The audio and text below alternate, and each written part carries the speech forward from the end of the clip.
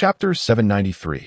Atonement. Both Ying Ning and Cui Ying felt a sudden jolt in their minds as they observed Yuqing and Bai Moxuan engaged in a fierce struggle with Exine.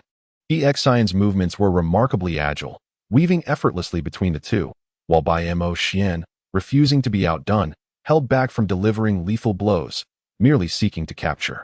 Ying Ning glanced at the entrance and hastily pushed the door shut. If the neighbors were to witness such a scene, it would undoubtedly escalate into a major incident. Finally, Bai Moxuan and Yuqing managed to corner Exine, when Xu Jie suddenly shouted, "You monster! You are the one who killed my mother." Exine, momentarily distracted, received a powerful strike to the chest from Bai Moxuan, sending him hurtling into the side of the sofa. Seizing the opportunity, Yuqing affixed a paralysis talisman to Exine's forehead, rendering him immobile. Bai Moxuan and Yuqing exchanged a triumphant high-five, pleased with their collaboration. Cui Ying turned to Xu Jie and inquired, "What on earth is going on?" "Indeed, Xiao Hui is not my child, but I did not kill Qing Fang." "This man did," Xu Jie replied, his voice filled with anguish. "I remember everything now, every detail. It was my fault for not attempting to save her. I was terrified. I had never seen anything that did not resemble a human before.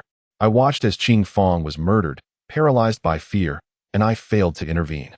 It is my fault. I owe her an apology. Afterward, I chose to forget all of it, to erase it from my memory." The phenomenon of selective amnesia. Reminiscent of Uncle Zhu's case, Yuqing reflected inwardly as he recited an incantation, allowing Exine to regain movement. A sinister smile crept upon Exine's lips, a stark contrast to his previous ethereal demeanor, and his fierce gaze sent chills down the spines of both Ying Ning and Cui Ying. "You finally remember, but alas. The conclusion of this game has not met expectations." Xu Jie spoke gravely, "What truly transpired?" Ying Ning caught a whiff of incense permeating the room and hurriedly extinguished it, rushing to the bathroom to wash it away, then opened a window to disperse the lingering fragrance. Bai Moxuan approached Xu Jie, pressing his hand against his temple. Xu Jie shuddered, awakening fully, and grasped Bai Moxuan's hand. "It was him. He is the one who killed Qing Fang." Exine shook his head defiantly. "Indeed. It was I. How much of your statement is truth, and how much is deception?" Yuqing seethed. "In recent days, you have manipulated Xu Jie, us, and even your own flesh and blood." "My only target was Xu Jie," Exine replied, directing his gaze at Xu Jie. "He is my biological son. How could I possibly harm him?" Xu Jie spat with venom. "So you admit to killing my mother?" Exine let out a boisterous laugh.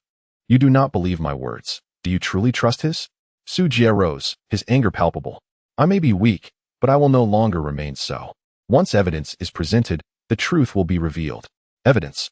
Exine scoffed. "At that moment, it was only you and me present. Where could evidence possibly arise?"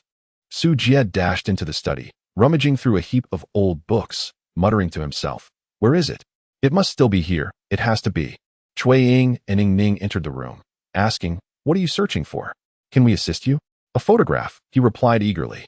Xu Jie remarked, "I took a photograph at that time, and I even developed it. I have not discarded it. It has been kept close to me all along. I simply have been reluctant to look at it. Please help me search for it. It must be tucked away in some book." The question of who among Xu Jie and Exine is the true killer now hinges solely on that photograph. Cui Ying and Ying Ning assisted Xu Jie in flipping through the books, while outside, Exine sat cross-legged on the ground, seemingly oblivious to the unfolding events. Xu Jie gazed at him in a state of daze, his fists clenched tightly, every nerve in his body taut. Bai Moxuan approached and placed a hand on his shoulder, saying, "Do not be anxious." Inside the study, the three were fervently rifling through the pages. Ying Ning turned her back, her fingers slicing through the air, and suddenly, a gust of wind swept through the room, scattering the pages. In that whirlwind, the photograph fluttered out and landed at Ying Ning's feet. She picked it up. It was an old photograph, unlaminated, with certain areas faded, yet it clearly depicted a man forcefully slamming a woman's head against a rock wall. Cui Ying leaned in for a closer look, her expression shifting. Now the dust has settled. The two stepped outside, and Xu Jie appeared more composed than before. "Now I finally understand why you remain by my side. You despised Qing Fang for never loving you in return, and you seek revenge on us. My initial cowardice led me to choose forgetfulness, and you exploited that, manipulating my life. I brought you wealth and opportunity." Exine sneered. "Yet you took away my beloved." Qing Fong is a simple girl. She would not easily change, Xu Jie replied. I truly lost my mind. How could I have been so foolish as to believe your words? He abruptly turned, dismantling the 5 ghosts fortune array and discarding the incense burner into the trash. From now on, I, Xu Jie, will rely on my own efforts to build my career. A strange smile crept onto Xian's lips. Everyone, wait and see. If I am guilty of killing Qing Fong, your inaction in her demise will also bring you retribution. Bai Moxuan coldly remarked, you have finally admitted it. With the evidence in hand, I have nothing more to say. Xian stated, indeed, Su Hui is my child, but Qing Fong did not conceive him willingly. After becoming pregnant, she was in great torment, attempting to take her own life several times, all of which I prevented. I thought I could use this opportunity to keep her by my side, yet she was far too stubborn, preferring to remain in the mountains in solitude rather than live freely with me. After giving birth, she realized something was amiss with the child. As for that man, he listened to my words and never returned home. How is he any better than I? Xu Jie's lips trembled. I am selfish, he stammered. Cui Ying gritted her teeth. Xian coldly replied, now that it has come to this, I shall reveal everything. Your words are half-truths. Which parts are genuine? Yu Qing inquired. My encounter with Qing Fong is indeed real, as is my carving on the stone wall. I did save her when she sought to end her life, and we did share a period of happiness. Su Hui is my child. Administering blood zombie powder was indeed for his benefit. I would never harm my own bloodline. My desire to keep him away from Xu Jie is self-serving. I cannot bear to see my son call another man father. What about the false parts? Ying Ning could scarcely believe it. How could you love her yet take her life? Xian suddenly turned to Bai Moxuan. Is it truly possible to control it? The blood within me. Bai Moxian's heart quaked. There always existed a demonic aspect. If one cannot exert self-control, they may succumb to slaughter, anger, jealousy, and greed could all ignite the blood of the demon. She never truly loved me, or perhaps she simply dared not love me. Xian lamented. I exhausted every effort for an ordinary woman, only to be met with her demand for me to vanish from her sight, yearning to return to a mundane life beside that ordinary man. Xian's words sent Xu Jie into a tremor. He cried out, huddling down and pounding his head with clenched fists. I truly deserve to die. I truly deserve to die. At that moment, I felt the blood within me boiling. Xian's gaze was piercing. I despised her. Why could she not comprehend my feelings? Where had I faltered? I could not control myself. I pushed her, and her head struck the rock wall. Seeing the blood, inexplicable excitement surged within me. Su Hui covered his ears. I do not wish to hear this. I do not wish to hear this. Xu Jie continued to tremble. That day, I returned home with a camera, hoping to capture evidence of her clandestine meeting with a man. I followed her into the mountains, and I witnessed that scene with my own eyes. After taking the photo, fear compelled me to flee. I didn't even dare return home, exiting the mountains without anyone knowing I had gone back. I developed the photo and kept it close, yet was too frightened to look at it. Upon hearing of Qing Fong's demise, I knew better than anyone that her death was in vain. Chapter 794. The birth of conflict. When you left, she was not dead. The sight of blood rendered me uncontrollable. Xian asserted, had you intervened in time, Qing Fong might not have perished. You share my guilt. We are equally culpable. I shall ensure you pay the price in my own way. Plummeting from lofty heights to the abyss, losing all that you hold dear. Xian suddenly sat cross-legged upon the ground. I killed the woman I loved most. I shall not evade responsibility. Xiao Hui, my moment of impulsiveness transformed you into what you are today. You may loathe me, but do not succumb to despair. His words stirred Bai Moxuan. What do you intend to do? Xian smiled sorrowfully. I must take responsibility for my actions. A white mist began to emanate from him, hissing ominously. Yu Qing stepped forward. Have you lost your mind? Your true essence is leaking. You will perish. Xian's smile faded. I have committed murder. These years have been a living hell. I hope to exchange my death for a promise from you, to find a way for Xiao Hui to live as an ordinary person. Su Hui rushed forward. Dad. Xian's corporeal form dissipated entirely within the white mist, leaving only the body of a raccoon cat. Xiao Hui stood in stunned silence, his body frozen. After a long moment, he approached and embraced the raccoon cat's corpse, tears streaming down his face. Dad. Xu Jie collapsed onto the ground. A monster. He is a monster. Is a human lesser than a demon, or a demon lesser than a human? Yu Qing spoke softly. He is correct. One must pay the price for murder. You witnessed death and did nothing. You too have committed an act of killing. We must go? Cui Ying stepped forward, wrapping her arm around Xu Jie's shoulder. Let us take your father home. Xu Jie cradled the lifeless body of the raccoon as he approached the door. After only a few steps, he felt an unexpected lightness in his hands, the flesh and bones of the raccoon disintegrating into a viscous substance that dripped to the ground. This sudden transformation left Xu Jie in a state of shock. Witnessing his father leave behind nothing but remnants of bone and flesh, he broke down in tears, collapsing weakly to the ground. Yuqing and Bai Moxuan exchanged glances and rushed forward to support him, noticing that Xu Jie had closed his eyes and fainted. Yuqing lifted Xu Jie onto his back, saying, "We must take him home first." Xu Jie remained unconscious throughout the night, awakening in the middle of the night to find 4 figures seated beside him. Startled, he sat up abruptly, asking, "Where am I?" "On the sofa of our company," replied Cui Ying. "You're awake? Do you remember what happened?" Xu Jie held his head, declaring, "I have not forgotten. I destroyed my own essence." Yuqing responded, "He seeks atonement, and we have formed a pact. We will find a way to help you rid yourself of this demonic nature or teach you to control it." "If I could truly control it, my mother would not have died," Xu Jie lamented. "I am nothing but a monster." "That was merely an accident," Bai Moxuan interjected, eager to share his perspective. "Not all demons are beyond their own control. The path to enlightenment may be long, yet some do attain the fruits of their labor." "What about Xu Jie? He stood by while my mother perished, and now he can indulge in his career, living a life of privilege?" Xu Jie suddenly recognized the depth of his resentment and trembled with fear. "I do not wish for his death. A surge of inexplicable thoughts welled up within him, desiring that Xu Jie face the consequences. Bai Moxuan shrugged. "That is quite normal. I believe he should face repercussions as well. However, achieving this through legal means is unattainable." Xu Jie clenched his fists, prompting Yuqing to caution. "If you cannot master yourself, your demonic nature will intensify. Calm yourself, Xu Jie." Yuqing then raised his hand above Xu Jie's head, reciting, "Great celestial star, change is unceasing. Exorcise the evil, bind the allure, safeguard life and body. Clarity of wisdom, tranquility of spirit. May the 3 souls endure, and the spirit remain intact. Urgently." As commanded, Xu Jie felt a warmth enveloping his head, followed by an inexplicable coolness, and he sighed in relief, saying, "Thank you. Get some good rest," Cui Ying advised. "It is still not dawn. Regarding the retribution you mentioned, I believe it exists. Since Xu Jie recalls his inaction and firmly believes in the balance of the 5 elements and yin-yang, he will never find peace in this lifetime." Xu Jie nodded. Overwhelmed with fatigue, he drifted back to sleep. As dawn began to break, the sound of an ambulance pierced the air, its sirens blaring urgently.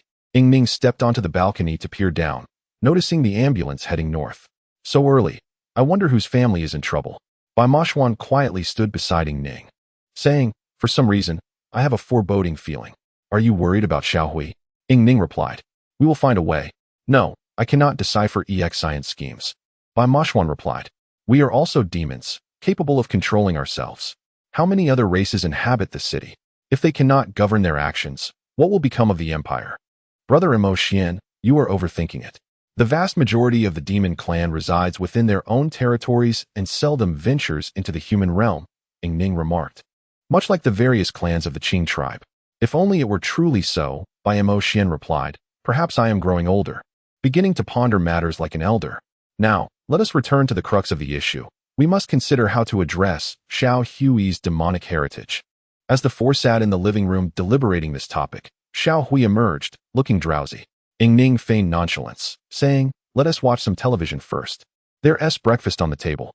Seizing the moment, Xu Jie switched on the TV, where a live broadcast was unfolding with fervor. "We have just received a tip-off that early this morning, around 6 o'clock, a middle-aged man met with an unfortunate incident in the basement of this building, his head wedged in the elevator as it plummeted to the depths, resulting in instant death." Xu Jie sprang to his feet. "It's him."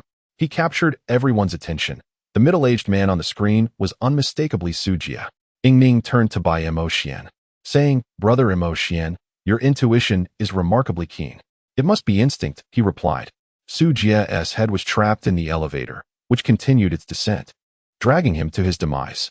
When the elevator doors finally opened, his head and body were severed, resulting in immediate death. The The building was not associated with Xu Jie's company, leaving them puzzled as to why he had ventured there alone.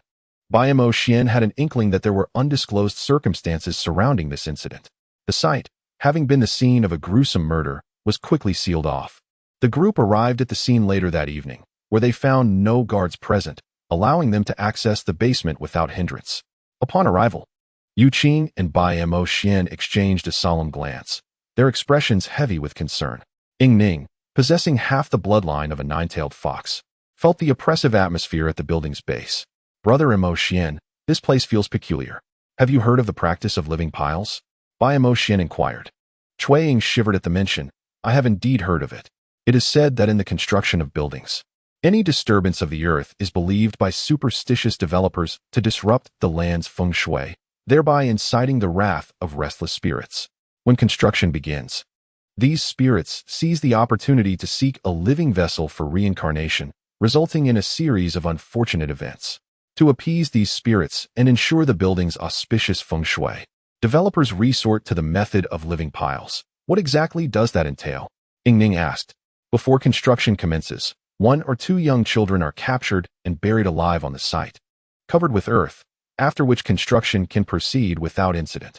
Indeed, after employing this method, developers have seen a significant reduction in accidents, and the projects have advanced smoothly. This custom has come to be known as living piles. The term living burial is, in fact, a euphemism for being buried alive, Bai Moxuan elaborated. This building has undoubtedly employed the method of living piles. In ancient times, it was said that before erecting a bridge, a pair of young boys and girls would be captured. The boy was to be buried alive at the bridge's head, while the girl was to be buried at the bridge's tail. Upon completion of the bridge, they would become its guardians. Even in the 21st century, in a prominent eastern city, numerous child skeletons were discovered underground at a construction site, rumored to be a modern manifestation of the living pile practice. Chapter 795. The Genius of Crime. One among similar customs, there exists the cruel ritual known as Sai Do Long. According to legend, in ancient times, during floods, the embankments would often overflow, leading some to place children into the drainage outlets of these dikes, believing that this act would ward off the deluge. Even in contemporary times, the practice of driving piles or performing Sai Do Long is seldom seen in construction. Although it is still customary to sprinkle chicken blood at the corners of construction sites to dispel malevolent spirits, the spirits of the children buried alive harbor great resentment. Should anything provoke them, it would invite calamity upon the living. Yu Qing remarked, the souls of the buried children cannot depart from this realm. Let me first conduct a rite for their release. Yu Qing sat cross-legged upon the ground, reciting, all beings remain oblivious. Akin to the blind who see neither sun nor moon, I am originally without substance, plucking the collar of boundlessness. Auspicious clouds open the portal of life, while propitious smoke seals the door of death. At the outset of the primordial mystery, let us attune to auspicious sensations. As Yu Qing chanted, white vapor began to rise from the cement floor, swirling amidst which the ethereal forms of 2 children materialized, a boy and a girl, adorned as celestial youths. Their faces pale yet with rosy cheeks.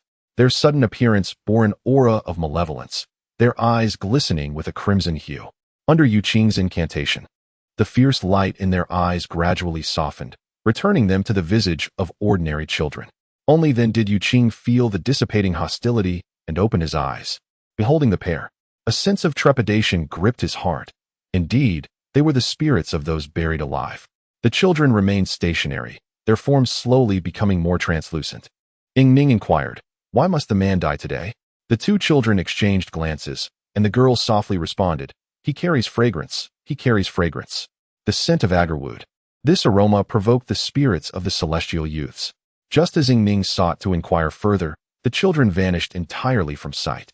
Yu Qing rose, stating, the agarwood scent is merely one reason. We must discern why he ventured to this location. Let us visit Xu Jie's residence. In Xu Jie's study, they discovered a letter. Upon reading it, a heavy silence enveloped them. After a prolonged pause, Cui Ying finally spoke. Yisin had meticulously orchestrated everything. He concealed the seal of Xu Jie's company. Xu Jie, after all, values his career and his wealth, which compelled him to retrieve the seal from the place designated by Yisin. Yisin was aware that there lay the spirits of the buried children, and he knew that the scent of agarwood would provoke them. thus directly leading to Xu Jie's demise. If executed by a living hand, it would indeed be the perfect crime scene. Yu Qing sighed. The murderer takes his own life, and those who witness death without intervening meet their end. Su Hui, are you satisfied with such an outcome? Su Hui sank into a chair in the study, exclaiming, I do not know. One man, his biological father, had cruelly harmed his own mother, while another, who had raised him for many years, failed to save his biological mother. Su Hui had once harbored resentment towards both men. Yet now he found himself devoid of such thoughts, consumed instead by contemplation of his own future. Will I, too, become like my father? Will I, too, take lives? You think too much, Yu Qing replied. Yisin traded his life for a contract. We shall fulfill it. You are merely half human, half demon.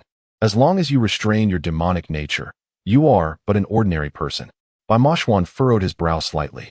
Nevertheless, they had yet to devise a plan. You and Xu Jie are legally recognized as father and son.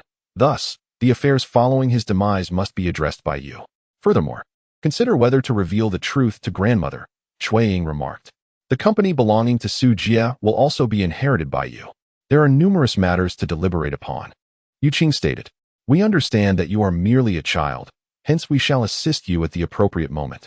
But you must comprehend that the ultimate decision lies solely with you. Su Hui nodded in acknowledgement and promptly proceeded to the police station to identify the body. This particular case fell under Gao Mingyuan's jurisdiction, and upon seeing Bai Moxuan and his companions, he immediately summoned them into his office. Another extraordinary homicide, I presume? Indeed. It is unusual, yet the perpetrator is already deceased, Yu Qing replied. Captain Gao, I regret to inform you that we can be of no help this time. Therefore, it must be explained as an accident. Gao Mingyuan sank heavily into his chair. It is too tragic. The body is dismembered, which is more brutal than murder. Essentially, it is indeed murder, a premeditated act that was arranged while the victim was still alive. Yu Qing murmured, Captain Gao, when may we take the body? We still need to follow procedures. The coroner must complete the examination to provide the public with an explanation, Gao Mingyuan replied. This incident has sparked considerable panic. The safety of elevators will likely become a focal point. Our task is to classify the case. Su Hui did not enter. He remained in the corridor of the police station, contemplating how to confront Xu Jie's corpse. Su Xiaoxiao approached quietly and asked, You are Xu Jie's son, correct? Please confirm the identity of the body. To them, the corpse was merely a lifeless form. However, for Su Hui, it held a significance far too complex. So overwhelming that he found himself unable to lift his feet. Noticing his state, Su Xiaoxiao gently reassured him. It's all right. We only need you to take a glance. And you can step out immediately afterward. Cui Ying and Ying Ning emerged. Xiao Hui, we will accompany you. Su Xiaoxiao was unaware of their arrival. Upon seeing them, she felt somewhat awkward, her limbs seemingly at a loss. In her heart, there was a knot that she knew they understood, yet only Gao Mingyuan remained oblivious. Su Xiaoxiao proposed, Very well, let us all go together. Xu Jie's throat was brutally severed, entirely detached. His head and body were merely haphazardly connected. The blood had been cleaned up, and his pallid skin bore a hint of bluishness. The flesh at the point of severance curled outward, and the abrasions on his body presented a bizarre, shriveled condition. Xu Jie's eyes were tightly shut, and his hair lay lifelessly against his scalp, exuding an overwhelming air of death.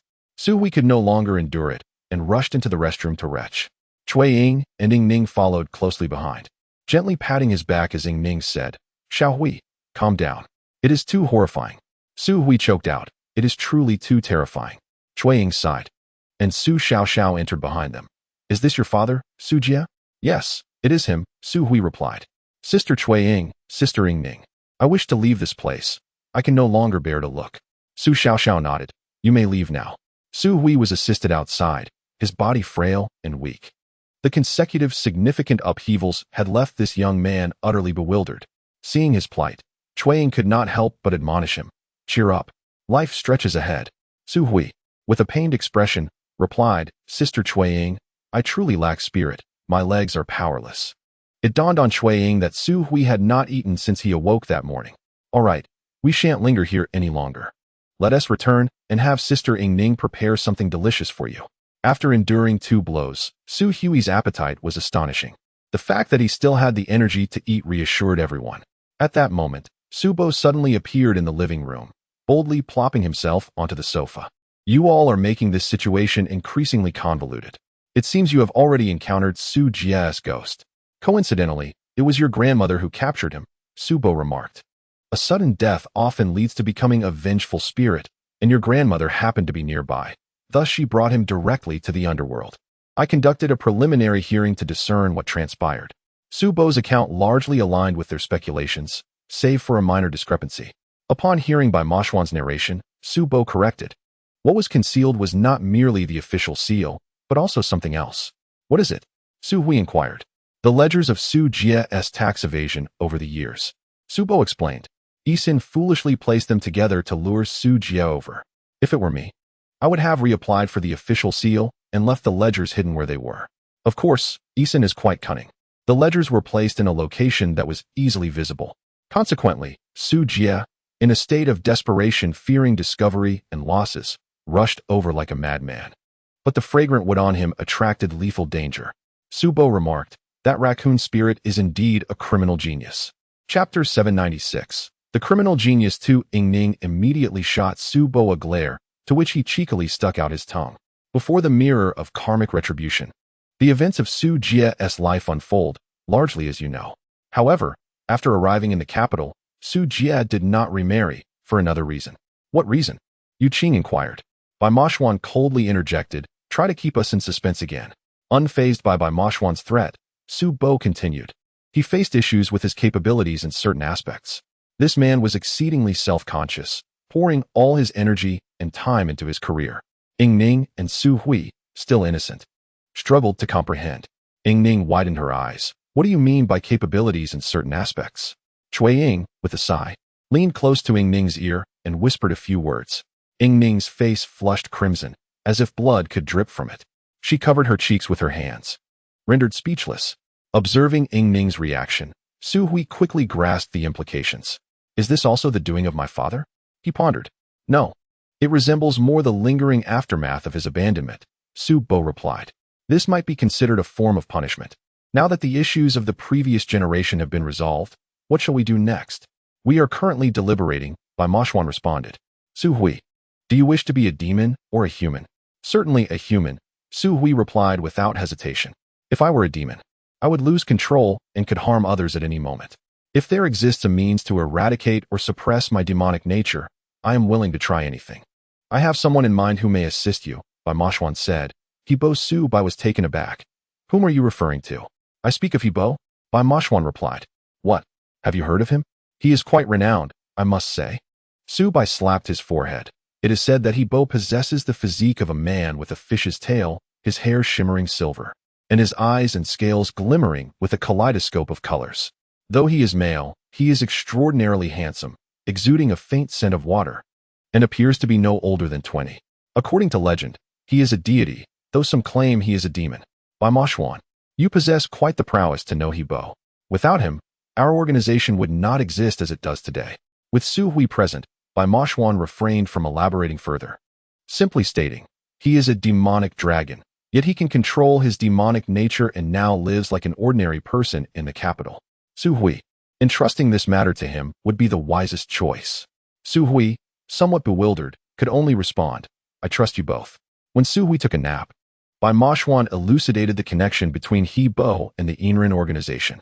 In its nascent stages, the organization was formed by Hibo, who, in pursuit of his own ambitions, rallied a group of extraordinary individuals, gradually leading to its expansion. This was the initial model of the Yinren organization. However, events unfolded beyond Hibo's expectations, and the organization began to acquire the power to stand against him, compelling both parties to forge a non-interference pact. Regrettably, this pact was shattered by Tang Sanqing and others. Following a fierce confrontation, the true nature of Hibo as a demon was revealed, plunging him into despondency, yet it also led to a fateful connection with Wei Zifu, the daughter of a Yinren organization member. Thus, the once mighty Hibo was subdued by a mere girl? Cui Ying could only marvel. Indeed, the hero falters at the beauty's gate. There is truth in that. Where are they now? They are in the capital, Bai Moxuan replied. They occasionally venture out for adventures. Yet due to their commitments in the capital, they are somewhat tethered. We shall go this evening. As night fell, the group, under Bai Moxuan's guidance, proceeded to the establishment owned by Bo and his beloved, who had opened a bar. As darkness enveloped the city, the bar buzzed with vibrancy. Upon their entrance, Wei Zifu, who was engrossed in her phone behind the bar, spotted them and excitedly stood up, waving at Bai Moxuan. Bai Moxuan. Her call drew the attention of the revelers in the dance floor. Sensing trouble, Yu Qing swiftly cast an illusion to help Bai Moxuan evade a predicament. Wei Zifu was a young, adventurous spirit, somewhat akin to Cui Ying. Upon their first meeting, she quickly warmed to Cui Ying, and after a lively exchange, she inquired, "Are you here to find someone? Is Bo not present?" A radiant smile spread across Wei Zifu's face. "He went out to fetch me some late-night snacks. He shall return shortly." Knowing the intricacies of Bo's character, Cui Ying couldn't help but click her tongue.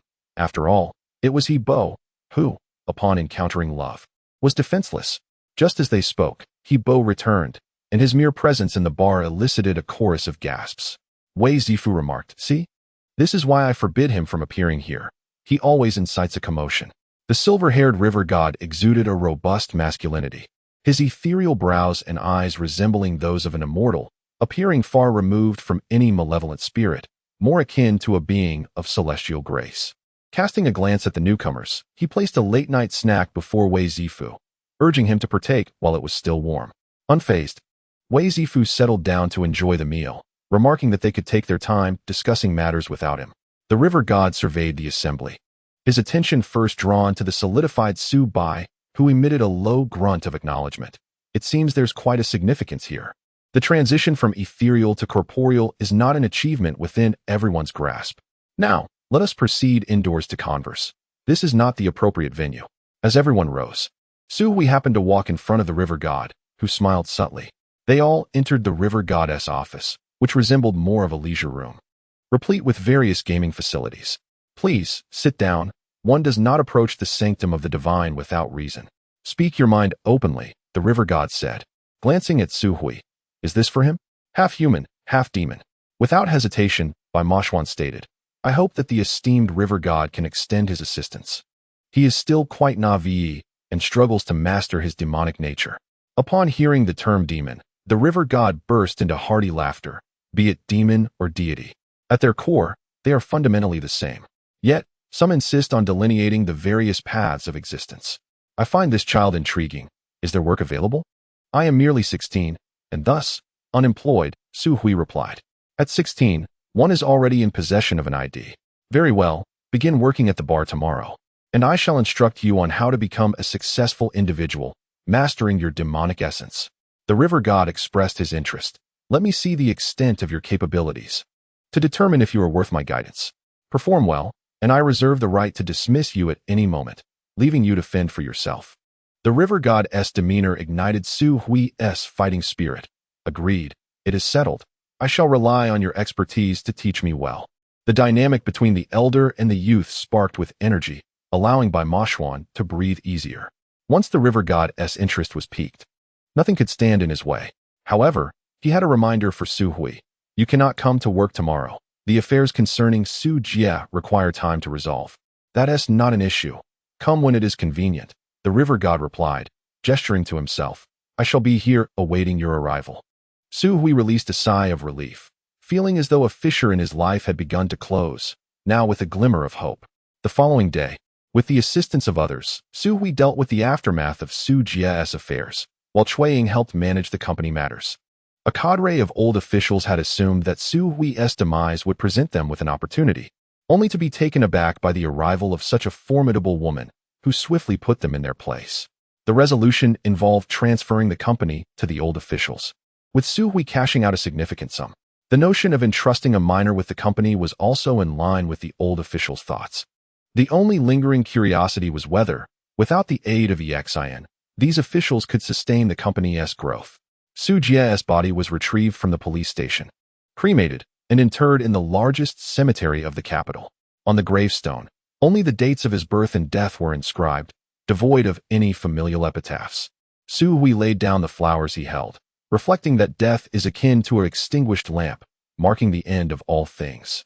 He hoped that in the afterlife, Xu Jie could cleanse himself of the sins of his past, and in the next life, become a man of responsibility, bringing happiness to those he encounters.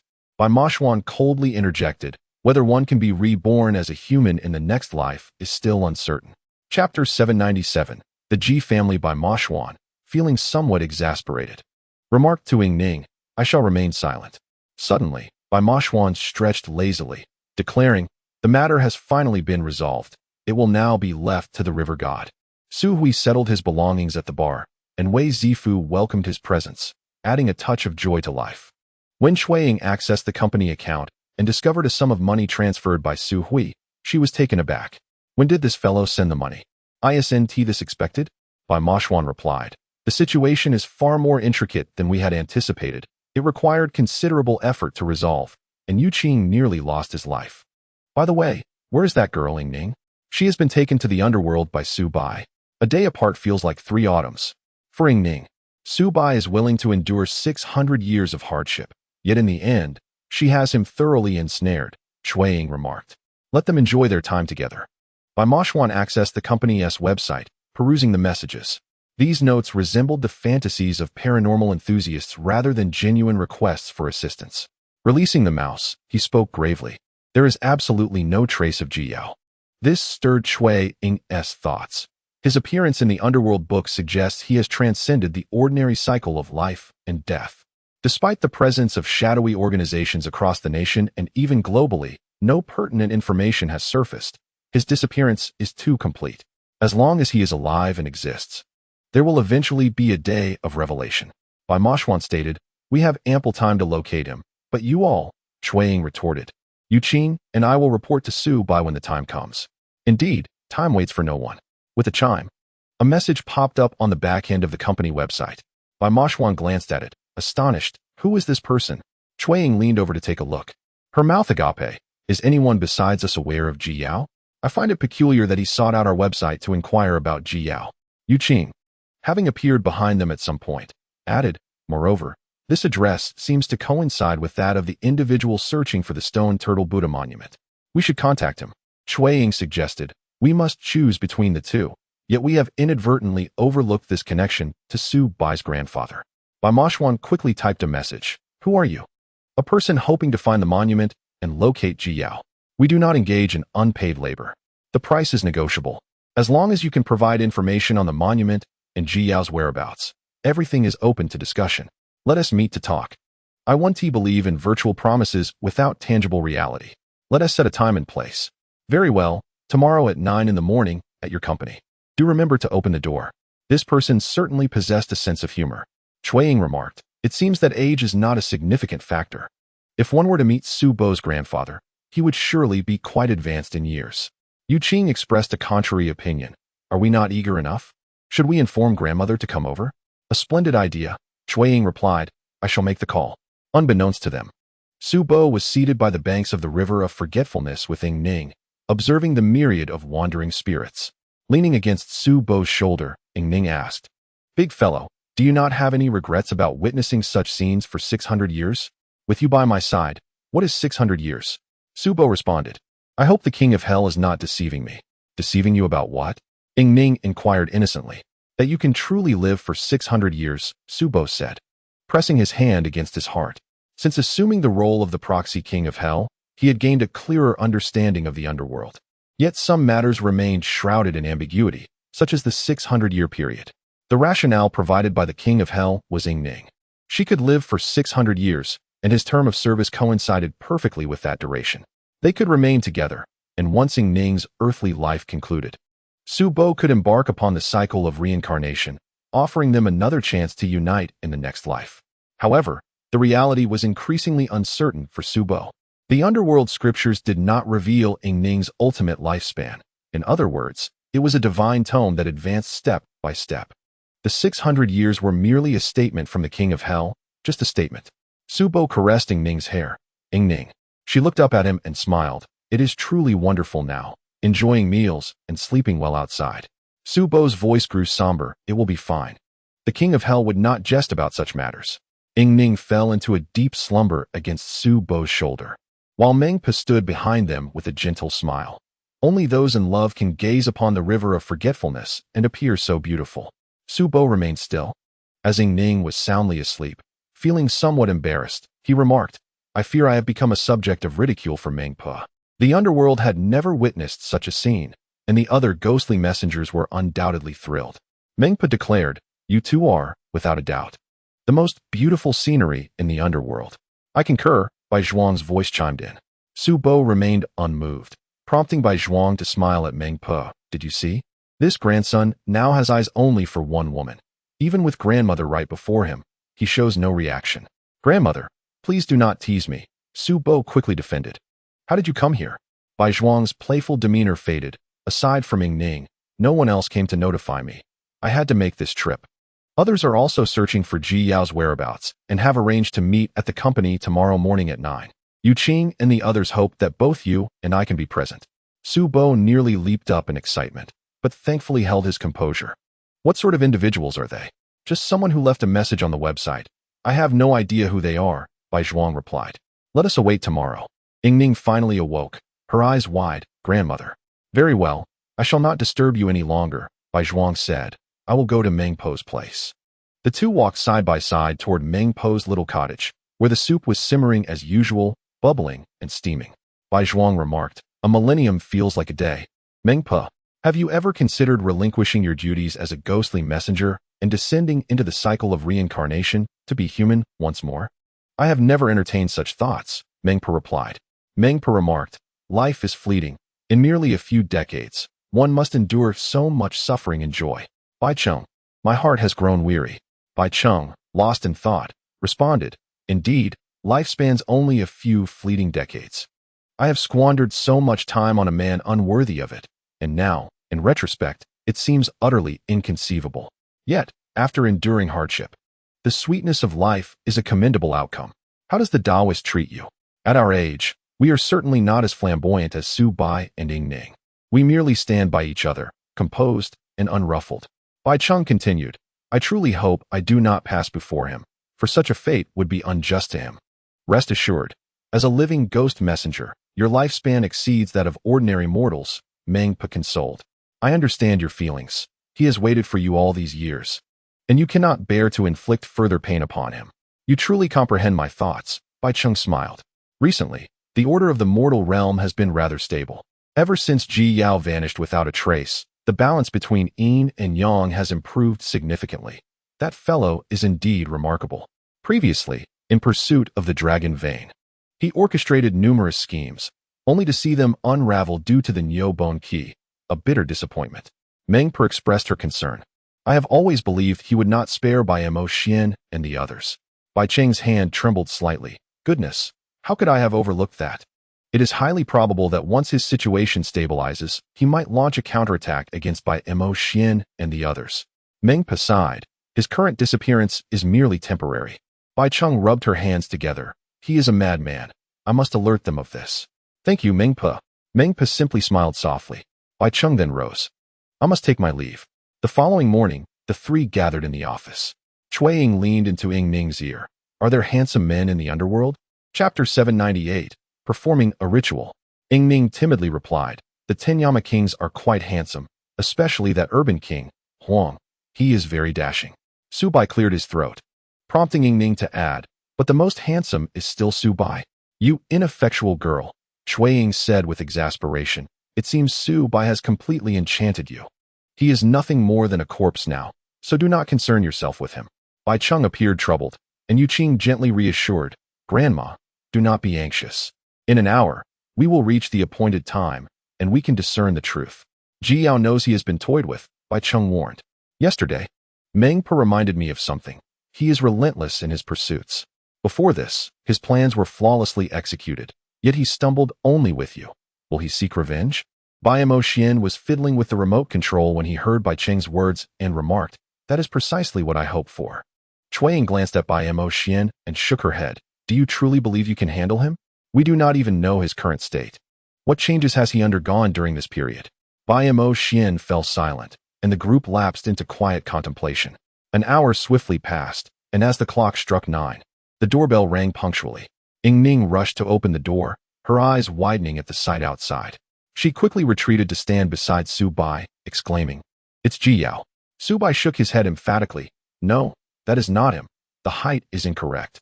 All the details of my grandfather reside within Su Bo's mind. This individual is somewhat shorter than my grandfather. Although his appearance and age bear a striking resemblance, there are subtle differences in his features. If one were to suggest that he is impersonating my grandfather, it would be easier to stretch the height upward than to diminish it. Moreover, this person possesses a distinct burn scar on his neck. Bai Moxuan and Yu Qing are both filled with trepidation. Following Bai Hong's earlier reminder, a man who bears such a close likeness to Ji Yao has now emerged. Is it human skin magic? Has Ji Yao returned in disguise to seek revenge? Bai Hong stepped forward and abruptly grasped the man's hand, saying, "I beg your pardon." After holding on for a moment, she finally sighed in relief. It's not him. She could never forget the sensation of holding his hand. It felt entirely different, strange, incapable of stirring even the slightest ripple in her heart. The man offered a bitter smile. "I resemble him quite a bit, don't I? Please, come inside and let us converse." As the man who closely resembled Ji Yao took a seat, he expressed his relief. "You indeed know him. I've found the right people." "What is your relationship with Ji Yao?" Bai Moxuan inquired.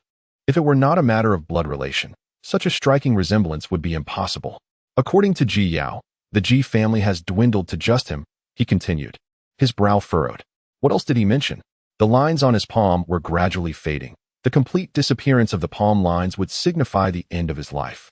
At that moment, the lines on his left hand had already vanished considerably, while those on his right hand were also fading. Bai Hong remarked, when he appeared, "He looked like someone not long for this world." The man extended his hand. "Is it this way?" His palm lines were likewise disappearing. Albeit in a manner opposite to Ji Yao's, the lines on his right hand had mostly vanished, while those on his left hand were also fading. Su Bo gasped. "What is happening?" Rather than a disease, it could be described as a characteristic. The man stated, "I shall not keep you in suspense any longer. I am Ji Yao's brother, born of the same mother. I am 2 years his senior, and my name is Ji Hai."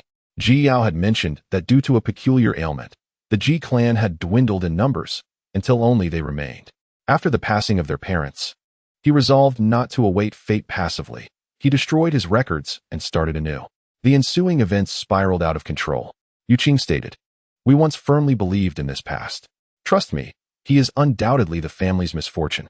Suddenly, Ji Hai's body trembled violently. "That fraud. After years of searching, I finally discovered there are others like me seeking Ji Yao's whereabouts. You once sought to investigate Ji Yao's records." Ji Hai continued, "I learned this from a local officer back home, but unfortunately, you left no contact information at the time, which made my search arduous. There is always a connection in this world. With unwavering perseverance, one can achieve results." Ji Hai grasped this truth, yet regrettably, his arrival came too late. Had he appeared sooner, they would not have been so thoroughly misled by Ji Yao, who was using the alias Situ Feng. Nevertheless, his presence at this moment holds significant meaning. Ji Hai remarked, "Ji Yao is my brother, an unerring, true sibling. However, he has always been rather peculiar, struggling to connect with our family and even more so with our kin. This is unsurprising. Though he possesses the body of a child, his mind is that of an adult, rendering him incapable of genuinely integrating into the world of children, thus making him a singular entity. Ji is one of the ancient 8 surnames. Is it the case that all members of your clan exhibit such traits?" Bai suddenly inquired. "Indeed, there are signs of disappearance among us," Ji Hai explained. "Yet, this is not a malady, nor does it portend death. Ji Yao's claims are nothing but fabrications. He naturally deceived others, manipulating Xue Bin, obtaining the fox Shelly, and even seizing Xue Bin's inner elixir." Ji Hai continued, "From a young age, he has been reclusive and proud. Our parents, deeply concerned, showed him extraordinary care. To be candid, I was quite envious of him in our youth, envious of his vast knowledge and our parents' favoritism. Our brotherly bond grew somewhat distant, to speak frankly. It resembled that of strangers cohabiting the same household, devoid of the playful quarrels typical of siblings. You are so invested in his affairs.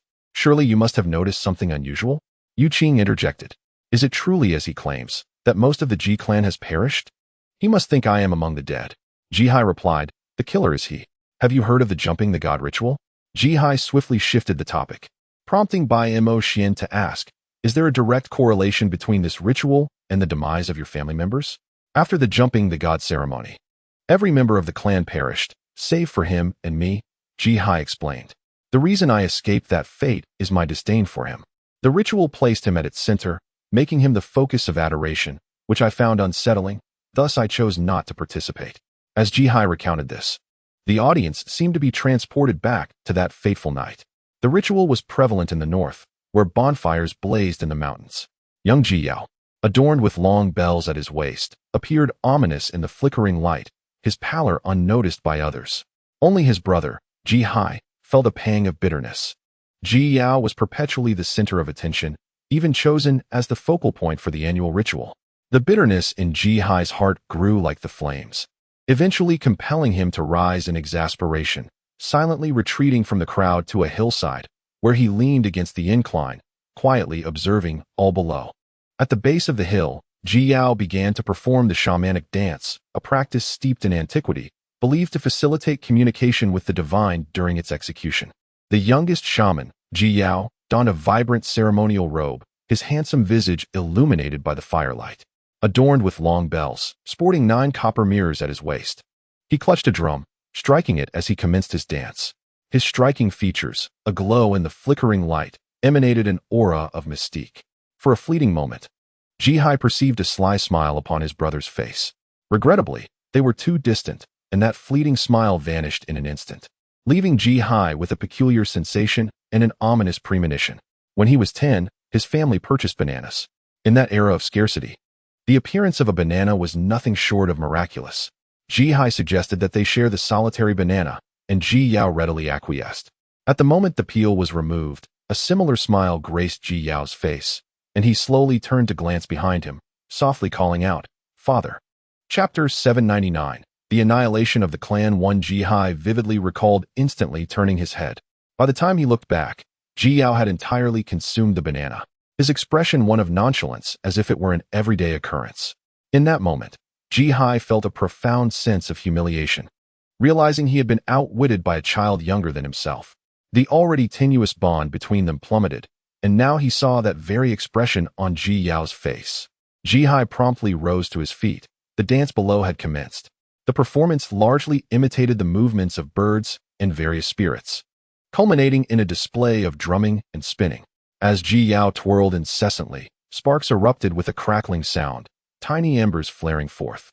The sharp, popping sounds echoed as if firecrackers were being tossed into the flames, resonating clearly even with Jihai standing halfway up the mountain. Following the cacophony, Jiyao's body convulsed, and he suddenly collapsed to the ground. The crowd erupted in astonishment, swiftly descending into a deathly silence. At this moment, Yuqing finally spoke. "Is he possessed?" By conventional reasoning, such a display indeed suggested possession. Jihai remarked, "The shamanic dance is merely a ritual." However, that night I felt an unsettling anxiety. When he stood again, he warned everyone that calamity was imminent for the clan, insisting that all doors and windows be tightly shut until afternoon the following day, emphasizing the importance of sealing them. It appeared that a significant event had transpired within the clan due to this strict injunction. Bai Moxuan commented, "It seems we cannot disregard the words spoken during possession." Initially, I too remained indoors, securing the windows and lying on my bed. Later, Jihai recounted, "I stealthily ventured into Jiyao's room. He was absent.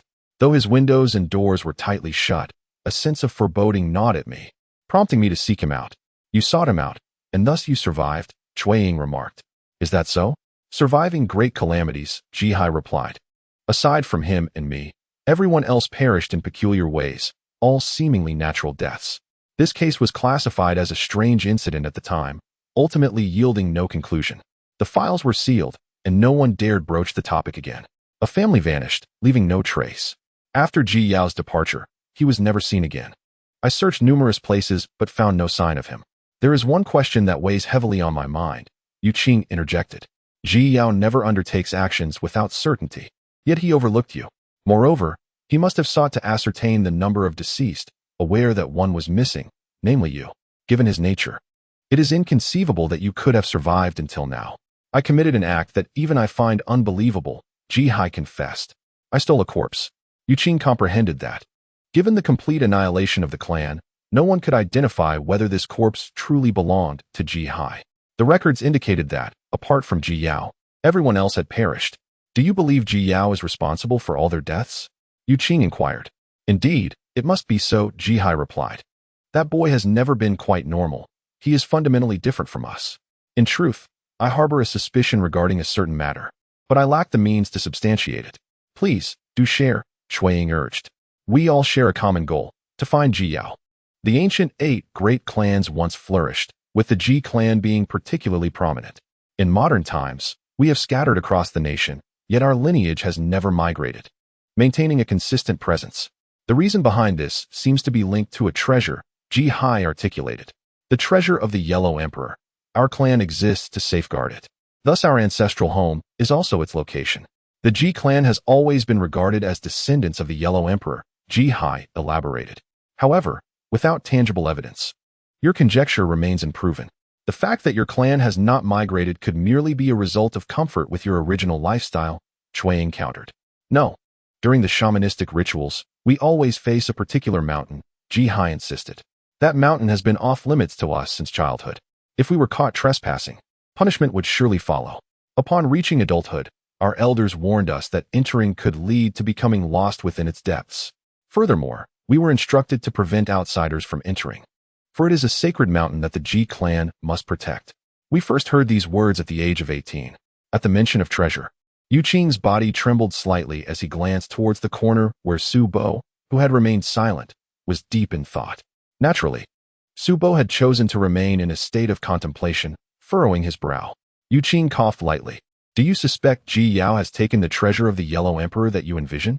Ji Hai scratched his head in resignation. Yes, this is merely my imagination, devoid of any proof. You need only listen.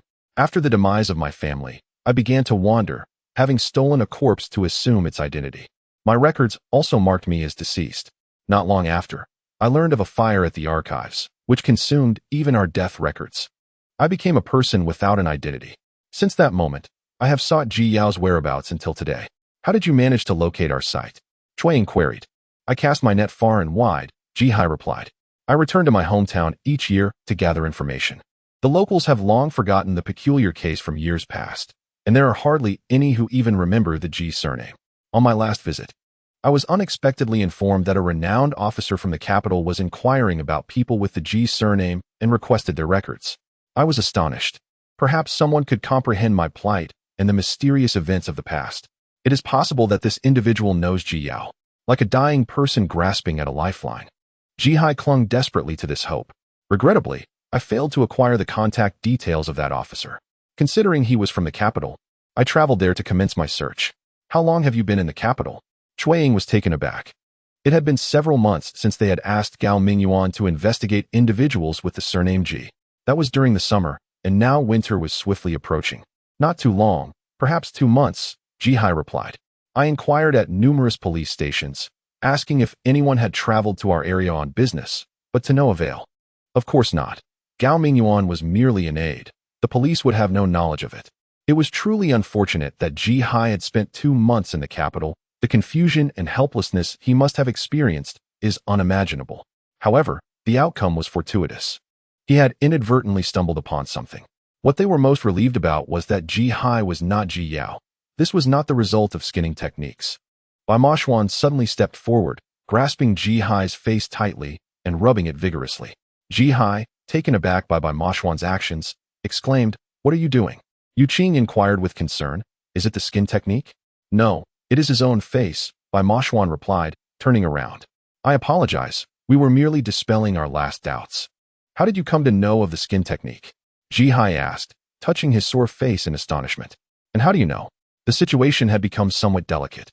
Ji Hai was not only Ji Yao's elder brother, but was also aware of the existence of the skin technique. This technique had once led Yi Feng into madness, resulting in his eventual disappearance. In Yi Feng's belongings, they had not discovered any remnants of the skin technique, which was one of the lingering doubts. The skin technique is a product of the Ji family. Naturally, I am aware of it, Ji Hai stated. During the horrific massacre of our family, the scroll of the skin technique vanished alongside Ji Yao, and to this day, its whereabouts remain unknown. It seems we must revisit the case from that time. I refuse to believe that this case destroyed all records but could erase human memories. Surely, 1 or 2 individuals who handled the case back then are still alive. Su Bo remarked from the corner. Chapter 804. The antidote. Li Hai's manner of death was somewhat akin to that of Ying Ning, who timidly stated, It resembles the deaths depicted in films, as if drained of blood by a vampire, with wounds solely on the neck and no other injuries. Not a trace of blood on the ground. Bai Moxuan and Su Bo exchanged glances and simultaneously affirmed, indeed, it does resemble that. Cui Ying shuddered, a vampire? Let us wait a bit longer. Yu Qing maintained her composure, suggesting they await the results of Officer Gao's investigation. Wait. Su Bo could no longer contain himself. I shall return to the underworld. Inform me as soon as you have news. After seeing Su Bo off, Ying Ning pondered. Why did Su Bo leave upon hearing about vampires? He did not depart because of the vampires, silly girl. He left because he sensed the tension. Jiao, under the alias Situ Feng, nearly led us to a significant misstep. We do not know what form he has assumed now, openly challenging us. The pressure on Su Bo has intensified. Cui Ying lamented the plight of Li Hai's wife. They had married in middle age, just welcomed a child. And now Li Hai had passed away. Money truly is a deadly force, ruthlessly driving a father to his demise. Ji Yao's objective was merely to remind us that he still possesses 377 lives. Cui Ying stated, Li Hai's death serves merely as a warning to us. Thus, Li Hai's demise is indirectly our fault? Ying Ning inquired. Cui Ying nodded. It appears to be so. Ying Ning bore a visage of sorrow, and the collective mood of the group plummeted. Until the following day, they rose with a palpable lack of vitality. It was then that Gao Mingyuan made an unannounced visit, accompanied by Su Xiaoxiao. Upon seeing Su Xiaoxiao, both Cui Ying and Ying Ning felt a sense of discomfort, reminiscent of their thoughts about Aunt Xuefan, and they felt pity for her. Aware of this sentiment, Su Xiaoxiao opted for silence, rarely speaking unless prompted by Gao Mingyuan. There are no fingerprints, and the half-footprint we've compared among known offenders reveals no identical shoe print, Gao Mingyuan stated. However, this shoe print is somewhat unique. We consulted experts who informed us that it is not of Chinese origin. Furthermore, it bears a mark indicating it was handcrafted by a world-class artisan. Its name escapes me. A string of letters too complex for me to recall. Bai Moxuan interjected, yes, precisely that. Gao Mingyuan exhaled in relief. You recognize it? Not just recognize it. Bai Moxuan replied, I own a pair of such shoes. Observing Gao Mingyuan's widened eyes, Bai Moxuan continued, no matter, you may take them for comparison. We shall see if I become a suspect. This statement, rather than being calm, carried an undertone of menace. Gao Mingyuan waved dismissively. What you say is ludicrous. Do you think I would doubt you? Su Xiaoxiao cleared her throat, prompting Gao Mingyuan to ponder. However, for your sake, we should indeed compare them, and allow my subordinates to broaden their horizons. Bai Moxuan, are these shoes of considerable repute? Did that expert not inform you? Bai Moxuan replied coldly. He was uncertain, merely suggesting a possibility, as he himself could not verify the consistency of that string of letters. Gao Mingyuan then produced a photograph. Here, take a look. Is this it? Bai Moxuan glanced briefly and confirmed, indeed. Are these shoes noteworthy? I believe individuals of discernment would select this brand. No sooner had Bai Moxuan uttered these words than laughter erupted from the corner. It was Su Bo, who clutched his stomach in mirth, thoroughly entertained. Bai Moxuan fell silent, and after a considerable time, Su Bo, still reveling in laughter, remarked, to boast of one's taste is one thing, but to do so shamelessly is quite another. Abandoning the entertainment industry, are you planning to transition into the realm of lectures?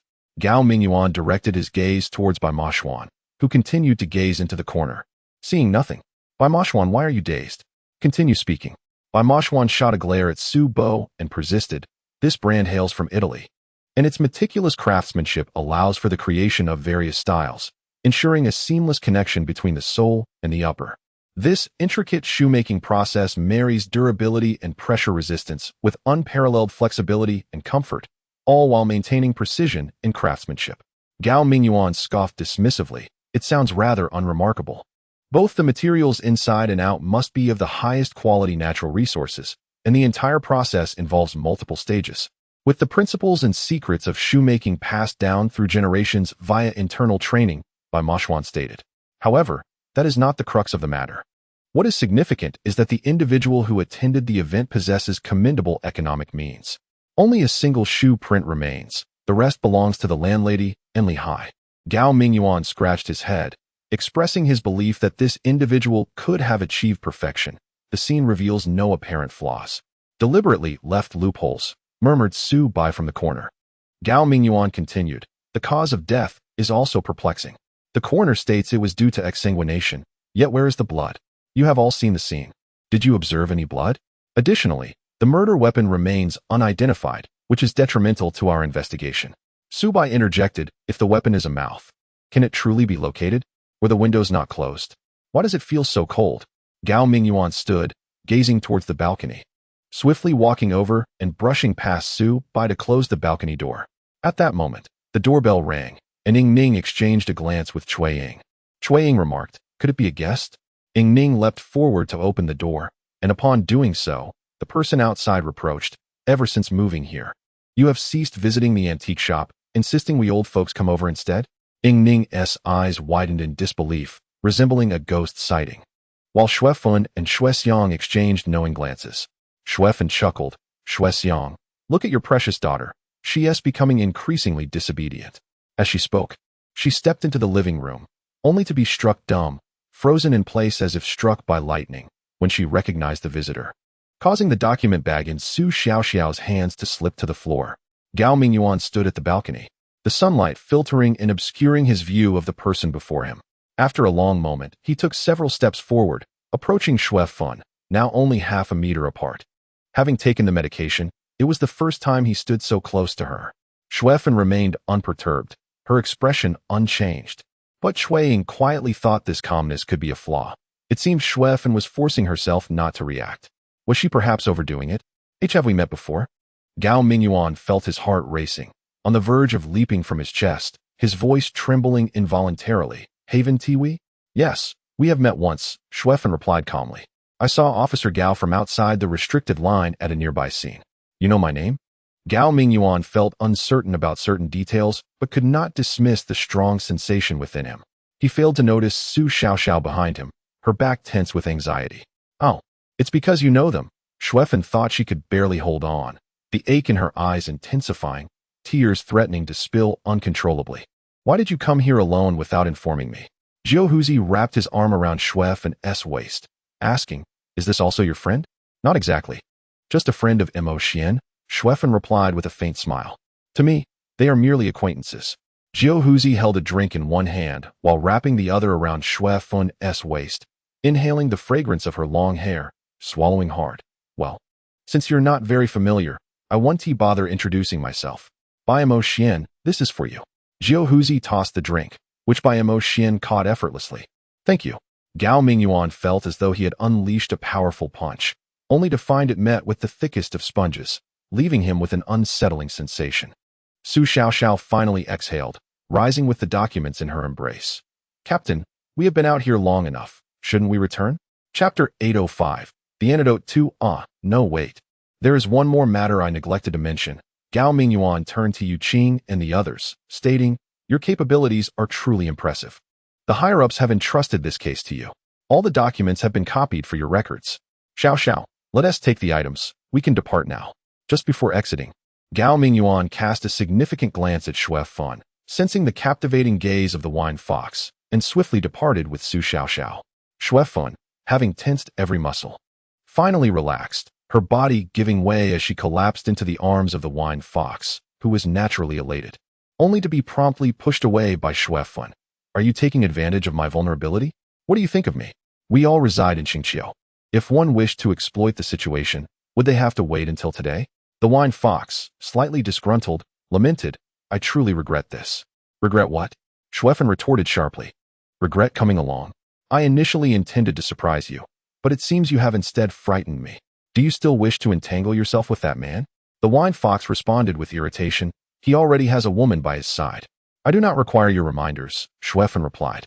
I shall take responsibility for my own decisions. What are you two doing in front of the children? Xuexiang interjected. We merely came to see the children. Who could have known Gao Mingyuan and Su Xiaoxiao would be here? Wine fox, are you here to provoke Xuefun? Do not forget the true purpose of your visit.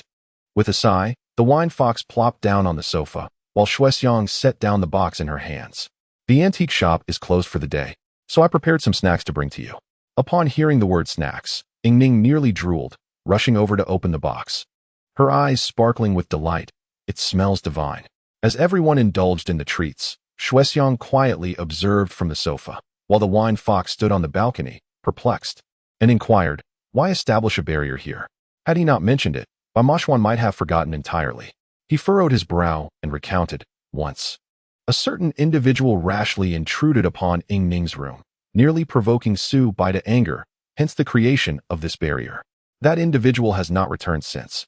At the thought of that person, the group exchanged glances, recalling the golden-haired man, suspected to be a vampire. Ying Ning nearly dropped the snack in her hand. Meeting Cui Ying's gaze, her cheeks flushed with heat.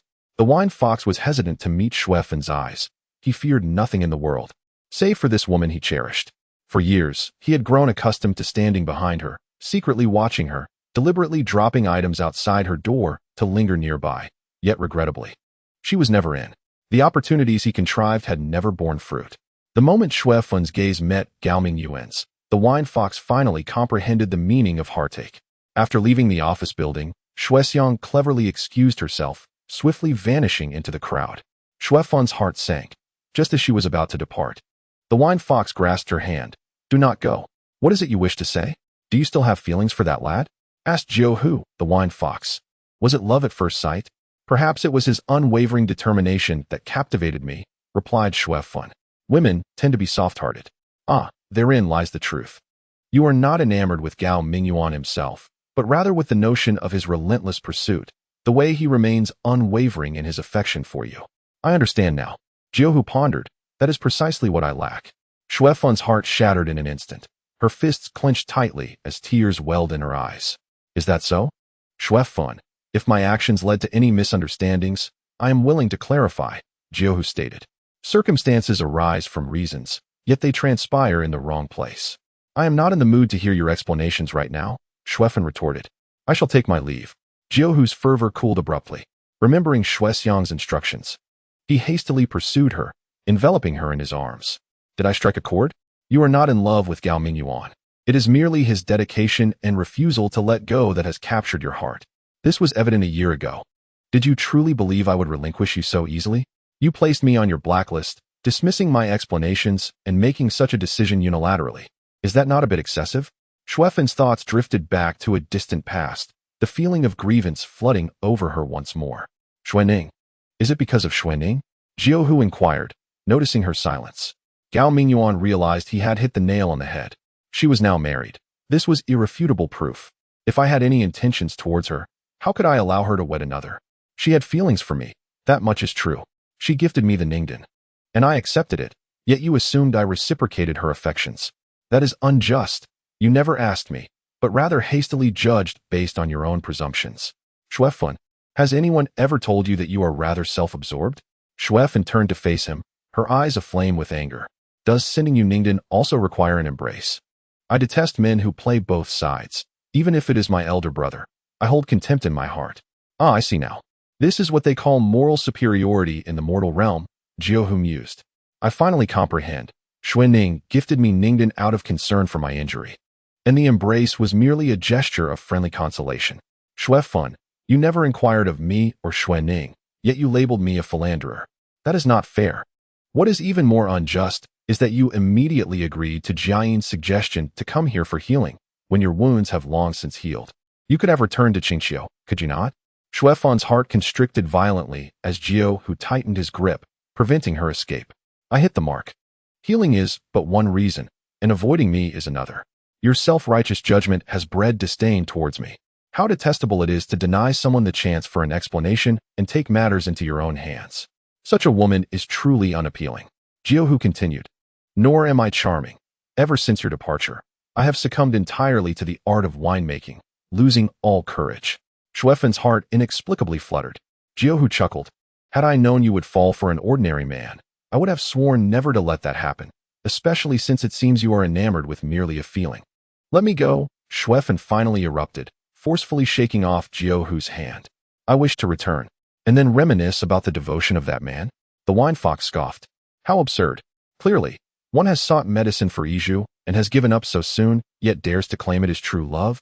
Xuefan, without uttering a word, proceeded towards the antique shop, while Xuexiang, who had not wandered far, emerged with a smile, remarking, It seems you have made significant progress.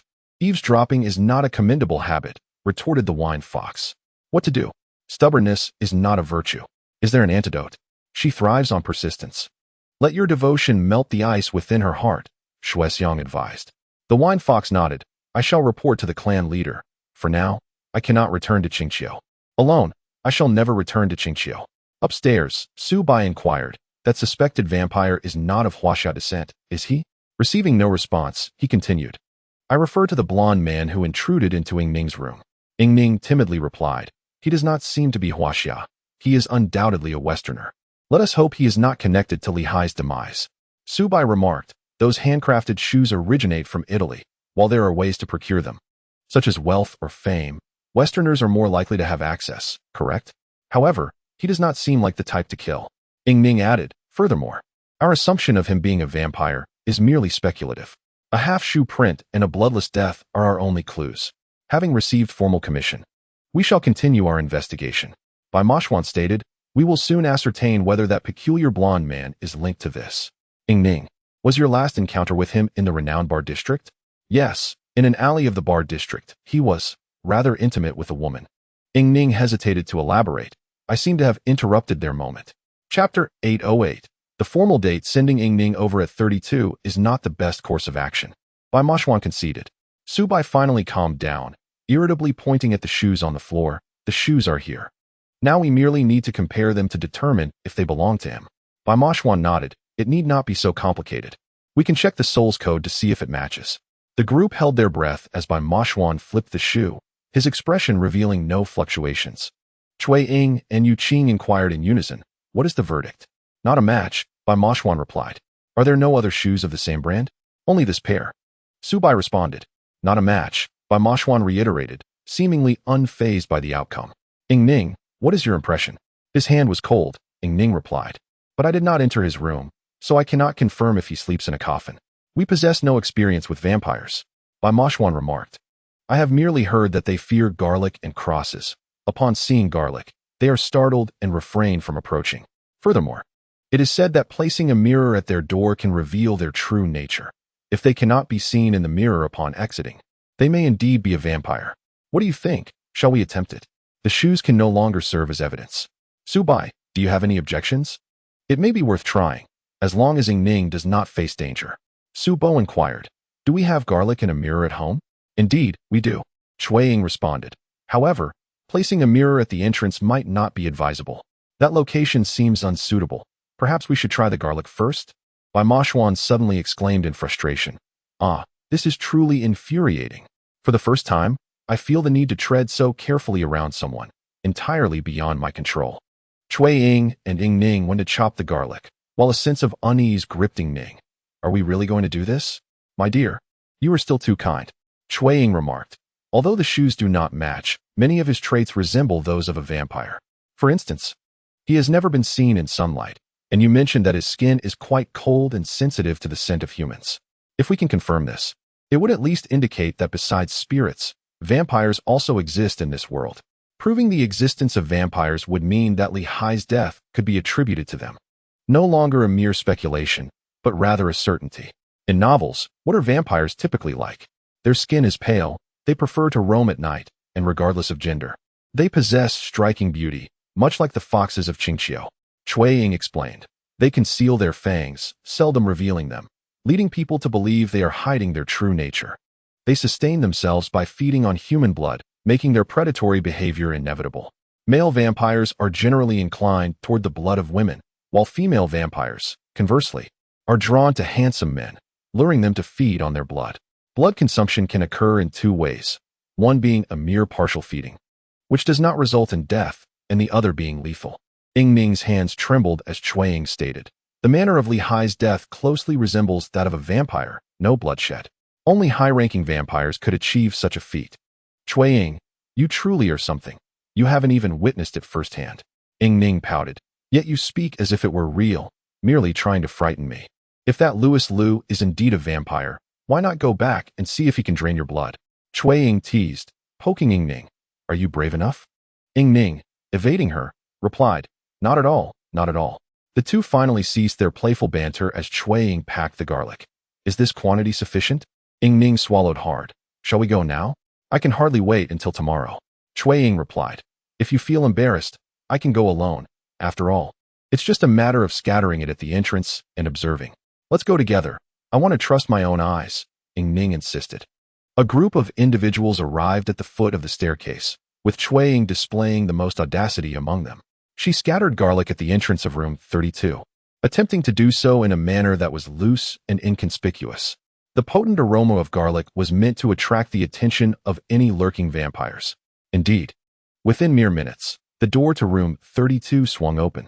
Louis Liu emerged, clad in a somewhat oversized casual shirt, his hair freshly washed and lazily cascading over his scalp, his handsome visage undiminished.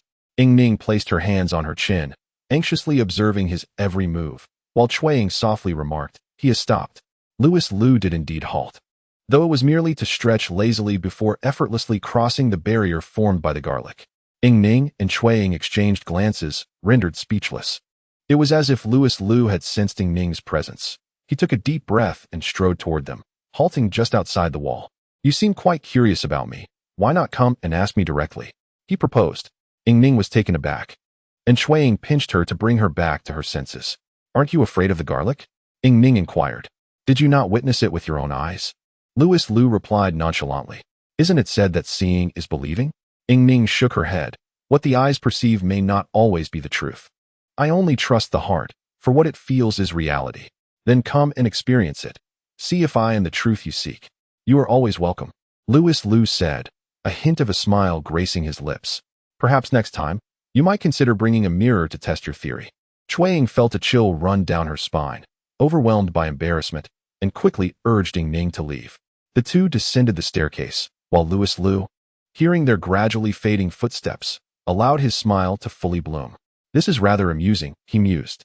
Su Bo's face had long since turned rigid. The audacity of that fellow, suggesting that they come and experience him, as if he were running a department store that opened its doors at a set hour, was infuriating. He shook his head vehemently. "What nonsense! I dare him to try biting Ying Ning's neck." Upon returning to the conference room, Bai Moxuan bore an expression that seemed to say he had anticipated their failure. Upon witnessing Su Bo's despondent demeanor, Bai Moxuan couldn't help but chuckle.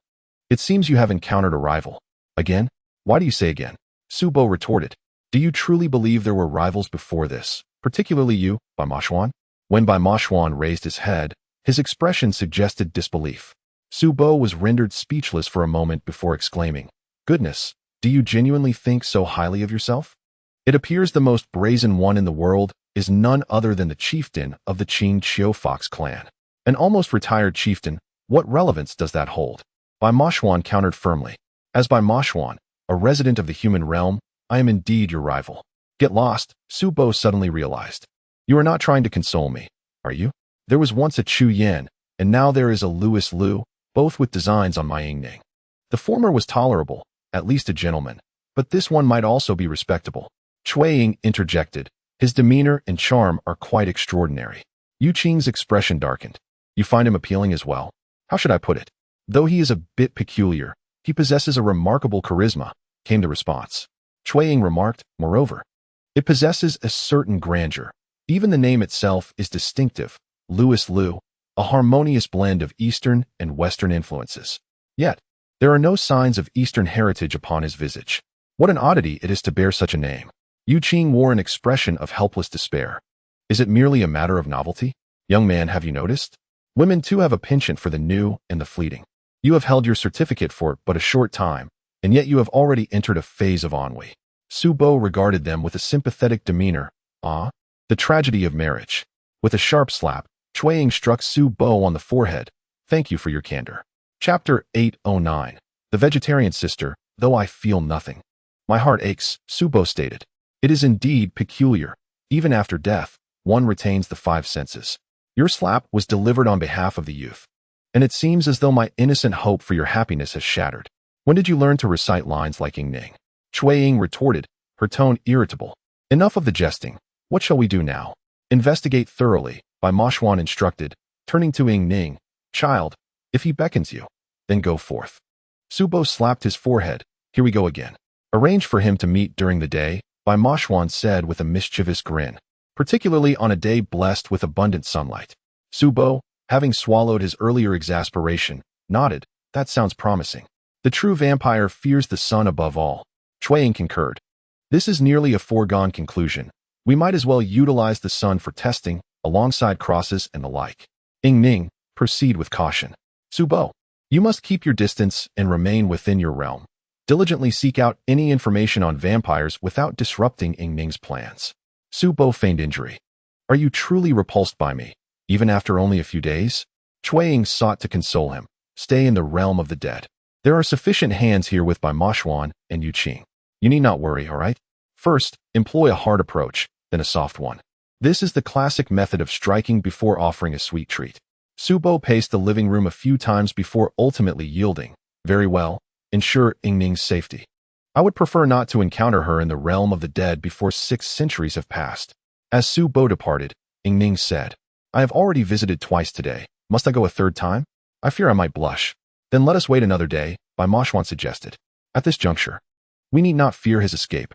Cui Ying's phone rang, and the voice on the other end ignited her excitement. Officer Gao, is there progress in Li Hai's case? Really? Li Hai's wife has been discharged from the hospital, and what next? She does not intend to return home, but plans to stay in the capital? Has she lost her mind? How will she manage to live alone in the capital? Bai Moxuan and Yu Qing exchanged glances, both sensing something unusual in the air. Cui Ying listened intently to Gao Mingyuan's words.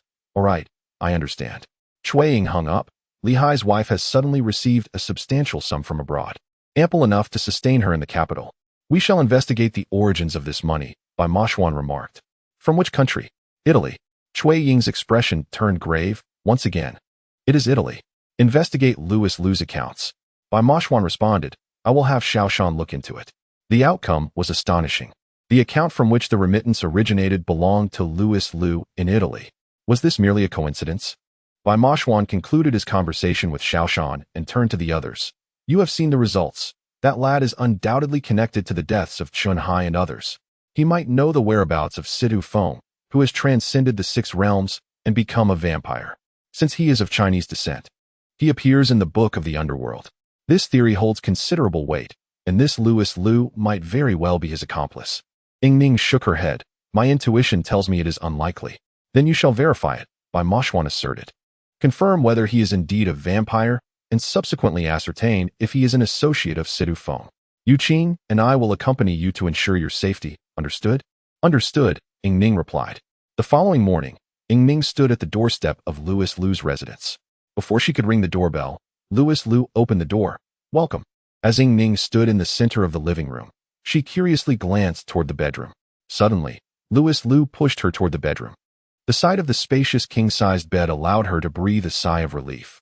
Louis Liu chuckled. Apologies, it's not a coffin. No, it's not that. It's just that the information indicated as much. Ying Ning quickly interrupted. I apologize. What brings you here? Louis Liu inquired. I would like to invite you out. Ying Ning suggested, gazing out the window at the bright midday sun. Would he turn to ash if he stepped into the sunlight? Now, Louis Liu asked. At this hour, I fear it may not be convenient. Ying Ning's heart sank. Is it truly inconvenient? If it were you, Louis Liu responded, then it would be acceptable. What? Acceptable? Ying Ning felt a wave of uncertainty. Are we truly able to go out? Right now? Let us go, Louis Liu said, pulling the door shut behind him and picking up a coat from the sofa. As they entered the building's lobby, the midday sun cast a warm glow on the floor. Despite the impending winter, the sunlight remained fervent. Suddenly, Louis Liu halted, almost causing Ying Ning, who had been trailing slightly behind, to collide with his solid back. What's wrong? The sunlight is delightful, Louis Liu replied with a smile, taking a bold step forward, fully exposing himself to the sun. For a fleeting moment, Ying Ning feared he would vanish before her eyes, leaving no trace. Yet, he turned in the sunlight and extended his hand. Aren't you coming? Ying Ning hurried to catch up, while Yu Qing, who followed closely, asked suspiciously, Cui Ying, do vampires truly fear sunlight? Well, the data does indicate that, Cui Ying replied. Astonished. Could it truly be a coincidence? Perhaps he is not a vampire at all. Let us observe further, Bai Moxuan interjected. They are about to get into the car. As Ying Ning settled into Louis Liu's vehicle, her curiosity piqued. What kind of car is this? It looks quite peculiar. Ah, it's a handcrafted antique, Louis Liu explained. It was once housed in a castle in England and is auctioned every 50 years. This car, much like my wife, has not seen the sun for ages, just like me. He said the last sentence with a hint of mirth, prompting Ying Ning to blurt out. May I ask you a question? Go ahead. Are you a vampire? Louis Liu gazed incredulously at Ying Ning, remarking on her peculiar nature. I apologize. Are you always this forthright? He inquired. In this world, such candor is not always a virtue. What if you encounter a nefarious individual? Do you not fear the direction in which this car may take you? It could lead to an unforeseen destination, perhaps even jeopardizing your life. Are you not afraid? Yet, I have already entered the vehicle, Ying Ning replied. Moreover, escaping is my forte. Louis Liu burst into laughter. Futile, I assure you. There has yet to be anyone born who can surpass my speed. Ying Ning shivered slightly. Are you truly a vampire? Guess, Louis Liu replied with a mysterious smile. You are, Ying Ning asserted. The last time you were with that blonde woman. Your gaze was predatory. You were not merely being lecherous. You were hunting. What an astute woman you are, Louis Liu acknowledged. However, you misunderstand. That woman was not prey that I hunted. She was a willing offering. Even among women, there are those who are lustful, are there not? Ying Ning was left speechless. Are you boasting? Louis Liu nodded. I suppose so. Well, this fellow has an inflated sense of self, even more than my brother Bai Moxuan, Ying Ning remarked. You admit to being a vampire. I do, Louis Liu confirmed. But you do not fear the sun, nor do you dread garlic. Why is that? Is everything written in the texts erroneous? Ying Ning queried. Oh, what do the texts say? Louis Liu countered. Vampires are said to be nocturnal, tall, and slender, with pallid skin, speaking in hushed tones, and never revealing their fangs. They possess sharp incisors, which they plunge into human throats, draining their blood to sustain eternal life. Ying Ning explained. In legend, vampires are malevolent beings. Malevolent? Louis Liu mused. Though we partake in blood, vampires are classified as either carnivorous or herbivorous. I am of the latter. If we all consume blood, what distinguishes carnivores from vegetarians? Ying Ning inquired. To draw blood inevitably inflicts harm upon others. We do not consume human blood. We only partake of animal blood. If one were to delineate the difference between us and humans, it would be that we do not require heat, Louis Liu retorted. Do we not differ from those who slit a chicken's throat? Why do you not condemn those who slay cattle and sheep, yet criticize us vampires who do not feed upon the blood of the living? Ying Ning found herself at a loss for words. Are you truly a vegetarian? Indeed, I am. Let your friends come and test my claim, Louis Liu replied, glancing back. Are they not closely following? He had already detected that Bai Moxuan was tailing them. For some reason, Ying Ning felt an unusual sense of guilt. She cautiously stated, a recent murder occurred in the capital, where a person was found drained of blood, leaving behind a half-imprinted shoe print that matches the brand of your footwear. Who was that peculiar man to you? Louis Liu asked. Observing Su Bo's composed demeanor, Ying Ning responded, he is my boyfriend. He is not human, Louis Liu remarked. You are not an ordinary person either. Together, you form quite an unusual pair, he noted. We suspect you of murder. Why not simply step forward and explain? Ying Ning inquired. I only just learned of it, replied Louis Liu. Thank you for your candor. And thank you as well, Ying Ning said, swallowing hard. At that moment, why did you exclaim delicious? And why did you intrude upon my room in the dead of night? Louis Liu stated, it seems you are part of an investigative firm. Indeed, Ying Ning responded. We are a search company specializing in seemingly impossible occurrences, one might say supernatural events. In short, we do not handle ordinary cases. I understand. Therefore, I may also enlist your services, Louis Liu remarked. It appears that the remuneration I offer you will be rather intriguing. A hint of amusement graced Louis Liu's face as Ying Ning curiously inquired, what is it? I shall disclose that once I meet your supervisor, Louis Liu replied. For now, allow me to take you somewhere. Louis Liu led Ying Ning to Princess Mound, which, as its name suggests, is the burial site of a princess. The identity of the princess interred there has sparked widespread speculation, with claims varying from the adopted daughter of Emperor Qianlong to the wife of Jin Tai, and even the enigmatic Kong Xizhen. Why have we come here? Ying Ning asked with curiosity. I seek an individual, someone who bears a resemblance to you, Louis Liu explained. To be precise, it is you who resembles her, particularly in those innocent eyes of yours. Your essence surpasses hers. Louis Liu repeatedly alluded to this essence, prompting Ying Ning to inquire, what do you mean by essence? He leaned his head against Ying Ning's shoulder, softly exhaling, the taste of blood. Each person's blood possesses a unique flavor, some vile, others exquisite. Yours is of the purest kind, thus its fragrance is remarkably distinct. Ying Ning was momentarily taken aback. Your Chinese is quite proficient. Many years ago, I visited Huaxia, Louis Liu noted. I can provide leads regarding that murder case, but you must assist me in locating someone. Then you are to meet Brother Moxuan, Ying Ning said. She turned to see Bai Moxuan and others standing a short distance away. After a moment's contemplation, she added, "Let us go now." The group gradually returned to the office building. Bai Moxuan and his companions hastened ahead, fully aware that their presence was noted by the individual they were tracking, yet the pretense must be upheld to the end. Louis Liu and Ying Ning entered the living room, where Bai Moxuan stood in the center. Louis Liu glanced at him, a smile playing on his lips. "A true handsome man." Bai Moxuan retorted, "Thank you for your appreciation." Su Bo's laughter echoed. "What is there to thank for being admired by a man?" Louis Liu turned towards Su Bo's voice, but saw nothing. Su Bo was ethereal, yet his voice was crystal clear. "Ah, what a uniquely special group. I have found the right people." Bai Moxuan seated himself, and Ying Ning stated, "Brother Moxuan, he has admitted to being a vegetarian vampire." Cui Ying tugged at Yu Qing. "I have heard of that, vegetarian versus carnivorous." Yu Qing inquired, "What is the difference?" "The distinction between human blood and animal blood," came the reply. Sober remarked, "You have prompted me to investigate thoroughly in the realm of shadows, and I have indeed inquired deeply.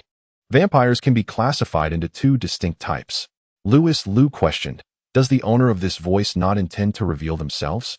Sober materialized, retorting, "The manifestation of a voice does not necessarily indicate the presence of its owner. Truly, you are an exceptional group."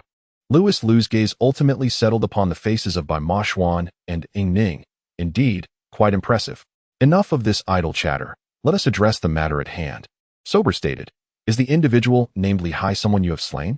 Speak, I am all ears." Louis Liu took a seat without hesitation. The eyes of the assembly fell upon Cui Ying, who was scrutinizing Louis Liu intently. Yu Qing felt a twinge of displeasure and pinched her. "Cui Ying. Oh, I was merely curious, so I glanced a few extra times." Cui Ying replied nonchalantly. "After all, the desire for beauty is a universal sentiment. By the way, what is the story regarding Lihai's case?" Sober gazed at Yu Qing with infinite sympathy. "Youngster, always be mindful of what looms above." "What should I be mindful of?" Yu Qing remained blissfully naive. Cui Ying shot Sober a disdainful glance. "Pay him no heed. I have recalled the details surrounding Lihai's demise." She recounted the particulars of Lihai's death, causing Louis Liu's brow to furrow slightly. "No wonder you have been searching for vampires. It indeed aligns. The fact that he wore the same shoes as I indicates a person of discernment." Sober was left speechless, and Bai Moxuan appeared similarly affected, realizing that this individual could rival him. Louis Liu continued, "It appears to be a carnivorous species. May I examine the corpse?" Bai Moxuan shook his head, "Not permitted." Suddenly, Louis Liu positioned himself behind Bai Moxuan and inhaled deeply.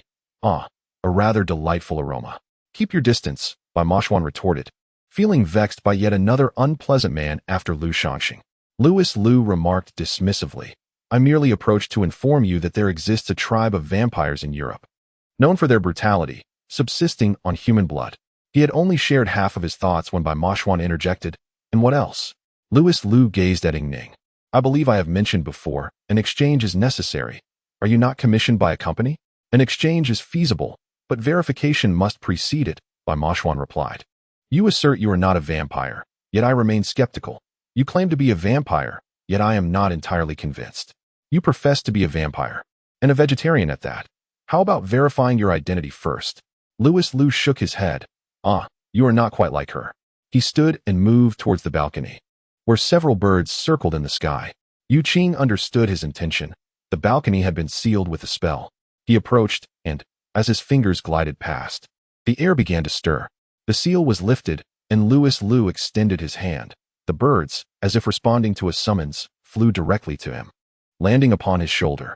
He grasped one gently and elegantly entered the kitchen. Moments later, he emerged holding a cup filled with blood. Although the quantity was modest, the pungent aroma sent shivers through the assembly. Ying Ning swallowed hard. "Would you care for a drink?" "I have yet to consume anything today," Louis Liu responded. "I had originally intended to wait until evening." He spoke gracefully while sipping, as though he were indulging in fine red wine rather than blood. His demeanor was impeccable, yet oddly chilling. He set down his cup, a single drop of blood remaining within. "Are you satisfied?" Bai Moxuan shrugged. "For now. I shall choose to believe." Su Bo remarked, "TSK, your taste, is rather intense. You seem well acquainted with the vampire kind. It appears to be a fair exchange. Bai Moxuan, what do you think? Chapter 811. The one-armed princess that depends on what you can uncover in the underworld, Bai Moxuan replied. Only then can we ascertain the value of this fellow's words and whether they are worthy of exchange. Xu Bo shrugged. Let us proceed with the exchange. Bai Moxuan glared at Xu Bo, feeling a swell of frustration. Damn it, if the information is insufficient, just say so. Why keep us in suspense? Only to let us become the subject of laughter? Bai Moxuan coughed lightly. Very well, let us exchange. Louis Liu, what do you wish for in return? Money? I have no need for money, Louis Liu replied. I seek a person. Xu Bo looked up. Who is this person? Vampires are immortal, as you are aware. Louis Liu stated. I am over 400 years old. Such an old-fashioned way of speaking. Most would simply say 400 plus, Xu Bo remarked curiously. Who taught you Chinese? Your phrasing is rather peculiar. To put it nicely, it has an antique charm. To put it bluntly, let us not go there. Bai Moxuan scoffed. You actually held back. I am searching for a woman, Louis Liu said. With the surname Liu? Cui Ying, possessing a keen logical mind, pondered. A pure Western man incorporating the character Liu into his name suggests that the original bearer of this surname must be of great significance. 400 years ago was the late Ming to early Qing dynasty, Xu Bo noted. Liu is not her surname. It was adopted when I was newly transformed into a vampire, Louis Liu explained. Vampirism is not inherited. The progenitor of vampires is Cain, the son of Adam, who became the first vampire after slaying his brother.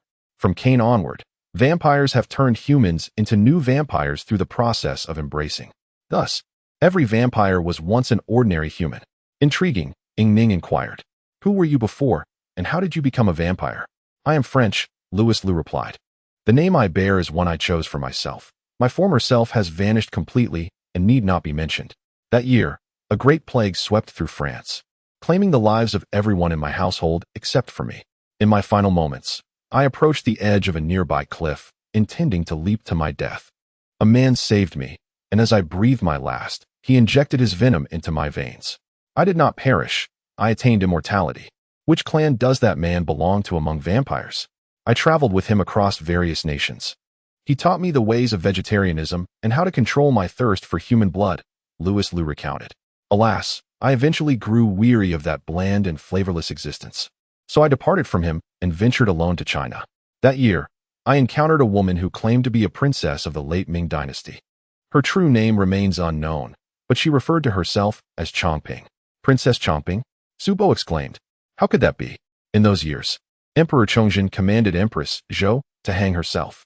Upon hearing the news, Princess Chongping rushed over and, upon seeing the lifeless body of the empress, wept uncontrollably, kneeling on the ground and trying to embrace Emperor Chongzhen's knees. In a fit of rage, the emperor kicked the princess aside and ordered her to raise her sword and strike. Instinctively, she lifted her left arm in defense, and the blade swept across her left cheek, severing her forearm just below the elbow. With a soft gasp, she collapsed to the ground. The emperor stepped forward, intending to behead the princess, yet his hand trembled violently, rendering him unable to grasp the sword. Ultimately, he turned and left. After the amputation, both Emperor Chongzhen and all the palace maids presumed that the princess would succumb to her wounds due to excessive blood loss.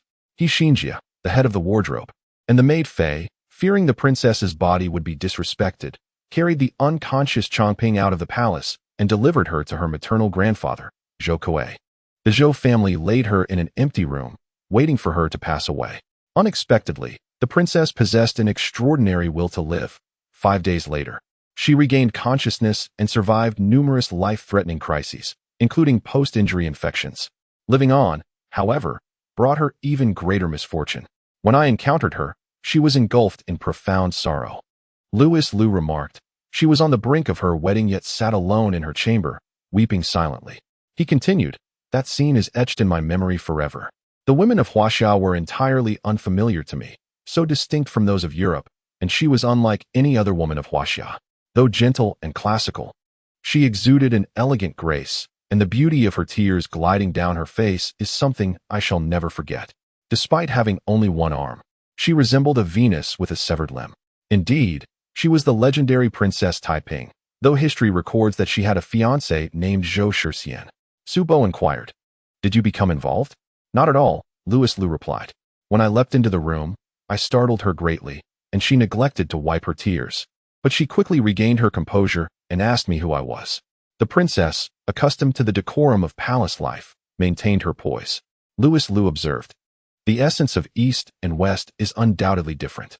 She possessed her own unique charm, although physically incomplete and under the scrutiny of those in power. Her heart brimmed with dreams and hopes, making her an extraordinarily captivating figure, with an unusual fragrance about her. Su Bo began to understand. After Princess Taiping sought refuge with her grandfather, the Qing court treated her kindly. Yet this benevolence masked a view of her as merely a tool. Her royal brother sought refuge as well, prompting the Qing court to decide to eliminate the crown prince to avert future threats. Ironically, they had just issued an edict to favor the remnants of the Ming dynasty. And in the ensuing chaos, the true identity of Taiping's royal brother was questioned, leading to the swift execution of the individual falsely accused of being the crown prince. Ying Ning gasped in sympathy. How unfortunate for Princess Taiping. Helpless to save her brother at the tender age of 16.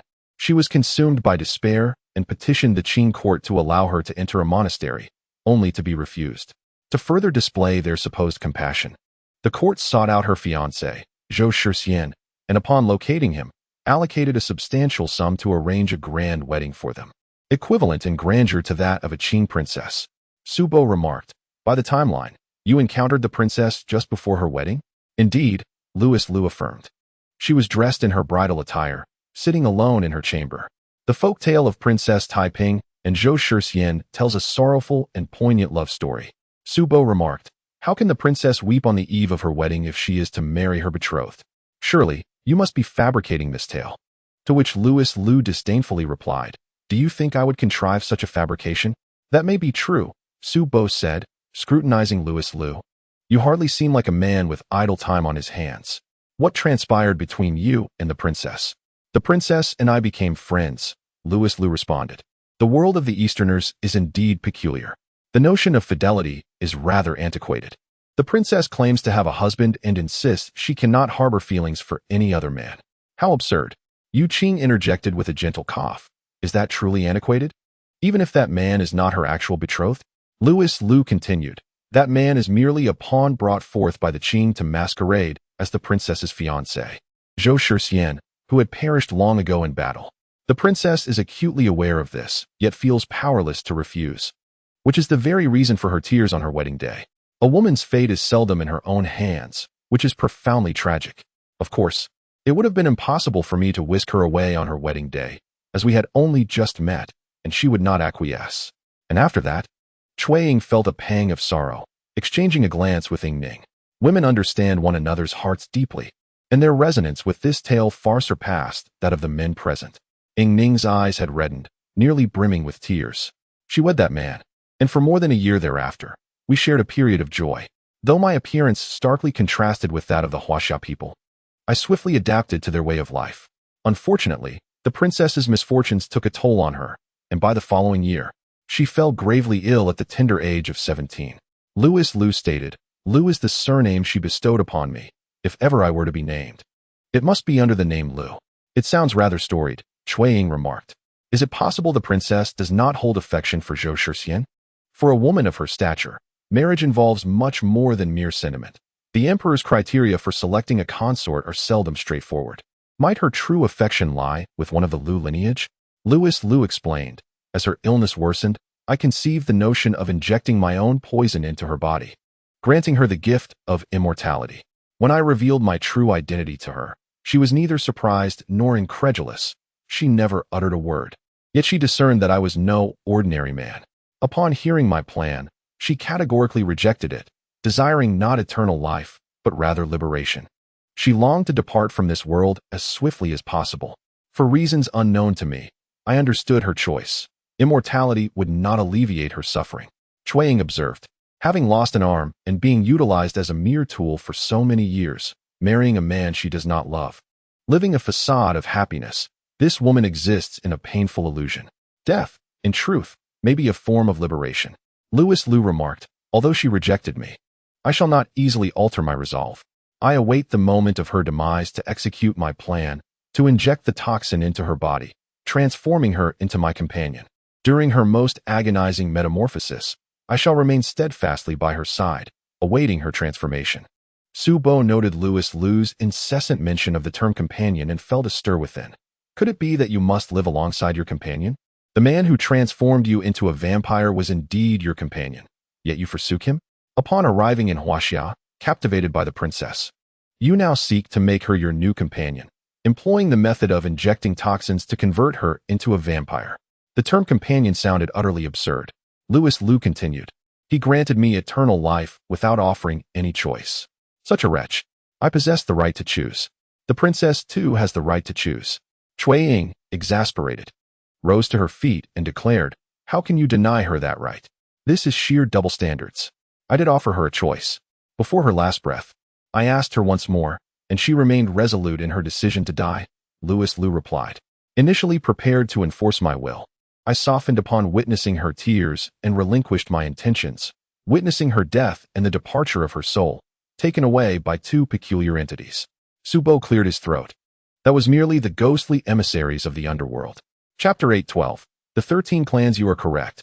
I initially sought companions in Huaxia, Louis Lu stated. Every vampire requires a companion during their formative years, mutually instructing one another, adapting to the vampire lifestyle, and learning the art of hunting. Some must prey upon fresh blood, particularly that of humans, while others, like us, find sustenance in the blood of animals. The moment I laid eyes on the princess, I yearned to make her my eternal companion.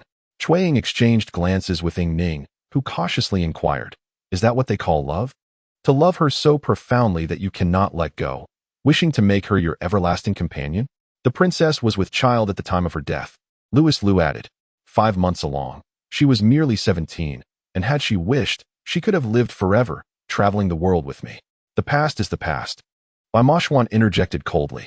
In such circumstances, the princess had no disposition for love, so resign yourself to it. I did not attend the princess's funeral. Louis Lu's gaze shifted to Bai Moxuan, a faint smile gracing his lips. My companion sought me out. He wished to take me back to France.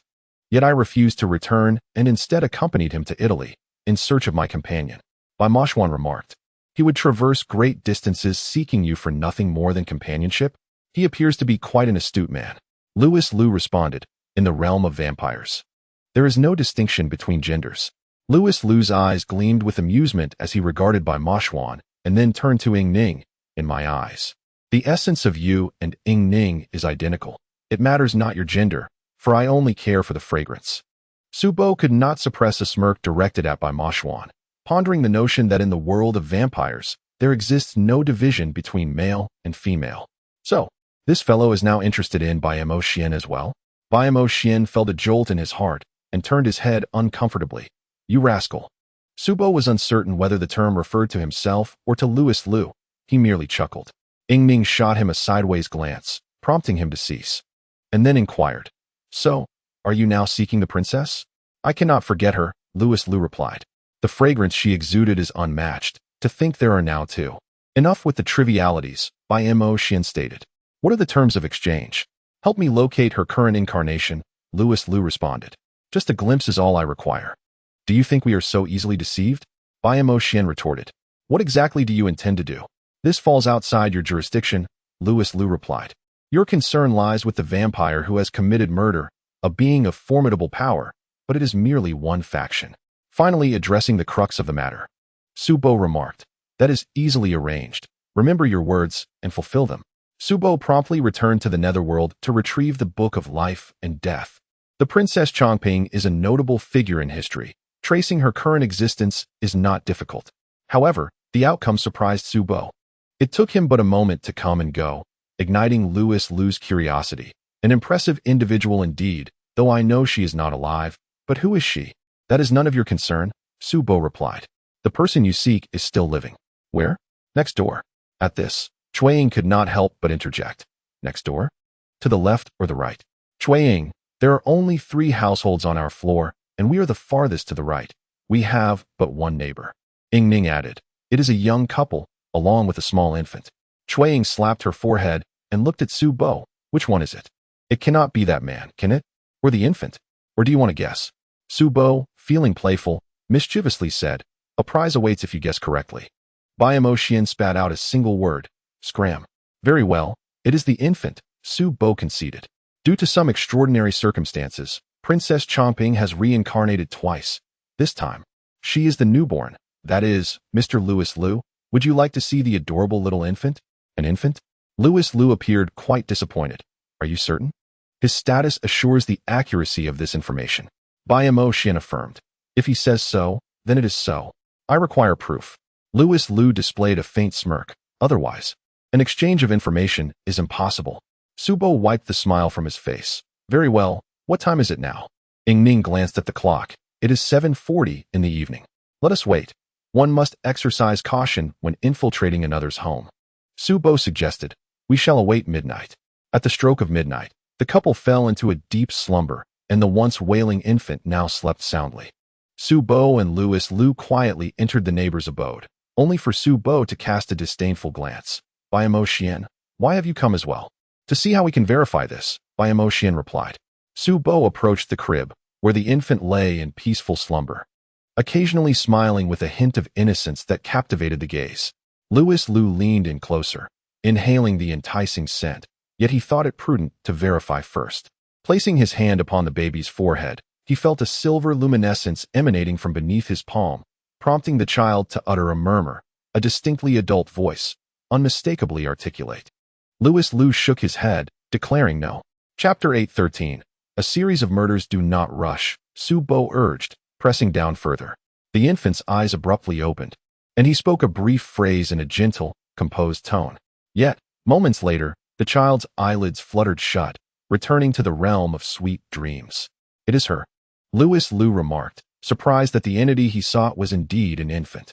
Stepping back, his golden locks tousled, he rubbed his face in vexation, exclaiming, it is truly an infant.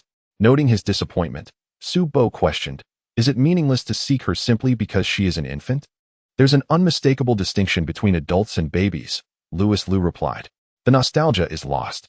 Surely you do not believe that upon reincarnation one retains the same visage as in a previous life? Xu Bo suddenly comprehended, recognizing the naivety of the vampire, who lacked knowledge of Eastern beliefs. I see now, Louis Liu conceded. Let us return. As Louis Liu prepared to depart, the infant's eyes opened once more, locking onto Louis Liu's amber gaze. A peculiar sensation stirred within him, yet before he could ponder it further, the child closed his eyes again, breathing steadily. He exhaled a relieved sigh. Well then. Upon returning to the living room, Louis Liu inquired, is there any wine? Just as the infant was about to fetch it, Bai Moxuan interjected, let us discuss that after the transaction. Very well, straightforward enough, Louis Liu replied. You once mentioned that the murder scenes bore no trace of blood, which defies logic. Cui Ying affirmed, indeed, I too find it curious. Even vampires, at the moment of a throat's rupture, would cause blood to spurt forth. There must be some trace, yet it is pristine.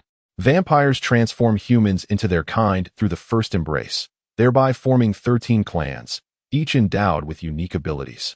Louis Liu elaborated. These clans predominantly operate in the West, embroiled in continuous conflict. Their powers share similarities, yet also possess distinct traits. Regardless, only the vampire cadre led by Kasha could achieve a bloodless feeding, for their fangs resemble straws. Kasha? Cui Ying pondered, intrigued. A woman? Xu Bo's heart quivered at the thought. Indeed, a woman.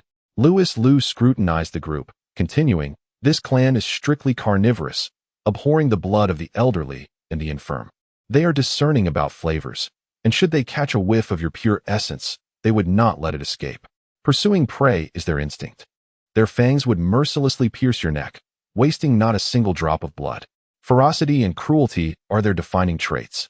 Although the 13 clans do not have a clearly established leader, this particular clan undoubtedly reigns supreme due to their formidable abilities. In both the East and the West, it is a world governed by strength.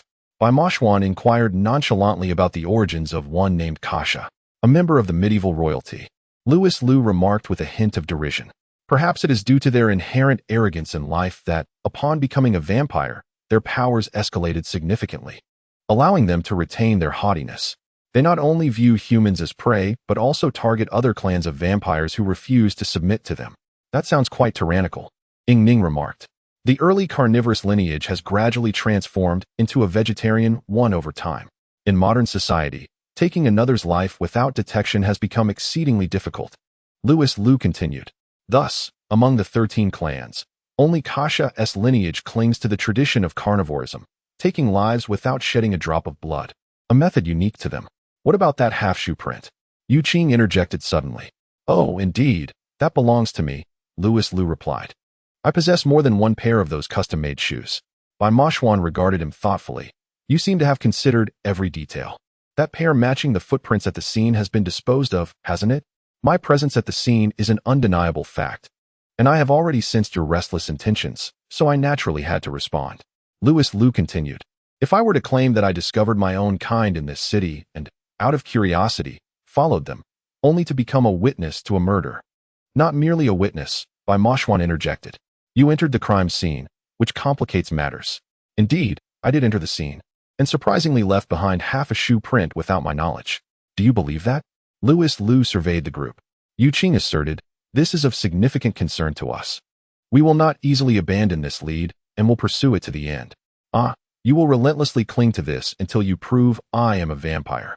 Subsequently branding me as the murderer of that man, Louis Liu remarked. What a tiresome narrative. Why would you enter the scene? You do not strike me as a reckless individual, Su Bai queried. Was there something unexpected or shocking that occurred? Wait, do you actually trust me now? Louis Liu asked, taken aback by the sudden trust. Faced with Ying Ning, you can control your thirst for blood, Su Bai stated. On this basis, I shall temporarily accept that you are a vegetarian vampire. Ying Ning felt a jolt in her heart. Indeed, that night, Louis Liu had entered her room. That kiss, if he had been unable to control himself. She suddenly dared not contemplate further, her hand instinctively brushing against her neck. What would happen if she were bitten? A pure companion, Louis Liu declared unexpectedly. I have long sought a pure companion, my first target being a princess. After her, I encountered no woman who could compare. After leaving Huaxia, I was found by my companions and returned to the West, continuing my travels across various European nations, primarily in Italy, yet I journey each year to different lands. And where is your male companion? Su Bo felt a surge of suspicion and suddenly grasped something. Oh, what have you realized? Yu Qing inquired. Our previous discussion, coupled with your inexplicable mention of a companion, Su Bo replied. You abandoned your companion to come to Huaxia. How could he possibly relinquish his pursuit? Your entry into the hotel that day was prompted by your shock at his unexpected appearance, was it not? No. His appearance was ordinary. It was his behavior that was unusual. Louis Liu observed Su Bo with intrigue. What an interesting fellow you are. But please, refrain from suggesting my blood has a fragrance. Su Bo shrugged. I am merely a corpse. Direct your attention to the man named Bai. Bai Moxuan shot Su Bo a glare. Continue speaking. Your companion has been tailing a man, Su Bo elaborated, exercising his imagination. This is peculiar, for you are vegetarian vampires. It seems unlikely he would be interested in an older man. This is why you ultimately entered the hotel room. The murderer is your companion, not the vampires led by Kasha. Is there a distinction? Louis Liu remarked. You are indeed a clever individual. Oh, if there is no distinction, I see, Su Bo replied. Your companion has been assimilated.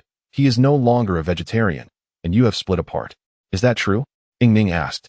You and your companion have separated. Thus he joined Kasha's ranks and became the murderer? He forced me to become a vampire, passively turning me into his companion, Louis Liu explained. However, he is not the partner I desire. I seek a pure woman, one akin to a princess. Su Bo softly remarked. Clearly, gender is of no concern. I left him twice. He succumbed to despair, abandoning vegetarianism and joining Kasha's faction. Louis Liu stated. He is utterly mad. He would feel ill and vomit upon tasting human blood, yet now he can consume it without restraint. This is all Kasha's doing. That woman is a demon. She views men as mere playthings and envies any woman more beautiful than herself. Countless lives have perished at her hands. For a vegetarian to join Kasha's ranks is simply a path to self-destruction. Chapter 8:14. To meet him, Ying Ning raised her hand. Do vampires die as well? Louis Liu looked into Ying Ning's eyes. Of course. How do we find your companion? Su Bo had a hunch that C2 phone was near this woman named Kasha. Why seek him? Louis Liu replied. I have no desire to see that reckless fellow. Since you wish not to see him, why the concern for trailing him and rushing to the crime scene? Cui Ying interjected succinctly. After all these years as companions, you must still care deep down. Louis Liu stepped onto the balcony, gazing at the scene below. The cries of a baby emerged from the neighboring apartment, prompting him to close his eyes. That child was the companion he once sought to claim. Back then, he could have resolutely transformed her into a vampire. Yet upon meeting her gaze, he found himself unable to commit, ultimately missing the opportunity. When Louis Liu turned back, he found himself staring into Ying Ning's clear eyes. That person is very important to us. Is it important to you, or to him? Louis Liu asked Su Bo. Is this all for him? Please, Ying Ning said. Help us find your former companion. Louis Liu approached Ying Ning with a peculiar smile, inhaling deeply the fragrance that enveloped her. Truly delightful. How about becoming my companion? The hairs on Ying Ning's body stood on end, and Su Bo swiftly stepped forward, grabbing the back of Louis Liu's collar. How dare you? Louis Liu did not turn to face Su Bo, his gaze fixed intently on Ying Ning. If you agree to be my companion, I shall assist you in locating my former allies and ascertain the information you seek. What do you say to this exchange? Ying Ning's lips curled slightly. That is not permissible. Louis Liu was taken aback. What did you say? I said it's not permissible, Ying Ning replied. In 600 years. I intend to reincarnate with Su Bo, thus it cannot be done. Louis Liu straightened up, somewhat disheartened. What a dull answer. Ying Ning blinked at him. You will find your companions. Let us hope so, Louis Liu shrugged. Go investigate a fellow named Loi and see if he still resides in the capital. Another search. Su Bo glanced at Bai Moxuan. Your specialty. At such moments, you can slip away. Bai Moxuan replied. All right, off you go. Su Bo chuckled, but couldn't help casting a worried glance at Ying Ning. Ying Ning, be careful of this fellow. Louis Liu grunted. Then watched as Su Bo vanished from the living room, his entire being disappearing, which left him wide-eyed. After a moment, he regained his composure. An astonishing presence. Let the search begin, Bai Moxuan stated. Suddenly, Ying Ning interjected. Aren't vampires afraid of the sun? How is it that you can walk in sunlight? I am. Louis Liu replied. However, I can only endure brief exposure to the sun. While it is painful for a time, it does not lead to annihilation. For sunlight is not the sole weapon against vampires. I was merely jesting earlier, standing in the sun for a moment before getting into the car, right? That fleeting discomfort is inconsequential. Just then, the doorbell rang, and Ying Ning approached the peephole. Turning back, she announced, it's Officer Gao. Yu Qing turned to Louis Liu. You should probably take cover. Louis Liu leapt from the balcony, vanishing as he had before. Gao Mingyuan entered, muttering, what are you busy with? Clearly, you are all here. Yet the door opened so slowly. Today, he had come alone. Cui Ying inquired, why isn't Su Xiaoxiao here? She has other tasks today, Gao Mingyuan replied. I do not require a secretary. As he spoke, a slight frown creased his brow, revealing his displeasure. Cui Ying surmised the underlying tension. The unexpected encounter with Aunt Xue Fen had introduced a bombshell into their relationship. Gao Mingyuan saw no issue, yet Su Xiaoxiao, aware of everything, treaded carefully. Fearing that Gao Mingyuan might forget the person but remember the feelings, potentially reigniting his affection for Aunt Xue Fen. Cui Ying felt a stir of thought.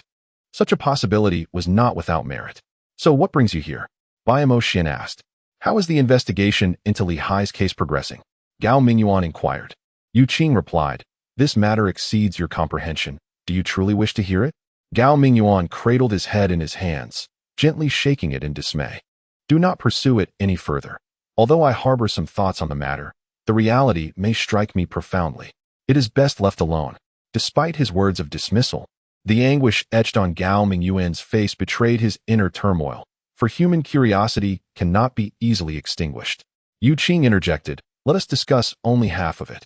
It is indeed not the work of a mere mortal. Gao Mingyuan exhaled deeply. Just as I suspected. This case must be entrusted to you. However, complications have arisen. I seldom seek out the temple without a purpose. Examine these cases. Here are the files. The group huddled together to peruse the documents. Excitement bubbling within them as they finished their reading. Gao Mingyuan scrutinized their expressions. You are aware of something, are you not? Indeed, he remained in the imperial capital, and these women were his prey. Bai Moxuan remarked, as long as he makes a move, we shall have the opportunity to capture him. There were 4 grisly murder cases, all taking place in a dimly lit alley. The female corpses lay on the ground, their clothing disheveled, a faint smile lingering on their lips, with wounds on their throats resembling those of Li Hai. The ground bore no trace of blood, and all 4 victims were young women. 2 were bar hostesses, while the other 2 included a moderately famous singer and an ordinary office worker. both having gone to the bar for leisure, only to meet a gruesome fate. The manner of death mirrored that of Lehigh. Gao Mingyuan stated, "Their blood has been entirely drained, yet there is no blood upon the corpses or the ground. We have reviewed the surveillance footage and questioned the bar staff, discovering that they had all interacted with the same man. His appearance was peculiar, his face obscured. The murder site lacked surveillance, but we retrieved recordings from nearby locations, revealing that they had all left with this man before meeting their demise." Here is the footage from that time. Gao Mingyuan presented the enhanced surveillance images, clearly depicting a man and a woman embracing as they walked down the street. The man donned a long coat with its collar turned up, one arm wrapped around the woman. All four women wore smiles on their faces. The group was most intrigued by the man's appearance. He seemed aware of the camera's position, never turning his head, instead discreetly gazing in other directions. Judging by his height, he appeared to stand around 1.78 meters tall, with a slender build. The arm draped over the woman's shoulder was notably pale and slender. The keen-eyed Ying Ning observed, "Look, he wears a ring on his right hand, its shape rather peculiar." Gao Mingyuan replied, "We have also identified this ring. You may examine the enlarged results."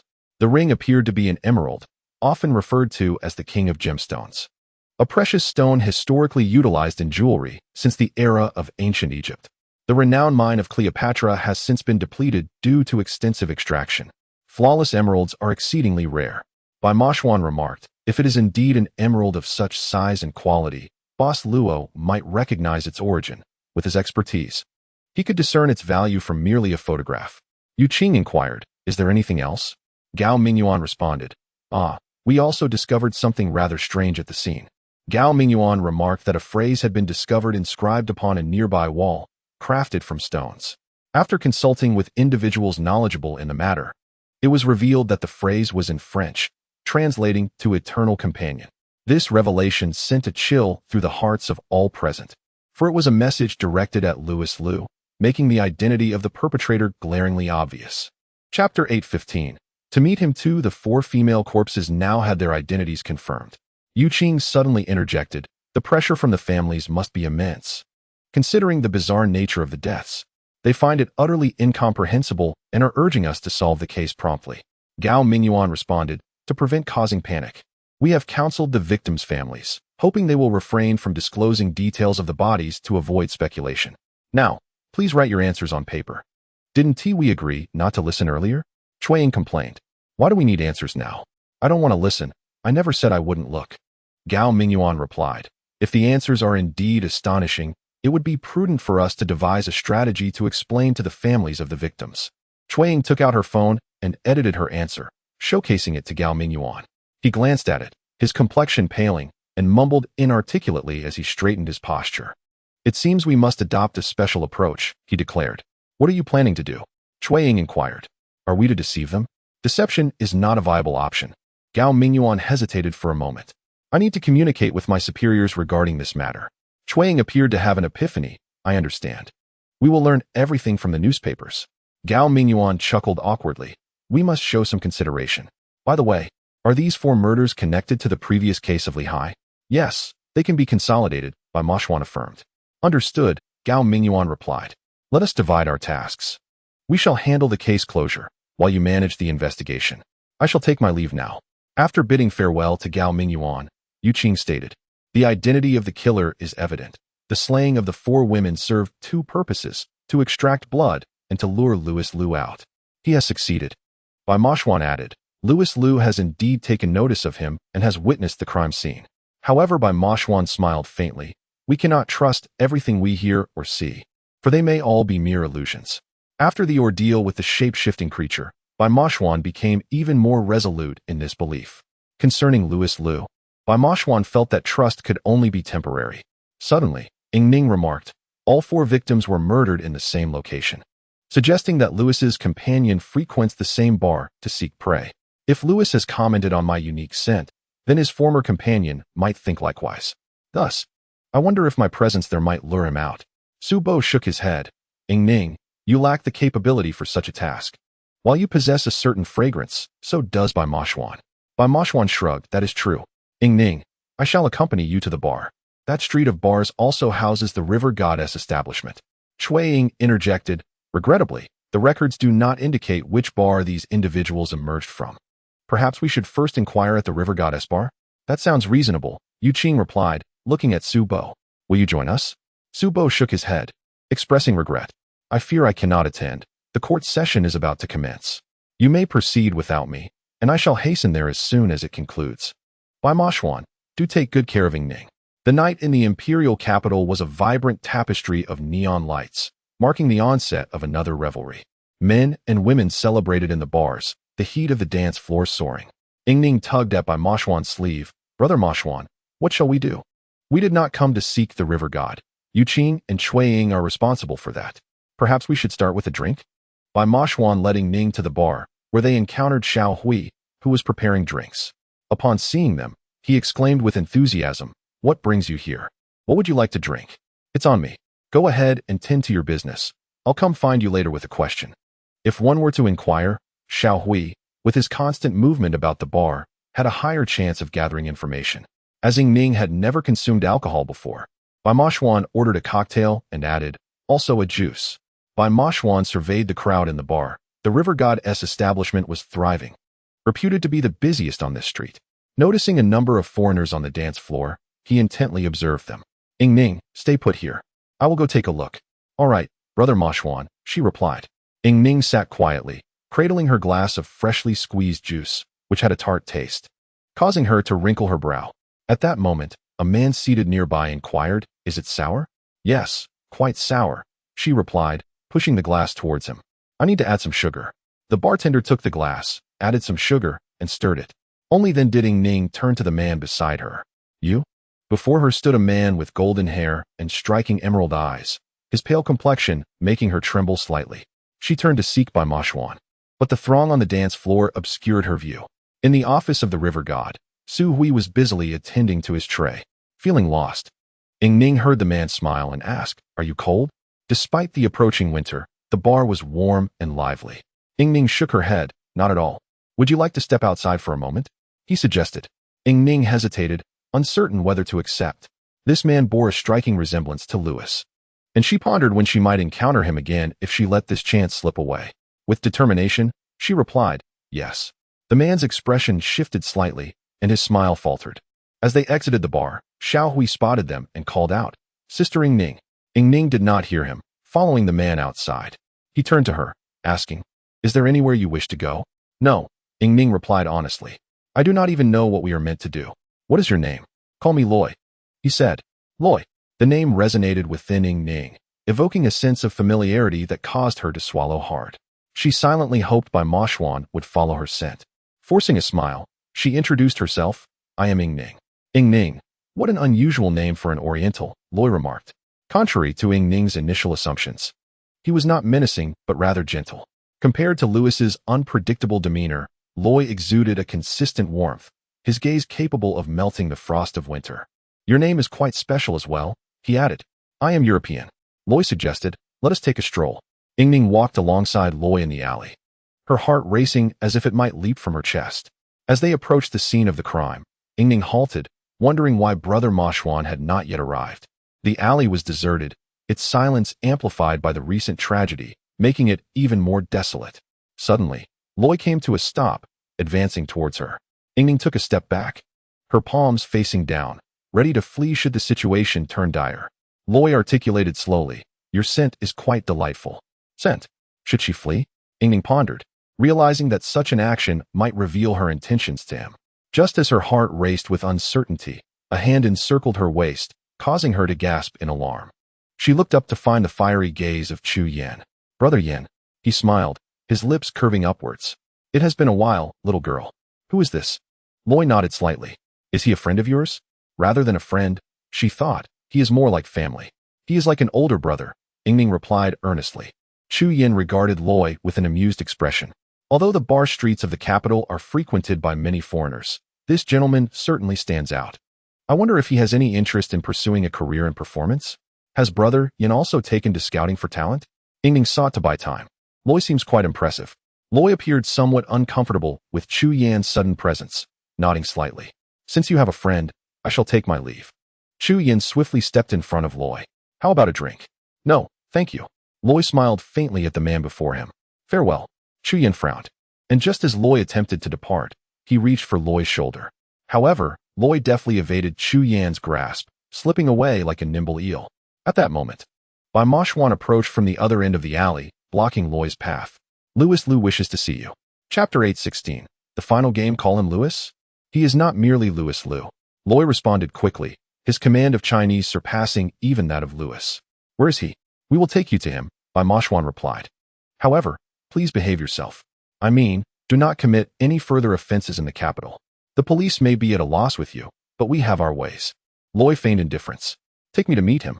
It was then that Ying Ning inquired of Cui Ying, Brother Yin, what brings you here? Subo came looking for me.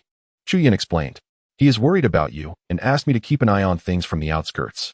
I didn't expect you to come here alone. It is far too dangerous. I finally discovered his whereabouts and did not wish to give up. At a critical moment, I can make a swift escape. It is my specialty, Ying Ning replied. Cui Ying suddenly reached out, caressing Ying Ning's face, the warmth of his fingers surprising her. What is it? Nothing. I just missed you after such a long time. Cui Ying shrugged, withdrawing his hand. It seems you are once again embroiled in something extraordinary. Shall we join forces? Bai Moxuan suggested unexpectedly. Cui Ying shrugged in response. I have no objections. Then let us proceed, Bai Moxuan said, observing Loy, whose demeanor certainly differed from that of Louis Liu.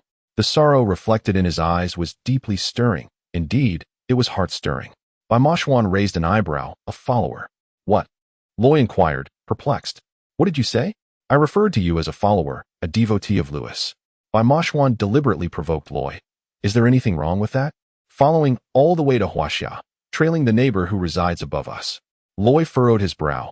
Enough with the nonsense. The visitor is not here for benign intentions. I am aware of that. Are you also candid?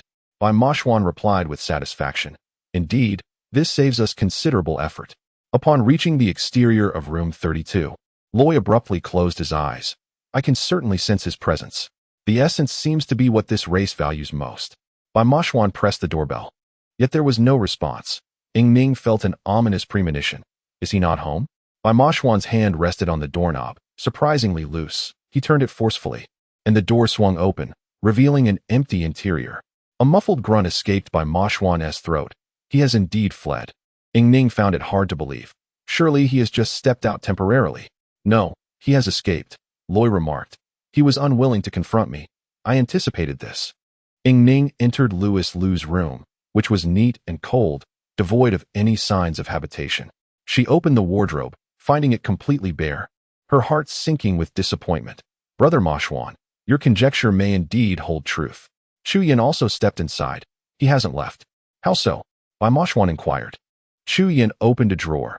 He merely relocated his belongings here to give the illusion of an empty residence. This individual is quite cunning. How did you discern that? Ying Ning asked curiously. He left in haste, leaving behind a clue, Cui Ying stated. This room conveys a sense of contradiction. As if the owner was torn in making a decision. Bai Moxuan was on the verge of cursing. They had brought Loy along, yet Louis Liu had managed to escape. Very well, it seems a fierce confrontation is imminent. With a wave of his hand, Bai Moxuan cast a barrier around the room.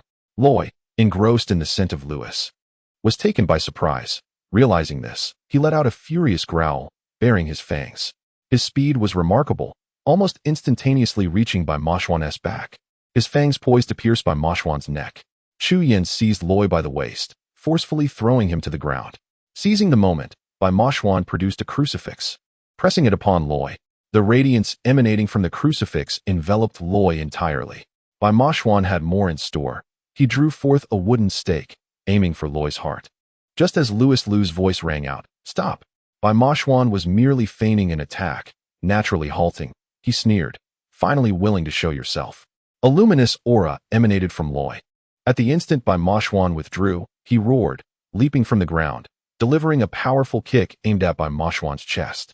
Bai Moxuan grasped it, merely a pawn serving another. Loy's face turned pale in an instant as Louis Liu spoke. Have I struck a chord? That person was killed by you. Because of Kasha? Because of you. Loy stated. We are comrades. Why must you insist on an Oriental? Must it be an Oriental, due to the princess of the late Ming dynasty? I am weary of the same companion. Louis Liu responded. It is not abandonment, merely a temporary change of taste. I cannot accept that, Loy declared. Are you seeking refuge with the Kasha family? Louis Liu inquired. Have they begun to feast upon human blood? Bai Moxuan shrugged. You seem to completely disregard our presence. The Kasha family is no longer solely Kasha's, Loy remarked. The current family is governed by a man known as Feng, to whom Kasha has entrusted her venom. Feng. Subo suddenly appeared in the room, leaning against the wall. Is he of Eastern descent? Who is he? Loy questioned. That is of little consequence, Louis Liu replied. I have not allied myself with the Kasha family. I have been force-fed human blood. Loy continued. I came to Huaxia to warn you. Kasha intends for all vampires to abandon their vegetarian habits. Their ambition is swelling, and that man, Feng, orchestrates it all. I cannot fathom why Kasha would place such trust in him. Such is his manner, Subo interjected. He always preys upon women, without a shadow of a doubt. Subo believed that this man Feng was indeed Situ Feng. After the Dragon Vein realm was thoroughly obstructed, he ventured into the Western world, aiming for the vampire clan. There exists a certain allure in men who instinctively know how to captivate women, and he cannot suffer failure. This time, is he intending to wield Western power against us? The corner of Su Bo's mouth twitched. That day has finally arrived. Why must that man be killed? Bai Moxuan asked, referring to the man from the small inn. To save myself, Loy replied, extending a hand, revealing the darkness within his palm, causing Louis Liu to gasp. What have they done to you? Not everyone can withstand Kasha's venom. Except for that man known as Feng, Loy stated. Situ Feng? Subo queried. Is that his name? Indeed, Loy confirmed. Kasha refers to him simply as Feng. It was clear that Situ Feng had chosen to reveal himself before them. Bai Moxuan and Subo exchanged glances. A mix of provocation and revelation, as if this were the final challenge. Why can no one endure Kasha's venom? Subo questioned. The members of the Kasha family were transformed into vampires by Kasha, were they not? That is a misunderstanding, Loy clarified. It is a matter of submission. Those vampires willingly submitted to Kasha due to her formidable power. Kasha has no true companions. In our world, only the giver and the receiver can be deemed companions. Such as Louis and I. Kasha's power is so overwhelming that the ones she transforms cannot endure it and perish before truly becoming vampires. Thus, Kasha possesses no companions. Her kin are merely her subjugates. I understand, Subo remarked. Situ Feng has become her true companion. She trusts him. His abilities are gradually extending. And he seeks to control you, formally declaring war upon us, severing ties with the six paths. Does he believe himself invincible? What are you speaking of? Loy responded. Kasha has injected her venom into my body. If I do not consume human blood, I will transform into a monster and subsequently perish. Louis, do not oppose Kasha. Keep your distance and do not allow her to find you. A glimmer flickered in Louis's gaze. Your purpose in Huaxia, aside from eliminating that man named Li Hai, was to inform me to steer clear of Kasha, wasn't it? Chapter 817. Guardian, I will not compel you to become my companion, Roy asserted. Our essence is that of companions, and that is sufficient. Louis Liu inquired. Have you discerned what you wish to know? Subai nodded. The exchange was successful. Let us depart. As Louis tugged Roy towards the exit, he abruptly halted and turned to face him. Though I cannot fathom why that man, Feng, can withstand Kasha's toxin, it is clear that once transformed into a vampire, he can be slain. He pointed to his own heart. Aim here, and it will suffice. Thank you. Subai shrugged. Though I find it somewhat unreliable, he is no ordinary man. Thus, it does not pertain to us. Louis Liu and Roy strode away, this time without gathering any belongings. Merely two individuals departing. Ying Ning remarked. In the end, the two have indeed become companions, rebirthers of life. Subai mused. Such bonds are inextricable. Roy's actions have demonstrated Louis's significance to him. It feels somewhat intense, yet the outcome is unavoidable. Cui Ying interjected. It seems you have pressing matters to discuss. I shall take my leave first. Travel safely. Your efforts today are appreciated. Thank you, Subai replied. For Ying Ning, I am always available. Cui Ying waved his hand. I am off. Upon returning to the office, Yuqing and Cui Ying were already present. Where have you been? What have you uncovered? Situ Feng is in the Imperial City, Cui Ying stated. A pleasant surprise, indeed. How did he return? Subai queried. By invoking Situ Feng's name? That is of little consequence. Cui Ying cautioned. His return is unlike any before. Subai, you must exercise caution. Yuqing elaborated. Initially, I sought the river god to inquire about Roy's whereabouts, only to discover a man of particular sensitivity in a bar. The more we learned, the more it resonated. Upon comparing appearances, it turned out to be Situ Feng. He has been watching us with detached disdain while Roy led us astray. Su Bai, he has returned. You must be vigilant. Both Yuqing and Cui Ying emphasized the need for caution, repeating it twice, and Su Bai comprehended their concerns. I am not overly worried. My concern lies with my grandmother, the Taoist, and my parents, Su Bai expressed anxiously. The Bai family must take action now. I will contact my father immediately.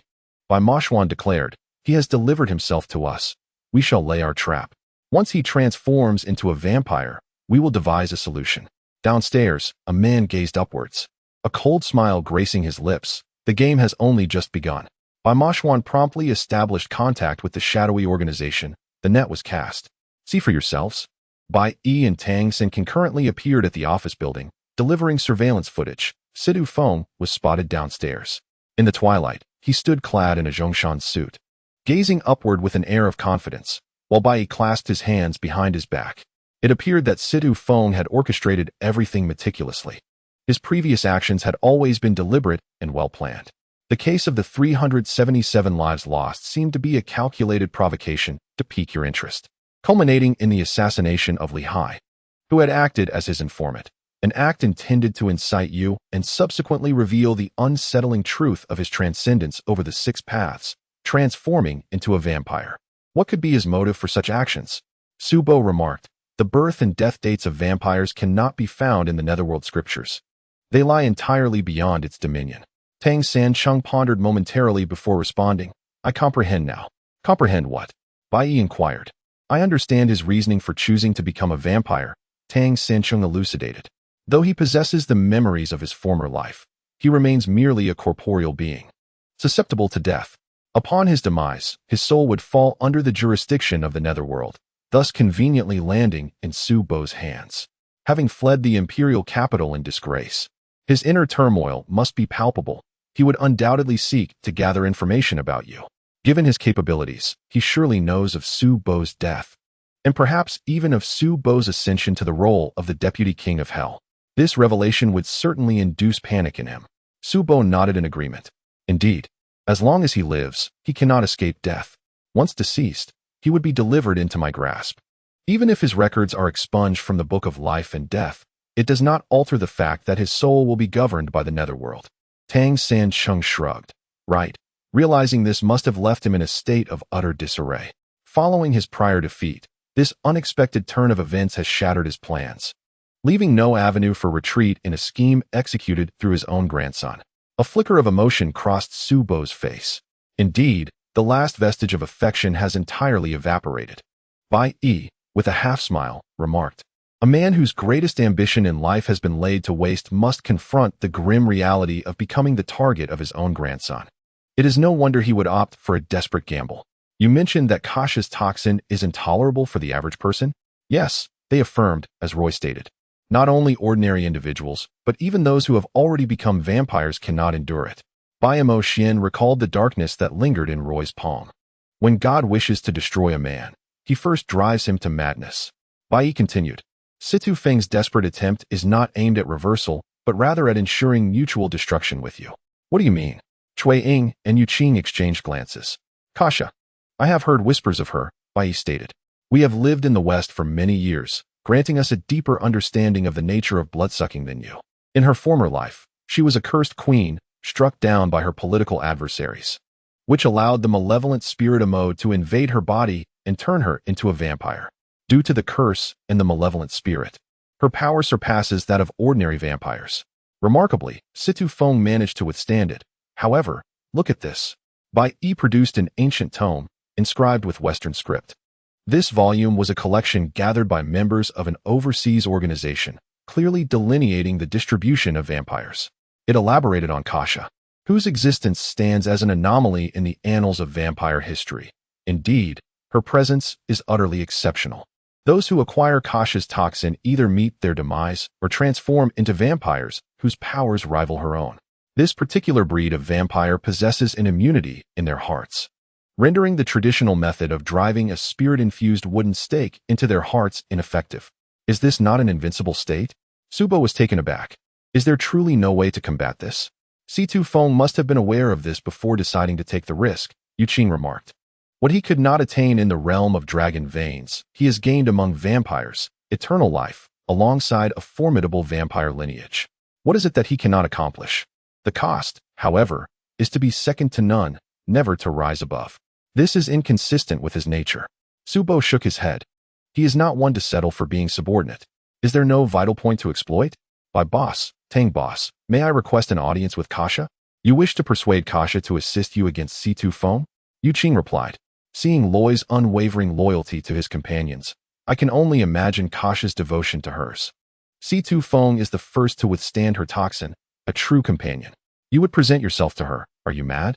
Su Bo contemplated for a moment. Companionship is vital. Yet the threat of betrayal is paramount. I shall make Kasha aware that a treacherous ally is more dreadful than an enemy. And how do you intend to accomplish this? Tang Sansheng inquired. He seeks to bide his time for revenge, Su Bo stated. Before he exacts his vengeance, I must meet Kasha. Are you going empty-handed? Bai Moxuan smirked coldly. Of course, given your current circumstances, you may not be harmed, yet you will return empty-handed. Anything could transpire in the meantime. The mirror of sin in the underworld holds the memories of all beings from their past lives, akin to a replay of existence. Su Bo remarked. The lives of those who perished due to their association with C2 Feng are contained within. We know of Xu Bin and Zi Yuan, both women. If I could extract the replay of their lives. Chapter 8:18, Indestructible. Is it feasible? I do not know, Su Bo replied. I need to attempt it. Rising to his feet, Su Bo declared, I shall return now. In the underworld, Su Bo stood before the mirror of sin, with Judge Zhong and the Wheel King flanking him. The Wheel King shook his head repeatedly. Impossible. Even if the elder brother were present, this has never been attempted. Never attempted does not equate to impossible, Su Bo asserted. Until C2 Feng is eliminated, my family and friends shall never know peace. Even if it costs my remaining soul, I must try. Judge Zhong's expression tightened. His gaze towards Su Bo shifted, revealing his concern. Clenching his fists, he said, My Lord Yen, it may be worth a try. Madness, sheer madness, the Wheel King remarked. If your soul shatters, I shall not be responsible. Su Bo chuckled softly. That will not occur. The Wheel King was momentarily at a loss for words. What gives you such confidence? Simply because you are my friend, Su Bo replied. I shall commence now. You two step back. Before Su Bai lay the book of the underworld and the ledger of life and death. He inhaled deeply. Although both Xu Bin and Zi Yuan had dissipated after death, their birth dates might still manifest their images on the mirror of sin. Su Bai's palm grew warm as he waved his hand, inscribing their birth dates directly onto the mirror of sin. Suddenly, the ground trembled, and the Wheel King and Judge Zhong exchanged wary glances. Su Bai channeled all his spiritual energy into the mirror of sin, feeling an overwhelming force surge within him. Realizing the gravity of his situation, he roared recklessly. Ah! A powerful torrent of heat enveloped him, and a beam of silvery light shot from his throat. Piercing the mirror of sin, the birth dates illuminated like incandescent bulbs, revealing vivid images that tore through Su Bai's being. Straining to grasp this final hope, he focused intently, his palms swirling with white mist, absorbing the visions within. The Wheel King and Judge Zhong, perceiving Su Bai's overflowing spiritual energy, rushed forward, placing a hand on his back. However, as their hands made contact, a tremendous force propelled them backward, momentarily scattering their souls. They concentrated, reuniting their spirits, when the Wheel King, having gathered his focus, gravely remarked, This is bad. Su Bai is in peril. At that moment, a dark figure lunged forward, enveloping Su Bai in a radiant white light. As if a white dome had descended upon him. The Wheel King, taken aback, exclaimed, Brother? To his astonishment, it was Yama himself. Taking a sharp breath, he allowed the white light to continue enveloping Su Bai, preventing his soul from dispersing. Once Yama saw Su Bai's soul coalesce, he released his grip, and Su Bai collapsed to the ground, motionless for a long while. The Wheel King inquired, Brother, why have you returned so soon? Is Su Bai unharmed? He should be fine. Had we arrived any later, this lad's soul would have been irretrievable. Yama sighed, relieved. It was truly a moment of life and death. Has he lost his mind? Suddenly, Su Bai opened his eyes, only to fall back unconscious. The brilliance of the mirror of sin faded entirely. Yet Su Bai's palm remained hot. Unconscious, a faint smile graced his lips. Yama furrowed his brow, deeply concerned, while the Wheel King remained puzzled. Brother, Why did you return so quickly? Did you not promise 600 years? It is time for me to repay a debt of gratitude, Yama replied softly. The Wheel King, increasingly perplexed, questioned, what does that mean?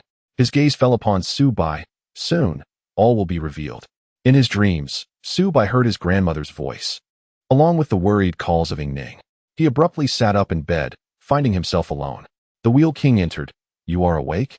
Xu Bai gazed at his palm, a smile breaking forth. I succeeded. The Wheel King's expression darkened. Do you understand the danger you faced? I do, Xu Bai responded. Had I failed, I could have faced eternal damnation, my soul obliterated. However, Wheel King, you too harbor a desire to protect the underworld and Lord Yama, do you not? The Wheel King was momentarily taken aback as Xu Bai spoke. The innate reverse scale prevents me from remaining by the side of my parents, friends, and beloved for long. In my lifetime, I have achieved little. Rather, it has been they who have steadfastly guarded my existence, striving to preserve my life and prevent me from unleashing the power of the reverse scale. Although they often jest at my expense, that feeling is truly wonderful. I yearn to protect them in return. Situ Feng is my grandfather. This matter must be resolved by my family, without involving my friends. Wheel King, even if it costs me dearly, I shall gamble everything on this. It is my way of safeguarding them. The Wheel King turned away, muttering, how foolish. If this is foolishness, then let me remain foolish forever, Xu Bai replied with a smile. Wheel King, I cannot pause. Outside the two doors, Loy and Louis wore anxious expressions. Louis shrugged. This is madness. Why did we bring you here? It is beneficial for you as well, is it not? Xu Bai replied with a mischievous grin. One kasha is sufficient, and I can also take the opportunity to rid Loy of the toxins. Companions can only be the two of you. Accept your fate, Louis. Indeed, Xu Bai was leveraging Loy's life to compel these two to bring him to meet Kasha. Uncertain of the outcome, Kasha was a capricious woman, and she was infatuated with Situ Feng. Outside, the two vampires scrutinized Loy and Louis intently. One approached and shoved Loy, who instinctively bared his fangs. Xu Bai quickly turned and smacked him. You are in a weakened state. Behave yourself. Loy then closed his mouth. The two vampires suddenly leaned in, inhaling deeply, and after a moment of suspicion, they exchanged glances and simultaneously pushed open the door. A wave of floral fragrance wafted in, overwhelmingly potent, nearly suffocating. Xu Bai sniffed, and suddenly, the grand door slammed shut with a thud. Loy trembled, and Louis moved closer to him. Xu Bai then beheld Kasha, her gray-green eyes resembling those of a cat, her blood-red lips alluring yet foreboding. It was hard to imagine such beautiful lips kissing a human artery would lead to tragedy. Her golden hair cascaded down her back, adorned with a delicate crown, its diamonds twinkling like stars. The purple gown she wore exuded an air of nobility as she lounged in a grand, loose chair, embodying a regal presence. An Easterner? Kasha's flawless Mandarin elicited a faint smile from Xu Bai. Did you learn from Situ Feng? Upon hearing the name Situ Feng, Kasha straightened in her seat. Who are you? Let me be succinct, Xu Bai replied. Time is short. With a gesture, Xu Bai extended a radiant wall of light from the ground, displaying images on the mirror-like surface. Two men, each with distinct appearances, were depicted choking a woman. Kasha recognized one of them, and as her gown swayed, she slowly approached the wall of light. Her gaze flickered toward Loy and Louis. You two, step outside. I will not explain. Xu Bai interjected. I will not elucidate the scenes until you have alleviated the toxins from Loy. Are you threatening me? Kasha burst into laughter, swiftly moving behind Xu Bai. As her fiery lips brushed against his neck, she abruptly recoiled. You are already dead. That is why you fear nothing. Xu Bai chuckled in response. Kasha fell into deep contemplation, spinning the emerald ring on her finger as she gazed into Xu Bai's eyes. Suddenly, she produced a vial and handed it to Loy. Deal. Loy and Louis swiftly departed, with Louis casting a knowing glance at Xu Bai, who understood that these two would soon flee faster than rabbits. And he could not count on them waiting for him. Accepting the situation, he turned to Kasha, who asked, Are all Easterners as enigmatic as you? Xu Bai smiled faintly. I am nothing like my grandfather. Chapter 819. Desire. Yet no emotion. Kasha's gaze held a profound significance. Grandfather? As Xu Bai stepped out of Kasha's room, a heavy sensation lingered in his heart, which had long ceased to beat. Why did it now tremble? Upon exiting the building, he was surprised to find Loy and Louis still present, approaching him with concern. What happened? Maintaining an impassive demeanor, Xu Bai retorted, What happened? Loy extended his palm, revealing that the darkness had vanished. Su Bo let out a sigh of relief. Your journey was not in vain. How did your conversation with Kasha go? Lewis inquired. I am leaving, Su Bo replied evasively. Returning to Huaxia, you may go wherever you please. Observing Su Bo's retreating figure, Loy pondered. Is it because you fancy his girlfriend that you appear so displeased? No, I believe he has faced a setback, Lewis shrugged. Let us go. Upon reaching the base of the office building, Su Bo, lost in thought, could have ascended directly but chose to linger below, standing in the very spot where his grandfather once stood. Suddenly, a hand grasped his arm and yanked him forcefully into a car, startling him. Upon realizing it was Bai Moxuan, he exclaimed in anger, What are you doing? Bai Moxuan's voice trembled. I am sorry. Su Bo replied, bewildered, Do not utter apologies. I am sorry, Bai Moxuan insisted. I failed to protect Ying Ning, and I could not safeguard your family either. Su Bo closed his eyes. He has made his move. Indeed, Bai Moxuan confirmed. The talisman seals were ineffective against him.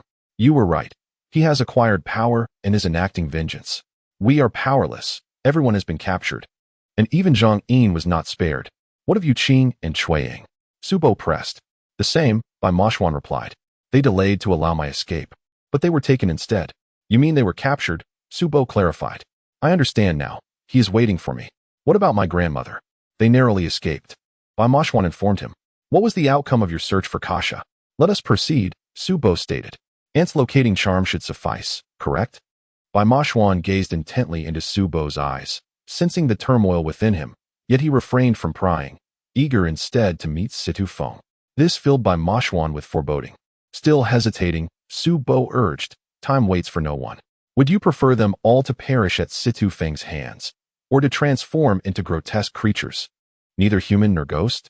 In Su Bai's pocket, there was a notable bulge, and Bai Mengxian clenched his fists tightly. He finally pressed down on the accelerator. The Taoist priest, along with Bai Meng and Fu Yu, who cleverly utilized Cui Ying's long hair as a guiding charm, effortlessly located their direction. However, it was Bai Meng whose hand rested upon Su Bai's, sensing the profound melancholy that enveloped him, which in turn made Su Bai acutely aware of her own anxiety and helplessness. Grandma, are you worried about Mom and Dad? What wrong have they committed? The error lies in my choice of marriage. Bai Meng lamented. If it weren't for our past, there would be no present, nor would you have to endure such suffering. The Taoist priest spoke solemnly. Every cause bears its fruit. This day was bound to arrive. The vehicle came to a halt, and Fu Yu released the charm insect, which scurried ahead. They found themselves before an immense warehouse, on the brink of abandonment, its exterior marred and rusted. The two large doors were tightly shut, but as Su Bai approached, they swung open, releasing a waft of decay that was met with gasps of astonishment. Su Bai. Su Dahong stared in disbelief at Bai Ling. What is happening? Wasn't our son dead? Father, mother, Zhang Yin, Cui Ying, Yu Qing, and Ying Ning were all suspended helplessly from the beams above, their bodies dangling limply. Upon seeing Su Bai, Su Dahong nearly fainted. Zhang Yin, despite his tender age, had been hanging there for so long, utterly drained, his eyes barely able to remain open. Ying Ning weakly implored, Don't come in. Su Bai, please. Her long hair was damp with sweat, her bright eyes clouded with dust, and her arms bore deep red marks, the purplish hue hinting at blood that was on the verge of spilling forth. As that voice resonated, both Su Bai and Bai Meng trembled in unison. It was him. Situ Feng emerged from behind a pile of discarded materials. His previous death-like demeanor vanished. He stood straight, his pallor the only indication of his age, save for his graying hair that betrayed him. Clad in a Zhongshan suit that suited his temperament, he had his hands clasped behind his back. To the unknowing observer, he appeared to be an elegant middle-aged man, but to Su Bai and Bai Meng, he was a devil incarnate. At last, he had arrived. A cold smile crept across Situ Feng's lips. Now, everyone is gathered. Release them, Su Bai commanded in a low voice. Do you know how much I have sacrificed for the dragon vein? Just one step closer to victory, yet you have ruined it all. You will all pay the price. Living is not an option. Death, or becoming a vampire like me, living a life of bloodshed. How does that sound? I refuse, I refuse. Zhang Yin suddenly cried out. Brother Su Bai, save me please. You are invincible now, Su Bai remarked coldly. Indeed, I have made tremendous sacrifices for this day, submitting to a woman.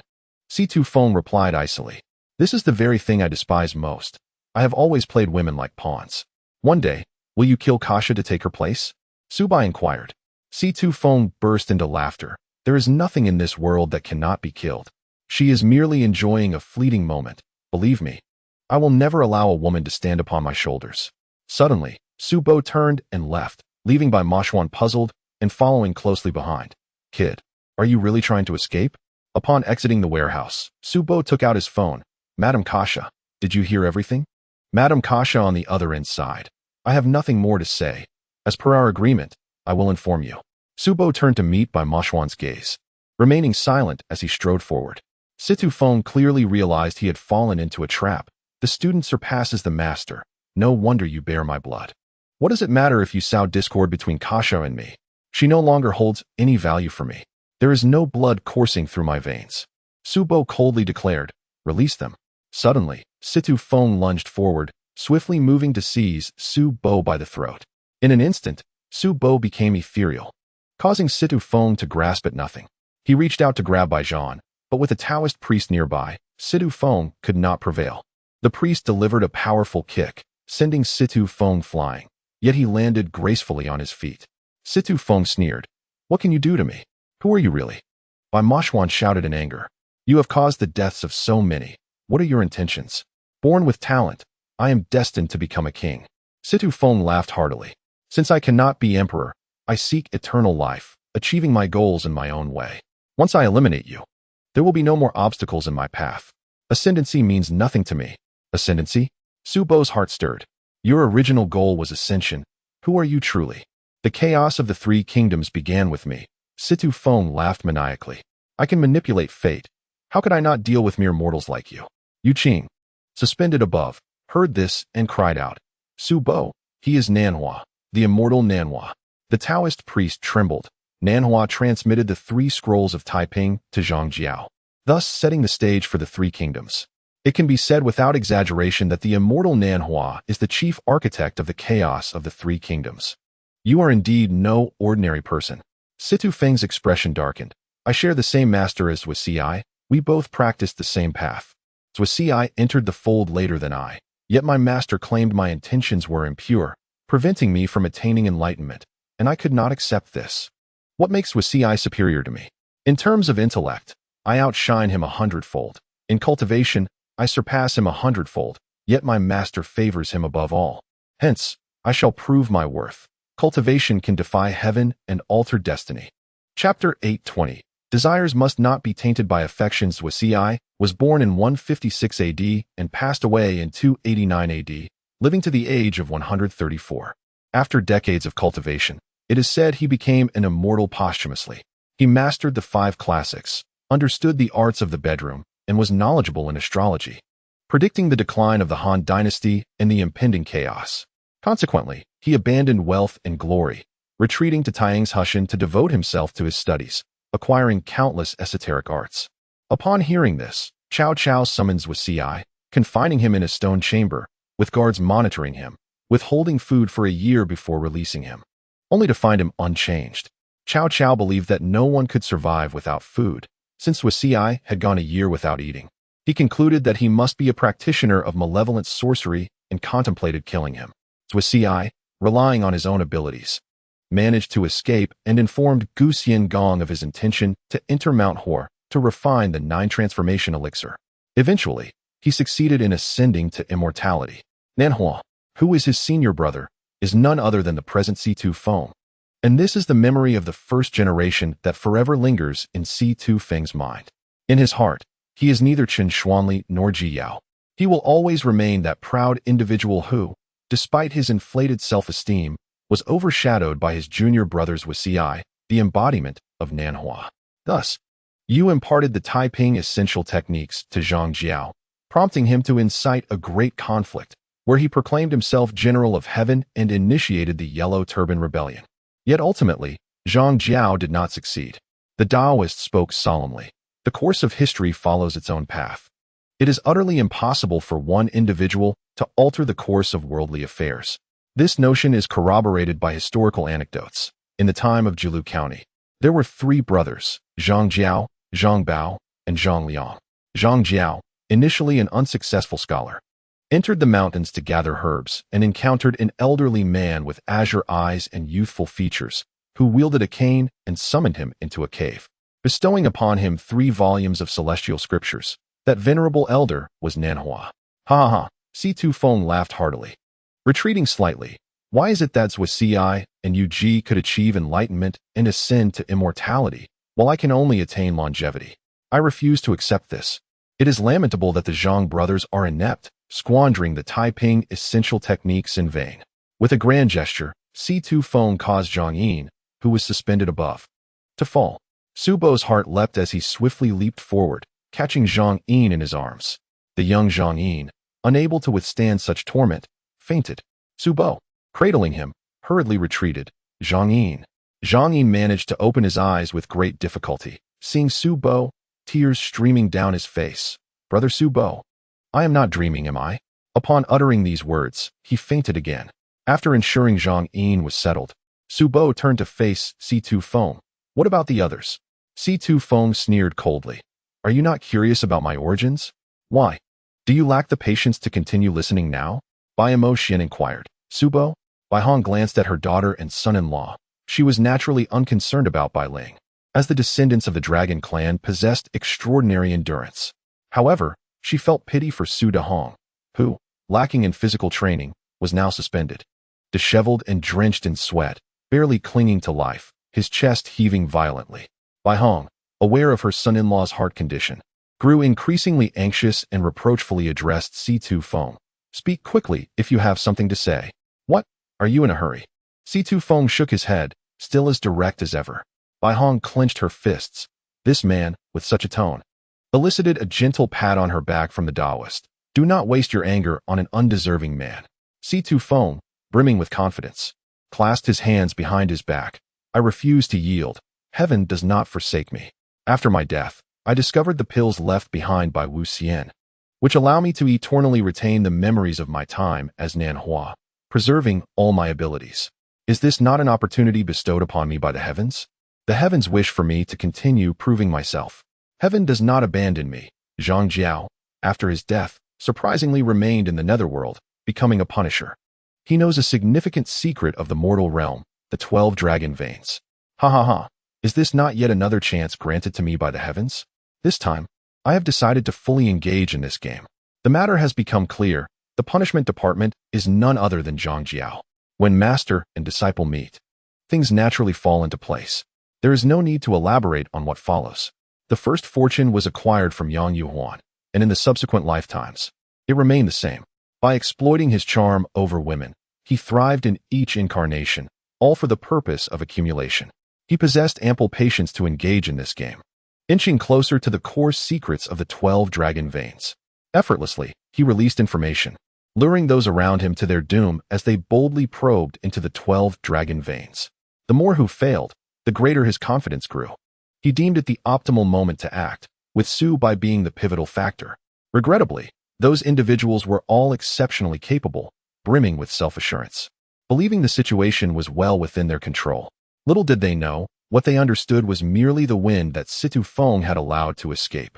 As they charged forward, Si Tu Feng observed with a cold gaze, accumulating wealth while simultaneously enhancing his own power.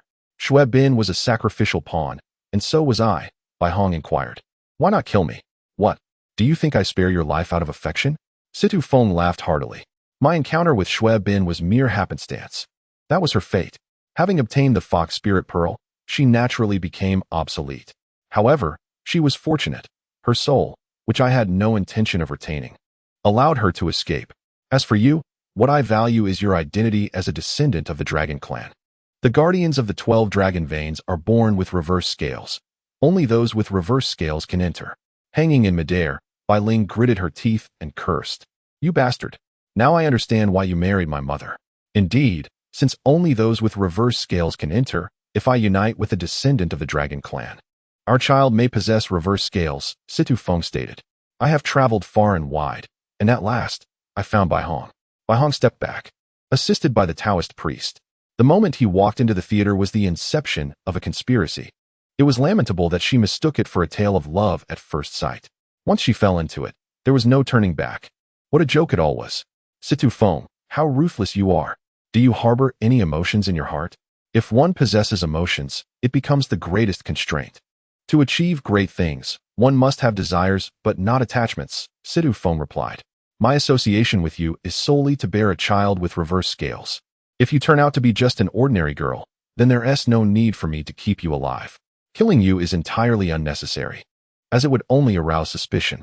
I intend to concoct a scheme of feigned death. Such is the way of heaven. He meticulously plotted to rid himself of a woman, only for that woman to possess a heart of unparalleled insight, discovering his deception immediately, thus commencing her tragic life. Bai Hong's tears fell. I am merely a vessel for you to produce offspring. If I fail to meet your expectations, you can cruelly abandon us. How heartless you are! You are unworthy of being human. I have never regarded myself as human. I am a deity capable of controlling all, Situ Feng retorted dismissively.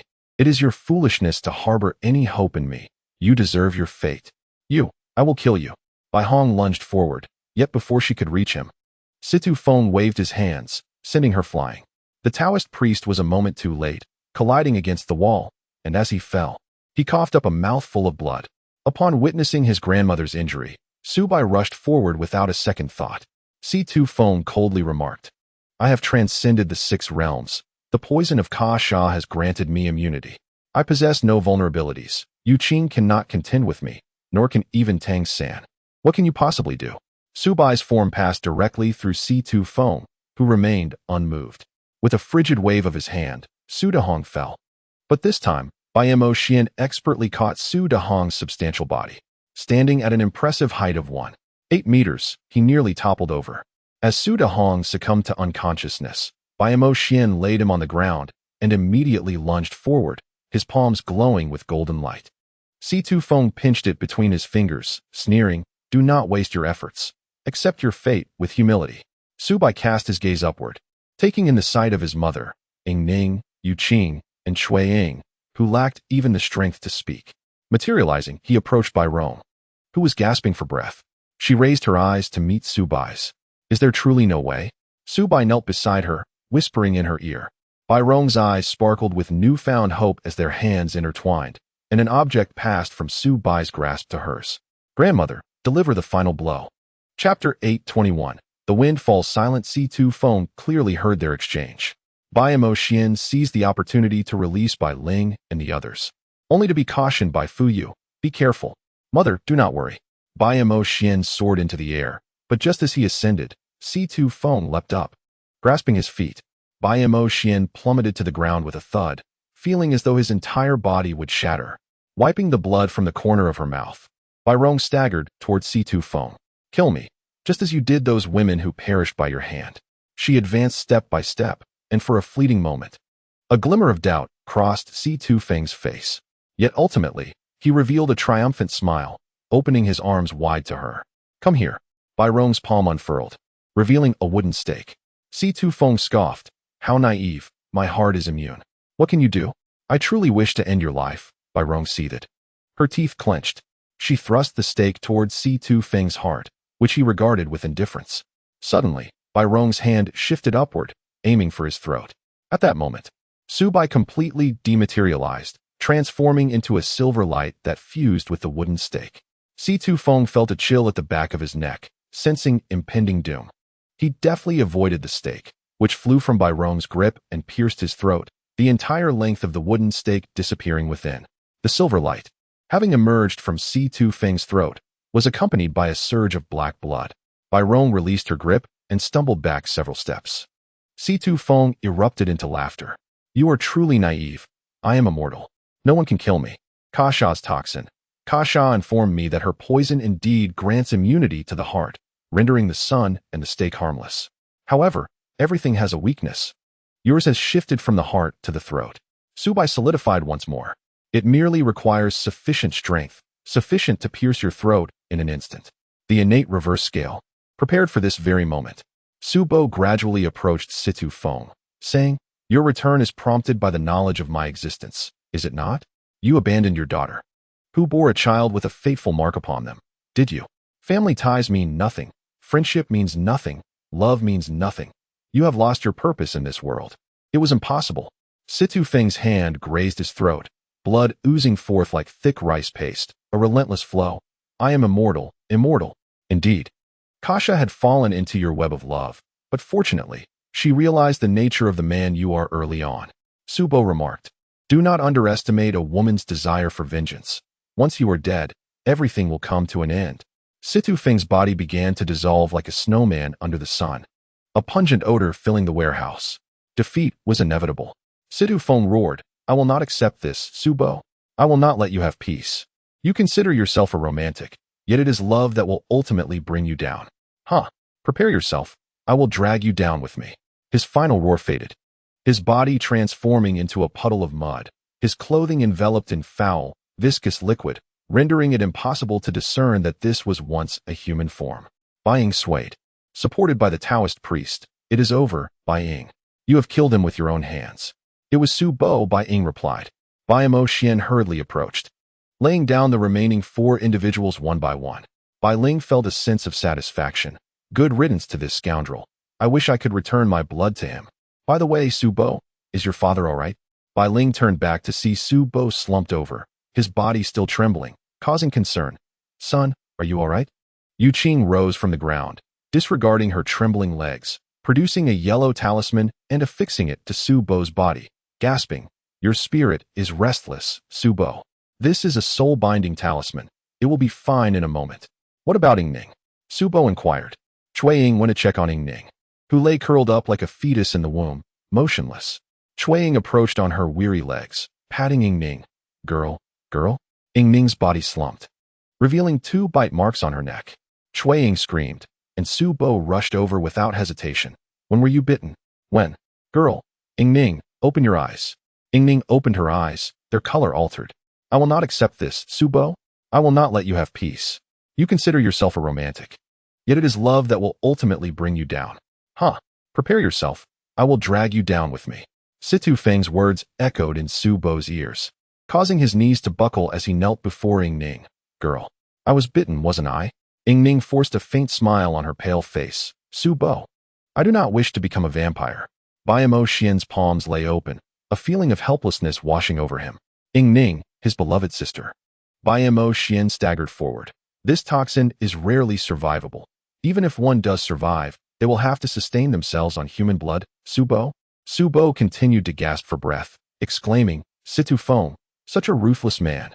Toxins spread through the body, causing Ying Ning to curl up tighter, her limbs trembling incessantly. Big guy, do not be afraid. I will find a way, Su Bai reassured as he held her fragile form, feeling her icy skin, akin to that of a frozen entity. He rubbed her body repeatedly. Do not fear, Bai Moxian, find fire. We need fire. Ying Ning is cold. Bai Moxian bit his lip, turning his head away, while Cui Ying could no longer contain her tears, desperately clinging to Yu Qing's arm to avoid fainting. Ying Ning pressed Su Bai's hand down. Big guy, I do not wish to survive on human blood. I truly do not. Her heart felt as if it would burst, her pupils dilating in an instant. Bai Moxian shook his head. This is dire. The toxin has begun to take effect. Ying Ning is no ordinary person. She may have to digest the poison. Just kill me. Tears streamed down Ying Ning's face. Big guy, if survival necessitates drinking human blood, I refuse. I truly refuse. I beg you. The king of hell deceives. The claim of 600 years is utterly false. Su Bai's head struck the ground in despair. No, I cannot do it. Dust rose from the ground as Su Bai fell into utter chaos. Ying Ning gently touched his fingers. Big guy, you once said that I am the kindest person. Su Bai tightly shut his eyes, while Ying Ning drew a sharp breath. Time is running short, big guy. Finally, Su Bai stood up, taking hesitant steps toward the dejected form of Situ Feng, where the wooden stake lay discarded. He picked it up, but found himself unable to move another inch. Cui Ying buried her head in Yu Qing's embrace, sobbing softly. Bai Hong and Bai Ling exchanged glances, helplessly gazing at Su Bai. Su Bai turned around. Girl, I still remember the first time I saw you. You came from Qingqiu in search of your brother Moxian, unlike the other girls from Qingqiu. How could there be such a lovely girl? We are not familiar, yet you sacrificed your cultivation for me. What a foolish girl. Why am I deserving of such kindness? Ying Ning was engulfed in pain, her vision blurring, yearning to clearly see Su Bai's face. Big guy, I do not know the reason or the cause. Seeing you in pain causes my heart to ache. It is all right, truly all right. Su Bai sat down before her, trembling with the wooden stake in hand. Unable to bring himself to act, Ying Ning managed a sorrowful smile, using her remaining strength to grasp Su Bai's hand, forcefully striking it against her chest. The sound of the stake piercing her heart rang clear, blood splattering onto Su Bai's face, mingling with his tears. Suddenly, Yu Qing realized it's all right. Ying Ning has not yet turned into a vampire. The Qing Qiu Fox clan is under the purview of the underworld, so her soul remains intact. Cui Ying, we can retain Ying Ning's soul. Just as he spoke, a gem floated from Ying Ning's body, only to scatter suddenly. Yu Qing stood in shock, watching as Ying Ning's soul vanished before his very eyes. Chapter 822. Conclusion and epilogue. Note, this final blow left Su Bai utterly heartbroken, collapsing to the ground, losing consciousness. As Su Bai regained consciousness, he found himself in an antique shop, lying on a familiar bed. For a fleeting moment, confusion washed over him. Was this all merely a dream? He placed his hand upon his chest, feeling no heartbeat, and suddenly, everything came rushing back. Pain struck swiftly, and the voice of the king of hell echoed. Are you well? You deceived me. Su Bai replied, 600 years, you deceived me. The secrets of heaven must not be revealed. All is governed by fate. The king of hell sighed. Su Bai, I am sorry. Does saying sorry now hold any value? Su Bai retorted bitterly. It would have been better had I died then, to be reborn anew. Is that so? The king of hell responded. Ying Ning made the right choice. She concluded her life before becoming a vampire, preserving her soul.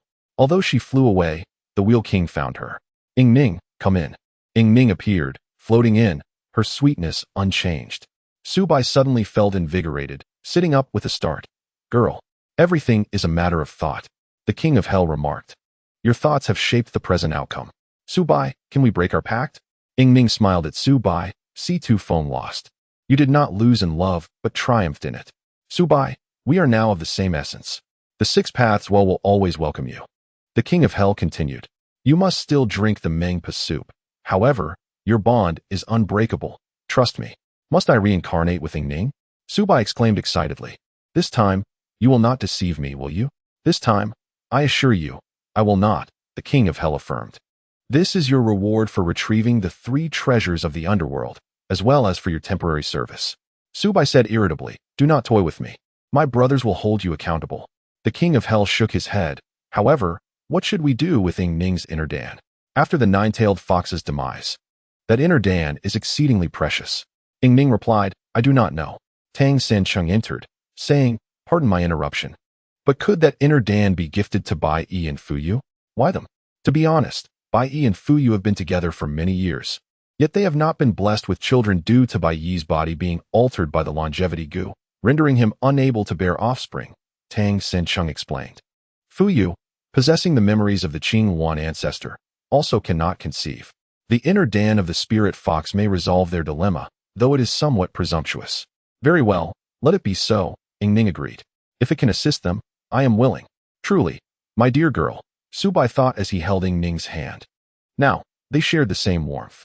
Together, Su Bai and Ying Ning walked out into the night, the moonlight casting its glow. Shuexiang, Shuefun, the wine fox, Tang Sancheng, Bai Yi, Fu Yu, Lei Zi, Xiao Er, Xiao Ning, and Su Bai smiled. You are still here. Cui Ying clutched Yu Qing's arm tightly, suppressing her tears, while Bai Moxuan offered safe travels. Bai Hong, still nursing her injuries, leaned against the Taoist priest, her eyes reddened. Hey, do not make it seem like we will never meet again, Su Bai urged, gripping Ying Ning's hand tightly. Bai Moxuan, do me a favor. The king of hell has said that my bond with Ying Ning will not sever. Remember to keep an eye on him. Bai Moxuan grunted, understood. Mother, aunt, take care of yourselves. Ying Ning gazed at the wine fox and said, Elder wine fox, please treat my aunt well. And you, Cui Ying and Yu Qing. I look forward to your early arrival of little ones. We must take our leave now. Su Bo looked at his mother and grandmother, saying, Mom, take good care of Dad. To spare him any distress, he must not see him for the last time. When he awakens, just tell him it was all a mere illusion, so as not to trouble him. Grandmother, Taoist, you may now cast aside all burdens and live well. Do not dwell too much on me. Bai Ling understood that this time, it was truly farewell, and felt a wave of sorrow wash over him. Su Bo, to be your son is a true blessing. It is our encounter that brings us happiness. Su Bo replied with a smile, until we meet again. Tears welled in Cui Ying's eyes. Yama, should you break your promise, I shall make you pay dearly in the underworld after my demise. Yama smiled faintly and said, let us go. Due to Su Bo and Ying Ning's unique identities, and with Yama personally leading them, they bypassed the preceding formalities and arrived directly at Mengpa Bridge. Yet Mengpa was nowhere to be found. Ying Ning inquired, where's Mengpa? Let us proceed, Yama replied, guiding the two towards the Six Paths Well. The journey was remarkably silent. No ghostly messengers or souls were in sight. Upon reaching the Six Paths Well, the 10 Yama kings awaited them at the edge. Mengpa had prepared 2 bowls of soup, and upon seeing them approach, she stepped forward, saying, you have arrived. Thank you, Mengpa, Su Bo expressed. The Wheel King stood with his hands clasped behind his back, occasionally glancing up. Su Bo teased, what's this? Can't bear to part? Get lost. The Wheel King retorted, you've spent quite some time in the underworld. It's not so bad, brother. Take care. The City King bowed, saying, I am sincerely impressed. Nothing more to say. Finally, you've uttered those words, Su Bo remarked. It is truly worth it, even in death. Ying Ning, are you ready? Ying Ning nodded obediently. Yes. Together, they lifted the bowls of Mengpa's soup and drank heartily, nodding to the onlookers before leaping into the realm of humanity, reborn. 5 years later. Before the joint grave of Su Bo and Ying Ning, Bai Moxuan, Yu Qing, and Cui Ying placed flowers and offerings at the gravestone. Gazing at the photograph upon it, Bai Moxuan said, we have come to inform you. Do you see this picture? It depicts a kindergarten on the vast playground. A little boy sits face to face with a little girl. The girl has grape-like eyes, and her cherry-red lips are slightly puckered, embodying innocence and charm, while the boy, handsome yet feigning maturity, rests his chin on one hand, pretending to ponder. They are merely playing a game of airplane chess. Yet it seems as though they are the only 2 souls on the entire playground. Yama spoke truly. Your bond has not ended. For you and Ying Ning have reunited once more. Bai Moxuan continued, such an unbreakable connection. I shall continue to watch over you, witnessing your happiness in this life together. How fortunate it is that in this life, you can grow old together. Cui Ying and Yu Qing looked at the baby carriage, specifically designed for twins, where 2 infants were sucking their fingers. Ying Ning, you have become an aunt. 1 boy and 1 girl. It seems a bit late. Having fallen behind by Boss and Fu Yu, Yu Qing remarked, her face flushing. Are you blaming me for not being proactive? Get lost, she replied. Cui Ying remarked. The company continues to operate, and it shall persist until our demise. I hope that in the next life, we shall cross paths once more. Bai Moxuan added, Ying Ning, thanks to you, I have gained a little sister. Perhaps it is the ethereal essence of the Qingxiu clan that makes her so endearing and naturally intelligent, at times. She is simply irresistible. In his hand, Bai Moxuan held a pocket watch, proclaiming, it seems to be a remarkable fate. Furthermore, Aunt Xuefan and Elder Jiu who have returned to Qingxiu. They have entrusted the antique shop to Aunt Xuexiang, who manages it splendidly and finds it quite engaging. Knowing that you and Su Bai have encountered each other once more brings me great joy, and I shall take good care of her. Yu Qing interjected. As for the members of the Yinren organization, they are all well. Boss Tang and Xiao Ning have finally wed. Managing the in-laws is no small feat. Our destinies will intertwine again, of that I am firmly convinced. A gentle breeze swept through, caressing their faces like the tender touch of an infant's hand. The group exchanged glances, reluctant to part as they descended the mountain. Once their figures vanished, the breeze finally subsided. Chapter 823, Su Bai and Ying Ning Side Story 1. On a serene morning, a white automobile halted before a blue and white building. A woman clad in an elegant ensemble alighted from the vehicle and opened the door, saying, Darling, we have arrived at school. No, came a crisp yet youthful response. The woman furrowed her brow and unceremoniously pulled the little boy from the back seat. Dressed in a sailor suit adorned with refreshing blue and white stripes, his face appeared particularly charming. His backpack tumbled to the ground, prompting the driver to step down and retrieve it. Madam, allow me, he offered. The little boy suddenly composed himself, sliding down from the woman and taking the backpack from the driver's hands. No need, I'll enter by myself. With the backpack slung over his shoulder and a rebellious expression etched upon his face, he reluctantly walked into the school. Just as he stepped inside, a small figure descended from the slide, arms outstretched, skirt billowing like an angel. Spotting the new arrival, she chirped, Hey, newcomer. The boy's gaze darted towards her, and he felt his eyes welling with tears. The girl, appearing to be about his age, around 4 or 5 years old, sported a neat ponytail secured with a strawberry hairpin. Her glossy eyes and petite nose were striking against her fair complexion, giving her an ethereal quality. With her hands on her hips and her lips tightly pursed, she seemed to be quite irked. "Don't you know you need to change your shoes before entering school?" she stated, pointing to a row of garden shoes lined up at the edge of the play area. "Find the pair with your name on it, and put them on." "Such a nosy little girl," the boy retorted dismissively. "What is your name?" "Ying Ning," she replied earnestly. "And you?" "Mu Bai." The boy's face flushed. The name felt utterly ridiculous. With his father surnamed Mu and his mother Bai, how unimaginative could they be to give him such a straightforward name? "How lovely," the girl said, her lips curving into a smile. "Fortunately, you aren't called by Mu." "By Mu, by Mu." Mu Bai's face twitched as he turned away to change his shoes. Ying Ning observed his profile, and abruptly, she turned to enter the school. As Mu Bai glanced back at her retreating figure, a look of confusion crossed his face. "What is going on? It's our first meeting. Yet she acts as if we're familiar." "Ah, it's Ying Ning," he muttered. A young boy's face radiated with longing. "She never speaks to me. I wish to befriend her." "How childish." Mu Bai swiftly changed his shoes and dashed into the classroom, oblivious to the silver car parked outside the kindergarten, from which a head emerged. It was Cui Ying. "Ah, this boy is still so full of himself after his rebirth. The king of hell must have been merciful, allowing him to be born into a good family. He will have no worries about food and clothing in this life." Bai Moxuan grunted softly. The son of the retail king of the capital, with a mother who is an artist. Well, he is blessed with good looks. He will surely wreak havoc when he grows up. Yu Qing remarked. Ying Ning has been born into an ordinary family this time, with a father who is a working-class man and a mother who teaches cooking on television. The king of hell has a knack for arranging things. Ying Ning loves delicious food. It seems this life has made her quite formidable. Cui Ying clapped her hands and laughed heartily. "Now this is interesting." Bai Moxuan touched his nose. "I would like to meet the 4-year-old Su Bai." "Are you crazy? What is there to enjoy about a 4-year-old child?" Cui Ying replied. "As long as the two of them are together well in this life, that should suffice, right?" Mu Bai looked at Ying Ning across the room. The little girl was drawing, and her friends erupted in awe.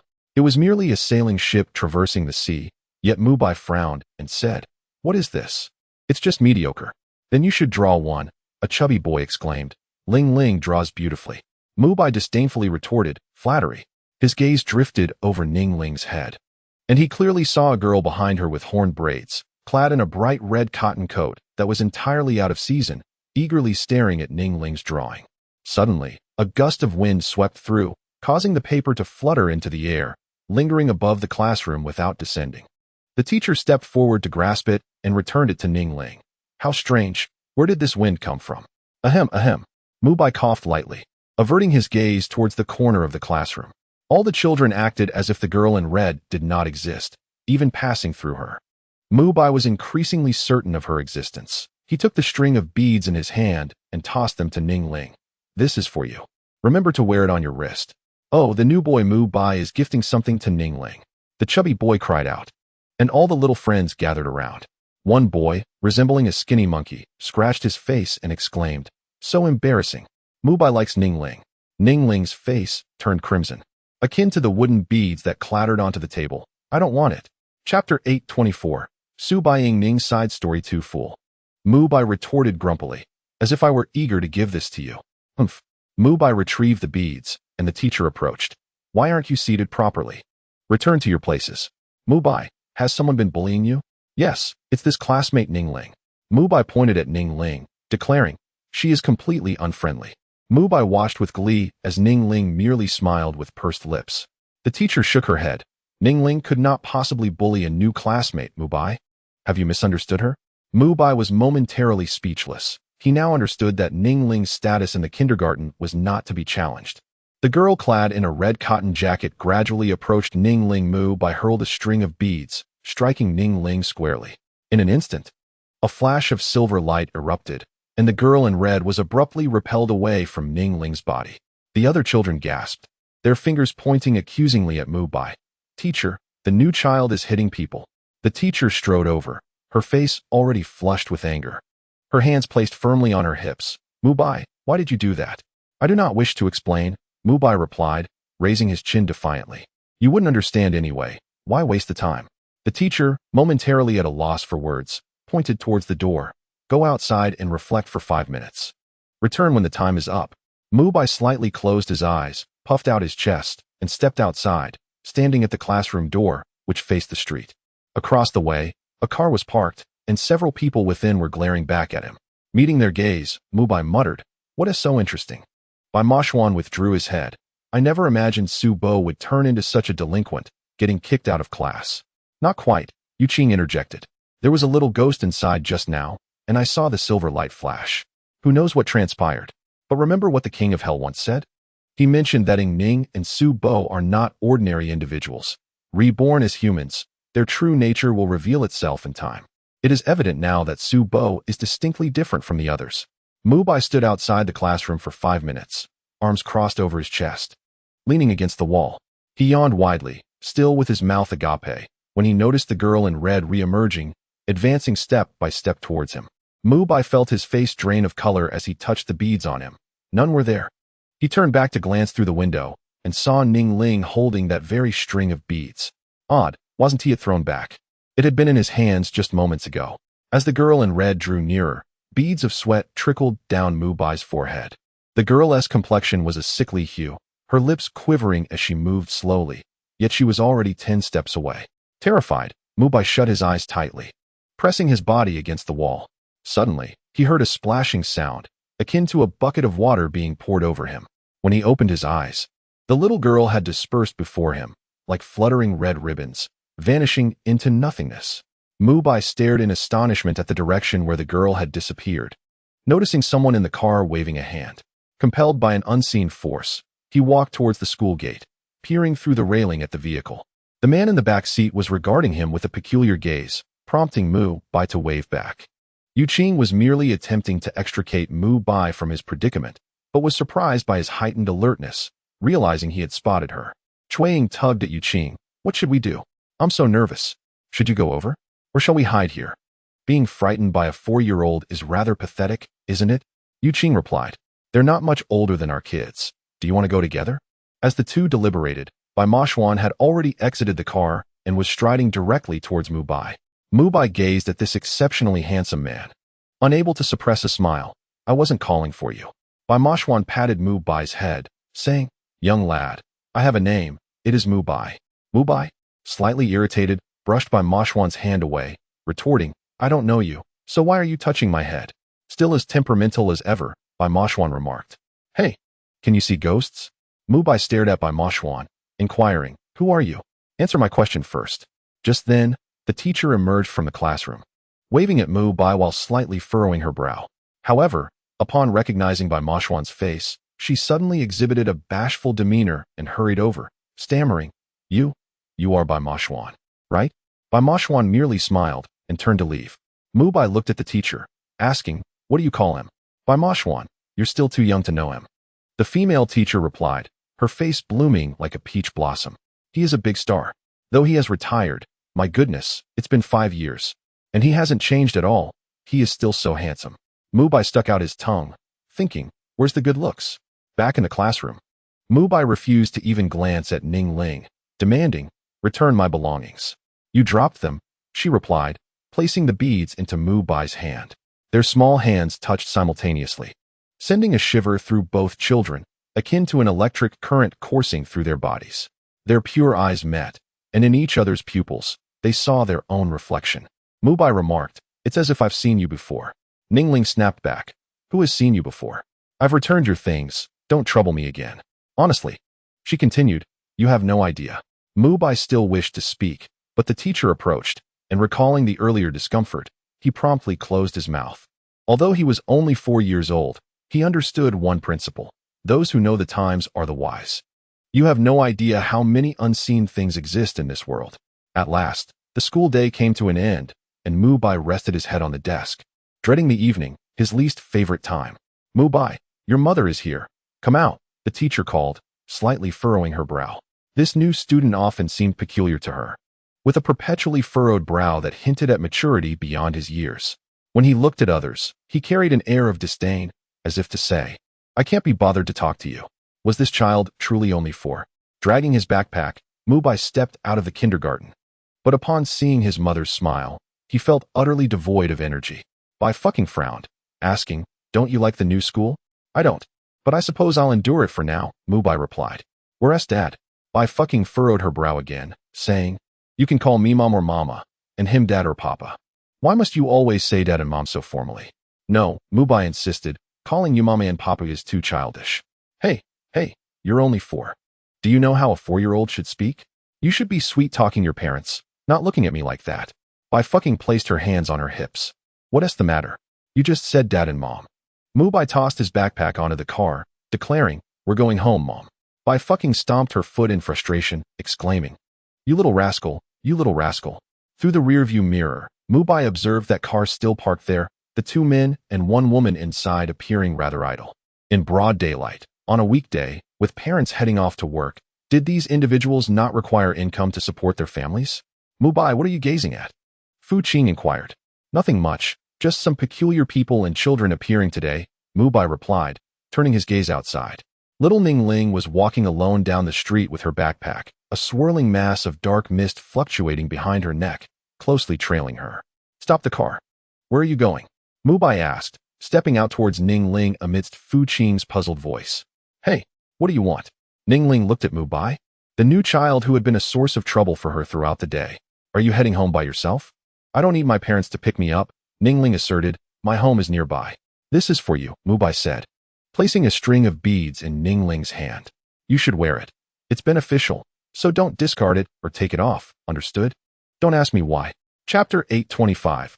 A side story of Bai and Ying Ning's mouth, which had just opened, promptly closed as she stared at the beads, then suspiciously walked away. Bai turned to return to the car, but collided with someone.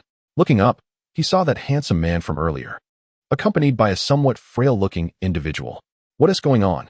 "A string of beads 1T resolve that girl's issue," Bai Moxuan scoffed. "Do you need assistance?" "Why would that concern me?" Bai muttered. "Wait, who are you?" Fu Qing, sensing the unfamiliar men surrounding her son, swiftly opened the car door.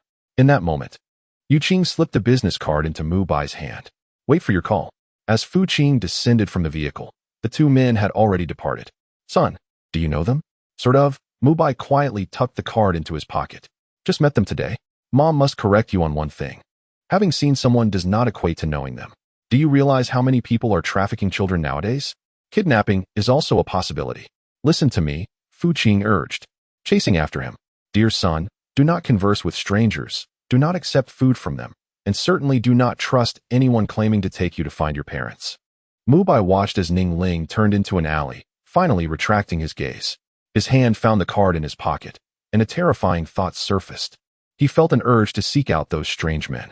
How absurd, Cui Ying mused, observing the precious babies in the stroller, both sleeping soundly, listening to their soft snores. She smiled in satisfaction.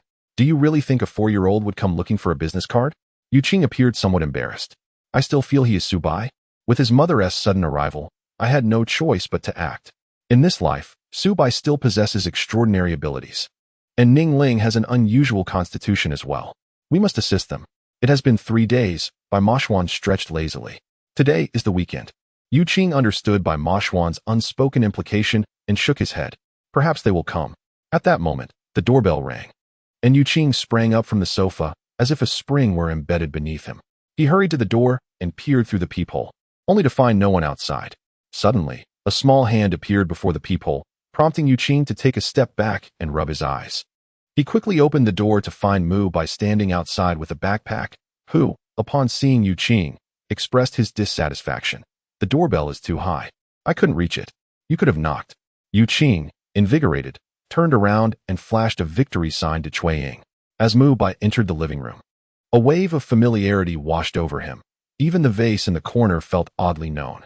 His head throbbed as a woman embraced him. It was Cui Ying. Upon seeing Bai, she could hardly contain her excitement, lifting him into the air. "Oh my goodness, you really came." Bai's cheeks flushed crimson. "Hey, put me down. You wicked woman." Cui Ying, with a hint of annoyance, set him down and pointed to her own nose, stating, "Hey, we are here to help you. You rascal. Don't you remember the past? The King of Hell really said there would be a surprise, but it feels more like I've drunk Meng Po's soup." As Mu Bai struggled to comprehend the strange terms, he pointed to a man in a white long shirt standing in the corner. What is he doing there? Cui Ying turned back in astonishment. It was the American Beauty. He can see the American Beauty? As Cui Ying finished her sentence, the American Beauty, enjoying the incense, was equally stunned, pointing at himself. You can see me? Mu Bai muttered. What a peculiar bunch of people. You are the peculiar one, Cui Ying retorted, glancing at Bai Moxuan. Is this truly the surprise the king of hell prepared for us? It must be more than that, Bai Moxuan replied. Do not underestimate the capabilities of the king of hell. Suddenly, Bai Moxuan stepped forward and grasped Mu Bai's small arm. Do you have a birthmark? Mu Bai shrugged off Bai Moxuan's hand. No. Liar. Bai Moxuan pulled back Mu Bai's sleeve, revealing a dragon-shaped birthmark on his right wrist. What is this? At such a young age, you already lie. Confronted by strangers, Mu Bai, in his youthful innocence, said, You might be bad people. You little rascal, Bai Moxuan replied. Do you know what is good and what is bad?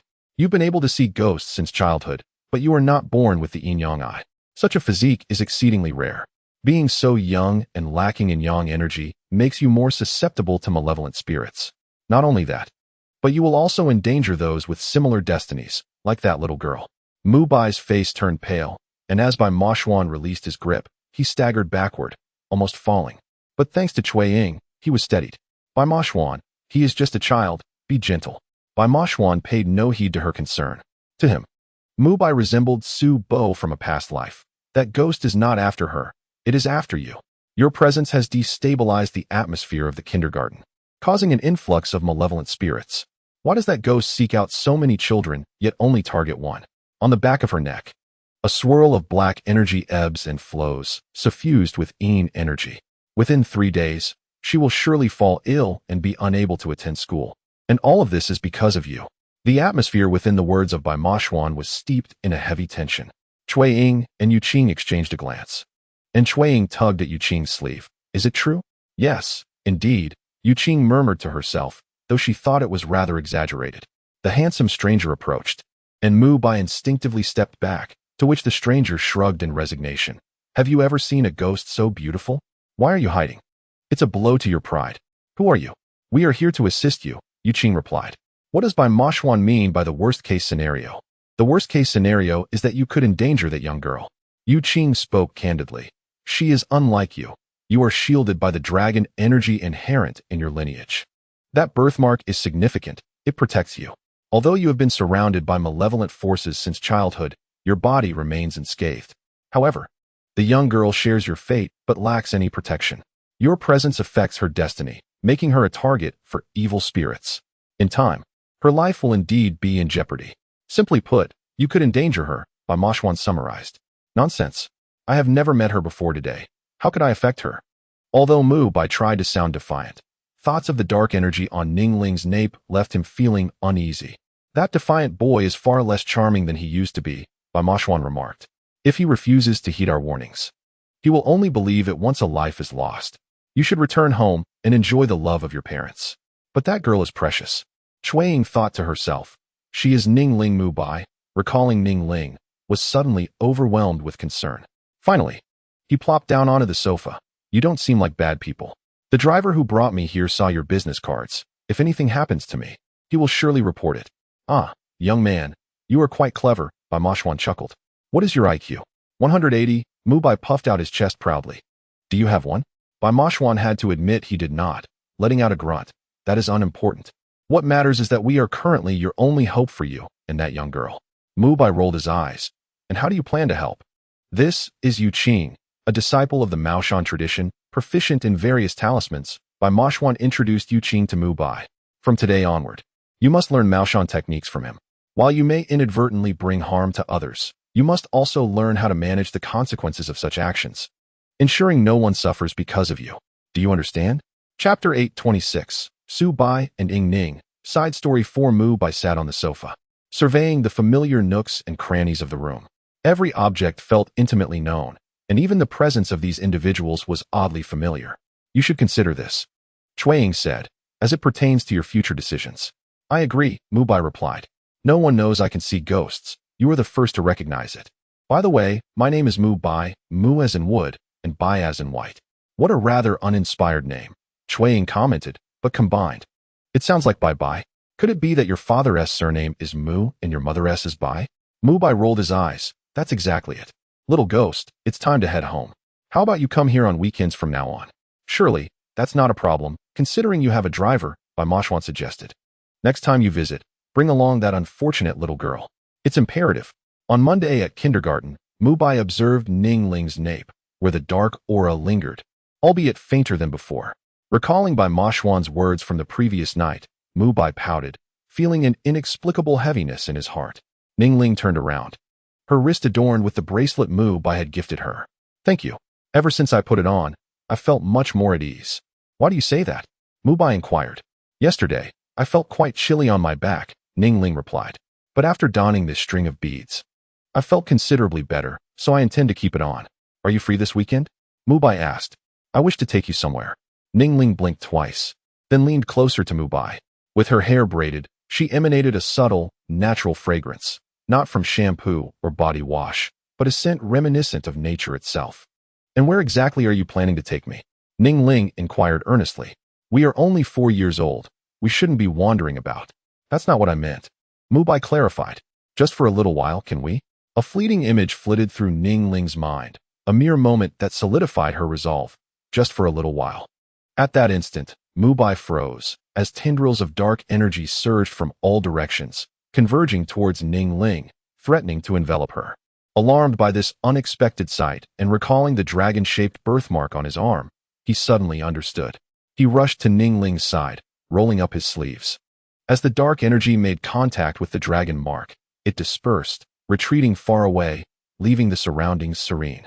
Ying Ning gazed at Bai who, despite not being much taller than her, had just exhibited a distinctly masculine demeanor. Bai's mind echoed with Yu Qing's words. That spirit isn't after her, it seeks you. Your presence is destabilizing the kindergarten's aura, causing the frequent appearance of malevolent spirits. Among so many children, the spirit targets only you. The dark aura at her nape fluctuates, a sign of impending illness. Within 3 days, she will surely fall ill and be unable to attend school, all because of you. From now on, please stay by my side, Bai declared resolutely, clenching his teeth. Ying Ning looked at him, her fair face illuminating with a smile that was hard to conceal. Are you asking to be my friend? Bai was taken aback, awkwardly nodding. I suppose so. Ying Ning extended her hand. All right, from now on, we are friends. As he looked at her small hand, Bai swallowed hard and gently took hold of it. Their bright eyes met, and suddenly, the classroom scene faded into a blinding whiteness. In an instant, they found themselves seated side by side on Mount Luofu, gazing down at the Wangchuan River. It was but a fleeting moment. Both shivered slightly. The sounds of their classmates' laughter broke the spell, prompting them to release their hands, hesitantly, eyeing one another. Being so young, Bai didn't dwell on the moment, shrugging. Then let us walk home together after school. And can we go somewhere together this weekend? Mother warned to be wary of ill-intentioned individuals. Ying Ning smiled slyly. But we are friends, aren't we? Ying Ning and Bai arrived at the office on a Sunday, having gone to considerable lengths to enjoy some time alone together. The moment they stepped into the living room, both felt an overwhelming sense of familiarity. Each object was reminiscent of the past. Once seated, they wished to remain there indefinitely, almost wishing to wear the sofa out. Cui Ying observed Ying Ning and suddenly retreated to the bedroom, returning with a necklace. Ying Ling, this is a gift to welcome you. It was an amber necklace. Specifically blood amber, indeed the very one belonging to Su Bai's grandmother, and also the token of affection Su Bai had given to Ying Ning. Upon seeing the necklace, Ying Ling's mind was momentarily stunned. Ordinarily, she would have declined such a gift from a stranger. However, she accepted it without hesitation. Thank you. Cui Ying felt a wave of relief upon seeing Ying Ling accept the present so readily. Why are we here? Ying Ling's voice chimed brightly. Cui Ying cleared her throat, aware that dealing with a young girl might be simpler given her womanly disposition. She produced a small vial. Before I explain the situation, please drop this in each eye. Just a drop will suffice. Ying Ling examined the vial, which appeared nothing like the eye drops she was accustomed to, yet an invisible force compelled her to comply. After she applied the drops, her vision blurred, and she found it difficult to open her eyes. When she finally did, she was met with the sight of an exquisite gentleman. Her eyes widened in disbelief. She reached out, only to find her hand pass through him. Unable to maintain her composure, The little girl burst into tears. I want to go home. They had overestimated Ying Ning. She was no longer the same Ying Ning of yore. It was only natural to feel fear in the presence of such unnatural phenomena. Cui Ying had to spend considerable time explaining the situation to her, soothing her with delectable treats until Ying Ning finally accepted the surreal experience before her. Eventually, with a candy in her mouth, she mumbled, "So, I'm haunted by a ghost, all because of Mu Bai. Thus, Mu Bai shall become your guardian." Bai Moxuan stated nonchalantly, "Your safety is entrusted to him. He must always protect you, or he shall be deemed a murderer." Mu Bai curled his limbs in apprehension. "A murderer?" "Yes, a murderer," Bai Moxuan affirmed. "You, Mu Bai, must diligently learn from your master. Otherwise, you risk becoming a murderer yourself. Do you understand?" Mu Bai gazed at Ying Ning and nodded silently. "I understand." 15 years later, Mu Bai stood on the playground, watching Ying Ning. "What do you mean?" 19-year-old Ying Ning, clad in a sailor dress, displayed long, fair, and straight legs, her hair cascading down to her waist, each strand gleaming like a silken waterfall. Her bright eyes, though captivating, lacked luster, and her beautiful face bore no expression. "I've made myself clear, Mu Bai. Do not follow me any longer." "Follow you?" Mu Bai swallowed hard. "Had it not been for that incident in our childhood, do you think I would willingly follow you?" "Ying Ning, have you lost your mind? 15 years have passed, so perhaps you have grown weary of it?" Ying Ning finally smiled, her long eyelashes casting shadows over her eyes, which were filled with sorrow. Always inseparable, always one ahead and one behind. How utterly annoying, how exhausting. I had never uttered such words before. Mu Bai gazed at the nape of Ying Ning's neck, where the dark aura had long since dissipated. "Yet, I have had enough," Ying Ning declared. "I shall transfer schools." "Because of that older man?" Mu Bai replied. "Hey, you're not even 20. Can you really engage with someone so much older?" "This is none of your concern," Ying Ning retorted. "That man is my friend. Friendship between men and women lacks purity." Upon uttering this, Mu Bai felt a rush of blood to his head. A phrase lingered on his lips before he finally spoke. "Except for me, I have a duty, a responsibility." Ying Ning stepped back. "Everything that needed to be said has been said. Farewell." Mu Bai stood there, a pained expression on his face, while the handsome man sat on a branch in the distance, murmuring, "Foolish boy." Chapter 827. Su Bai Ying Ning Side Story 5. Mu Bai turned. "You are the foolish one. At a time like this, discussing duty and responsibility. Can that sustain you for 14 years? The handsome man chided. "What Ying Ning needs to hear is not such talk. You should be more sincere." Mu Bai clenched his fists tightly, while Bai Moxuan beneath the tree remarked, "Can this dim wit even comprehend? My IQ is 180. Go with your 180. Bai Moxuan turned around, and Mu Bai muttered to himself, "Old monster." Years have passed. Yet Bai Moxuan's face remains youthful. In contrast, both master and mistress have entered middle age. Well, he has come to realize that Bai Moxuan is not human, a fox spirit. 180 and still unable to fathom Ying Ning's thoughts? Bai Moxuan stated, "Handsome man, we should leave." As Ying Ning exited the campus, a familiar vehicle awaited her at the gate. A man, appearing to be in his mid-30s, alighted from the car. Ying Ning wearily waved. "Uncle Cui Ying." Cui Ying looked at Ying Ning, puzzled. "What is the matter?" Cui Ying, consistently gentle, was now in his 40s, yet looked as if he were still in his mid-30s. His gentlemanly demeanor had grown more charming with age. Ying Ning, with a woeful expression, lamented, "Mu Bai and I will be strangers from now on." "You're sulking again." Cui Ying affectionately ruffled Ying Ning's hair. "Didn't I tell you?" Mu Bai is slow to realize. It will take a long time for him to awaken to this. But he was out shopping with Chi Su from the music department yesterday. Ying Ning remarked, "That guy harbors no feelings for me. Talking about duty and responsibility. Uncle, I'm heading home now." Watching Ying Ning's retreating figure, Cui Ying sighed in resignation. He did not turn around, but was aware of Bai Moxuan behind him. "You saw that." "Not only saw, but also heard. You have exhausted your feelings for Ying Ning." Bai Moxuan remarked, "Are you not afraid your wife will be jealous?" "She is rather carefree and quite fond of Ying Ning," Cui Ying replied. "That Su Bai is indeed detestable. If there is no progress soon, I cannot remain passive." "What do you intend to do?"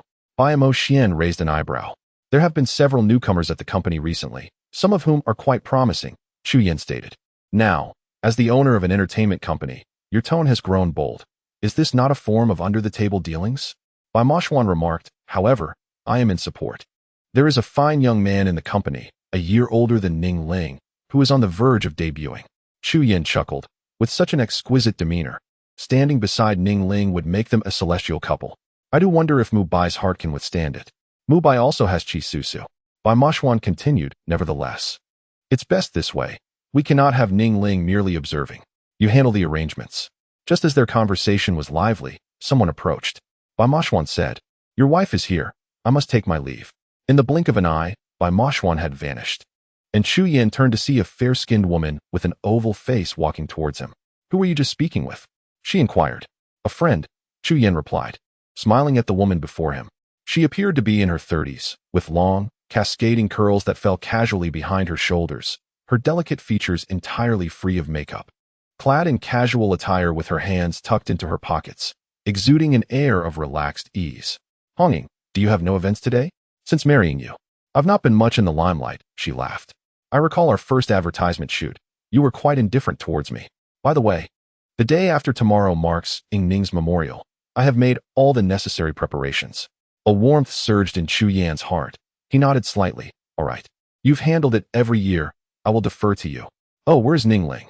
Hong Ying asked in surprise. Why did she leave before I arrived? She's upset with Mu Bai. That lad went shopping with another girl and was quite brazen about it. Chu Yin swiftly shifted the topic. What do you think of Fong Hongyan? Young, with a strong celebrity aura, he possesses great potential. You've always regarded him as a star of tomorrow. Training him in secret for years, waiting for his grand debut. Are you considering an advance? Hong Ying, unable to decipher Chu Yan's intentions, perceived his smile and quickly understood. You intend to leverage Hong Yin to assist Ying Ning? Hong Ying, I require your assistance. You were once the queen of advertisements, Chu Yin stated.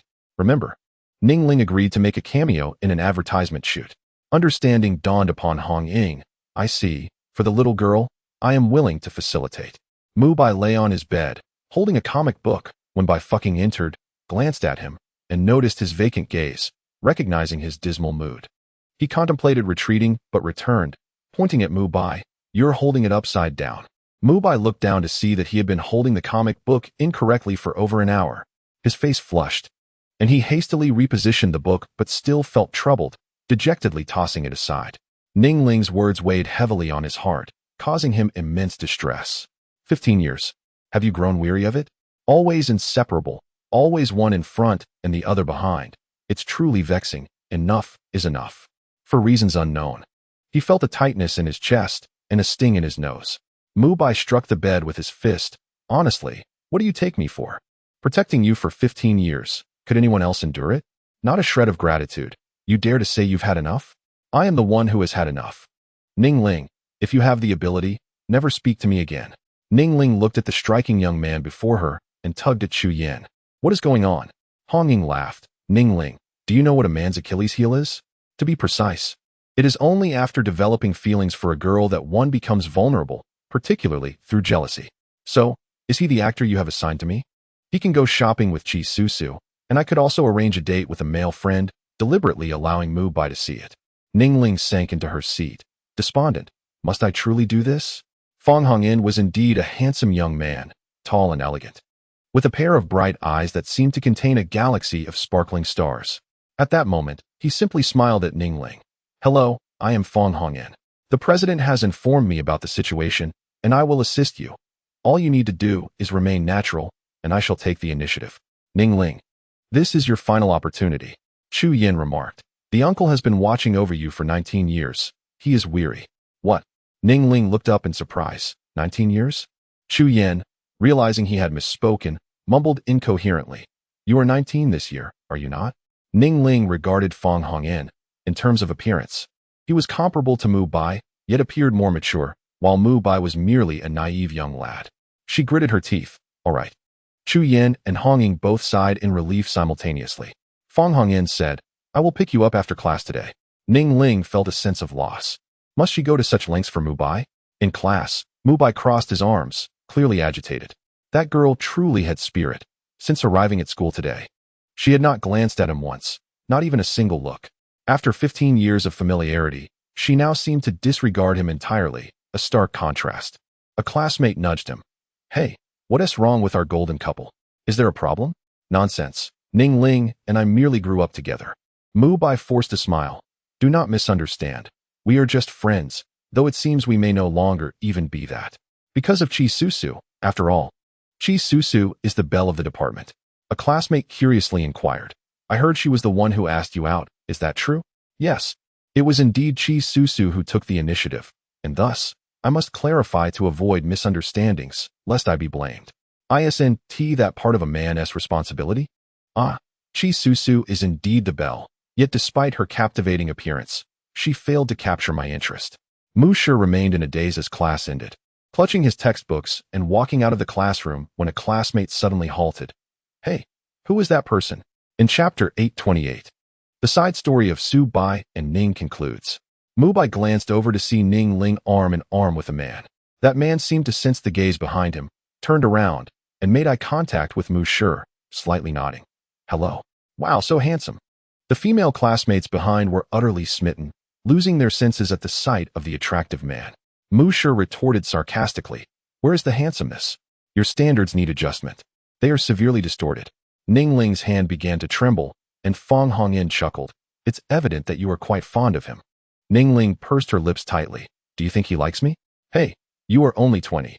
How come you seem so experienced? Because I truly am experienced. I can clearly read that boy's gaze, which seems to burn with an intensity that could incinerate me to ashes. Fang Hongyan cleared his throat. Ning Ling. Something seems to have gotten into your eye. He suddenly leaned towards Ning Ling, blowing softly into her eyes. Ning Ling attempted to step back, but Fang Hongyan grasped her hands and whispered in her ear. The president has instructed that we must provoke him to the fullest extent. For me, it is a test of acting. For you, it is a manifestation of the president and his wife's affection for you. Please accept it with grace. Ning Ling quieted down, allowing Fang Hongyan's handsome face to hover closely before her. Suddenly, a figure rushed over, separating the two and throwing a punch at Fang Hongyan. Fang Hongyan deftly evaded it, simultaneously seizing Mu Bai's wrist. Who are you? He inquired. A performer, indeed. Ning Jie was thoroughly impressed. No wonder this fellow had become the favorite of the elder gentleman. Despite knowing Mu Bai's identity, he feigned complete ignorance. This is a question I wish to pose to you. Who are you? We are in school. What are you doing here? Mu Bai's heart seemed ablaze with indignation. She is a student. Ning Ling, now 19 and of age, possessed the right to pursue romance. Fang Hongyan scoffed. What is your relation to Ning Ling? Do you have the right to meddle? Ning Ling, let us go. Ning Ling complied without hesitation, turning to leave. Mu Bai felt a profound sadness. He had envisioned this scenario multiple times. She would become someone's girlfriend, someone's wife, perhaps even someone's mother, or the partner of another woman. Yet, he never anticipated that at this moment, his heart would ache so intensely, feeling an unjust burden of sorrow. Ning Ling, disregarding the gaze of her classmates, felt Mu Bai grasp her arm. What did I do wrong? You must tell me. You are severing ties so abruptly. I should have foreseen this day, shouldn't I? Ning Ling replied. We have a date to arrange. I must take my leave. Fang Hongyan regarded Mu Bai, saying, such is life, the brave prevail.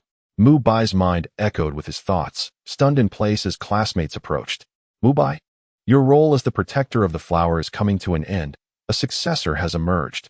If you do not act quickly, Ning Ling will be taken by this fellow. By the way, he is quite handsome. I can't help but think so as a man. Have you all lost your sense of aesthetics? Mu Bai lamented. I shall return now. Seated at his desk, Mu Bai gazed at the album resting atop it. Upon opening it, he was met with countless photographs of himself and Ning Ling. Their kindergarten graduation, a snapshot at the primary school entrance, with his mother, by fucking, playfully showing a peace sign, and their high school sports day, where Ning Ling casually draped her arm over his shoulder, surrounded by envious boys. His vanity surged at the memory. In the blink of an eye, 15 years had passed, and as a freshman, Ning Ling remained the center of attention. Suddenly, his phone buzzed, and Mu Bai eagerly answered, but his heart sank upon recognizing the number. It's you. I'm outside your house. Is it convenient for you to come down? Chi Susu's voice sounded cautious. Mu Bai descended the stairs to find Chi Susu, clad in a white dress, smiling at him. Hello. Wasn't the previous matter made clear? Mu Bai replied, I truly appreciate your feelings towards me, but we are not suited for one another. I have someone I care for. You misunderstood. You dropped this last time. Chi Susu produced a box, saying, this is what you asked me to help you select. Intended for Ning Ling, I presume? Mu Bai was taken aback, replying, I thought I had lost it myself. It must have inadvertently slipped into my bag. Chi Susu remarked. Let it return to its rightful owner. Furthermore, there is no need for such wariness. I have a boyfriend now, from the neighboring university. He heard about our shopping excursion and took action. You, too, should not hesitate any longer. As she watched Chi Susu depart, Mu Bai gazed at the box in his hands. Upon opening it, he discovered a pearl hairpin, Ning Ling's favorite adornment. Although he could not afford the Tahitian pearls, this piece was crafted from entirely natural pearls, which he had saved for a considerable time to purchase. The set contained 10 pieces, yet could be sold individually. He had declined Chi Susu's offer for assistance, only inviting her to dinner as a gesture of apology, never anticipating the current predicament. Bai Moxuan sat in the car, arms crossed, inquiring, Yu Qing, what are the results? Tomorrow marks the arrival of the Hongwan star, Yu Qing explained. When the Hongwan and Tianqi stars occupy the marriage palace, it signifies a handsome spouse, filled with romantic inclinations and deep affection between couples. The energies of these two stars are meant to facilitate unions. Hongwan is one of the stars in the Ziwei Do Shu. Trust me, it is quite auspicious. Tomorrow is a significant date. We cannot afford to miss this opportunity. Yu Qing added. However, merely fretting will yield no results, Cui Ying remarked. Su Bai has always been entangled, regardless of the lifetime. We must devise a way for him to meet Ning Ling tomorrow. Where is our handsome man? Right here, came the reply. What does this have to do with me? Yu Qing's eyes twinkled with mischief. It concerns you directly. Are you not a ghost?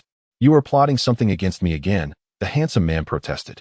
Every time we encounter a troublesome situation, you delegate the task to me. What do you want me to do this time? Simple, Bai Moxuan interjected. Ning Ling has spent years with Mu Bai, shielded from malevolence. This is, in fact, a drawback. If we aim to unite them, we might as well allow evil to encroach. Should Ning Ling find herself in peril, Mu Bai will not stand idly by. Here, take this. What is this? Is this not a black talisman? It can obliterate a soul upon separation from the body, the handsome man exclaimed, startled. You intend to put me in grave danger. This black talisman is not what you think, Yu Qing clarified. Having spent years in the Jade realm alongside us, you are not an ordinary ghost. You carry no malevolent aura. Applying this black talisman will allow you to transform into a vengeful spirit. Fear not. We shall keep watch to ensure that Mu Bai does not harm you. The legendary cannon fodder, the handsome man realized. Are you certain you can protect me? Absolutely. Without a doubt, Yu Qing affirmed, gritting his teeth. Tomorrow, we must deliver results. In the blink of an eye, a day had passed. Ning Ling sat in the classroom, gazing blankly ahead, realizing it was once again time to return home. Mu Bai had truly been heartless, as he had not attended class today. The silence was unsettling, leaving her with an inexplicable sense of grievance. As evening approached, she sighed, picking up her bag to leave. With the main character absent, Fang Hongyin also saw no reason to appear. She walked out of the campus alone, abandoning the thought of taking a bus, heading towards home. As the ominous dark energy approached Ning Ling, Cui Ying grew anxious. Hey, the handsome man's evil spirit form is surprisingly grotesque, sticky, and truly revolting. You are the one who is revolting, came the retort. The voice of the handsome American suddenly broke the silence, startling Cui Ying and causing her momentary disorientation. Yu Qing was the first to respond, exclaiming, What are you still doing here? I was just about to deal with the black talisman. The handsome American replied, Why are you all staring at me? I will be leaving shortly. Shortly? Then where did that dark energy come from? Cui Ying turned to Yu Qing and asked, What is going on? Before Yu Qing could finish his sentence, a figure darted forth like an arrow, heading in the direction where Ying Ning had departed. Ning Ling. Ning Ling. This time, it might just be a fortunate mistake. Bai Moxuan reclaimed the black talisman from the handsome American, stating, This is no longer of use. Hearing the shouts behind her, Ning Ling felt a wave of injustice wash over her, inexplicably on the verge of tears. Just as she contemplated turning around, her mind clouded, and her body became immobile. A sinister voice echoed, A truly excellent vessel. Come out. Mu Bai stood before Ning Ling, declaring, You seek death. The chain in Mu Bai's hand suddenly began to spin, creating a clattering sound, while the malevolent spirit clinging to Ning Ling appeared agitated. What do you intend to do? I can take her down with me. Souls return to their rightful places. The realms of Yin and Yang do not interfere with one another. Mu Bai grunted. I will only grant you one chance. Do you dare threaten me, you brat? As soon as the malevolent spirit finished speaking, Mu Bai hurled the beaded chain, clasped his hands together, and recited, "Within lies thunder, the god of thunder concealed. The wisdom of the cave is thoroughly understood. The 5 energies surge forth. Golden light swiftly manifests, shielding the true person. Urgently, as commanded." The beaded chain emitted a golden light and struck forth, followed by a cry of anguish as the malevolent spirit was expelled from Ying Ning. Seizing the moment, Mu Bai's arm twisted, revealing a small cloth pouch in his hand. He extended his finger and lightly tapped, declaring, "Collect." The dark shadow was drawn into the pouch, and Mu Bai shook it, hearing a thud as the malevolent spirit dissipated. Ying Ning remained rooted in place, motionless, and Mu Bai stepped forward to embrace her. "It's all right, don't be afraid. How did you come here?" Ying Ling's nose tinged with emotion. "Aren't you supposed to be with Chi Susu? Child, are you feeling jealous?" Mu Bai replied, "At least grant me the opportunity to explain." Hearing him call her child, Ying Ling's mind was struck by a sudden realization. The familiarity of the term stirred memories deep within her, making her heart flutter with warmth. "You wicked one. I may be wicked, but you must at least give me a chance to explain. 15 years is not a short time. Yet I have never felt weary of it. Protecting you has always felt like a natural and willingly undertaken duty." Mu Bai's voice thickened with emotion. "I don't know if you share the same sentiment, but sometimes fragments of memories emerge in my mind. Different faces, different ages, yet they are undeniably part of my past. They appear unexpectedly, convincing me that our meeting was no mere coincidence." "Ying Ling, stop deceiving yourself. We were always meant to be together." Tears welled in Ying Ling's eyes. "Is it the same for you?" "Ying Ling, this is for you." Mu Bai took out the hairpin. "On that day, I declined Chi Susu's invitation. And to express my remorse, I treated her to a meal, asking her to assist in selecting a gift for you. I presumed that, as girls, our tastes would be similar, but I was mistaken, which led to your misunderstanding. Susu is delightful, yet I cherish the 15 years we have shared even more. She now has a boyfriend. Would you like me to summon them for verification?" "No, that won't be necessary. Hong En is also sent by the uncle." Ying Ling's voice diminished. "It was merely to provoke you." Mu Bai suddenly burst into laughter. "I thought as much. What a coincidence." He then composed himself and said seriously, "Let us refrain from quarreling in the future. We are a pair, and I intend to announce our relationship to the world. No one shall take you away from me. Come, let us return home." "Your home, or mine?" Ying Ling inquired. "Aren't they one and the same? For the past 15 years, it has always been this way." Mu Bai held Ying Ling's hand. "This time, let us not let go." Observing the duo's retreating figures, Cui Ying could hardly believe her eyes. "My heavens, did you hear that? My mind conjures images, and it seems they were always meant to be together. Is this the afterlife's mercy?" Laughter erupted from behind, belonging to the Wheel King. Yu Qing turned back. "You will come." It appears Cui Ying's intuition was not amiss. The elder brother once opened a back door, but faced repercussions from above. This time, though I cannot show leniency, I shall employ a subtle strategy, modifying the Ming Pa soup consumed at the Six Paths well. The Wheel King remarked, "Although much of the previous life's events have faded from memory, a fragment remains. The feelings and affections from the last life will persist. As for what the future holds, let time reveal it." What do you think? Su Bai has accomplished so much for the underworld, and now the underworld has also exerted its efforts. We thank Su Bai and Ying Ning. Bai Moxuan clasped his hands. It seems that lovers have finally united. Mu Bai's life is destined to be extraordinary. The Wheel King stated, however, it will not be riddled with the same trials as in the previous life. You may rest assured, I shall take my leave first. The boy who can capture ghosts and the girl who can summon them. This life will undoubtedly be exceptional. Cui Ying chuckled. Shall we consider this a grand achievement? Let us return, the children must be crying. Ying Ling and Mu Bai suddenly halted, turning back in unison to exchange smiles. Ying Ling remarked, it seemed as though someone was speaking just now. Could it be a ghost? If there were a ghost, I would surely chase it away. Mu Bai replied, I shall be your ghostbuster for a lifetime. Ying Ling smiled softly. I shall remember that.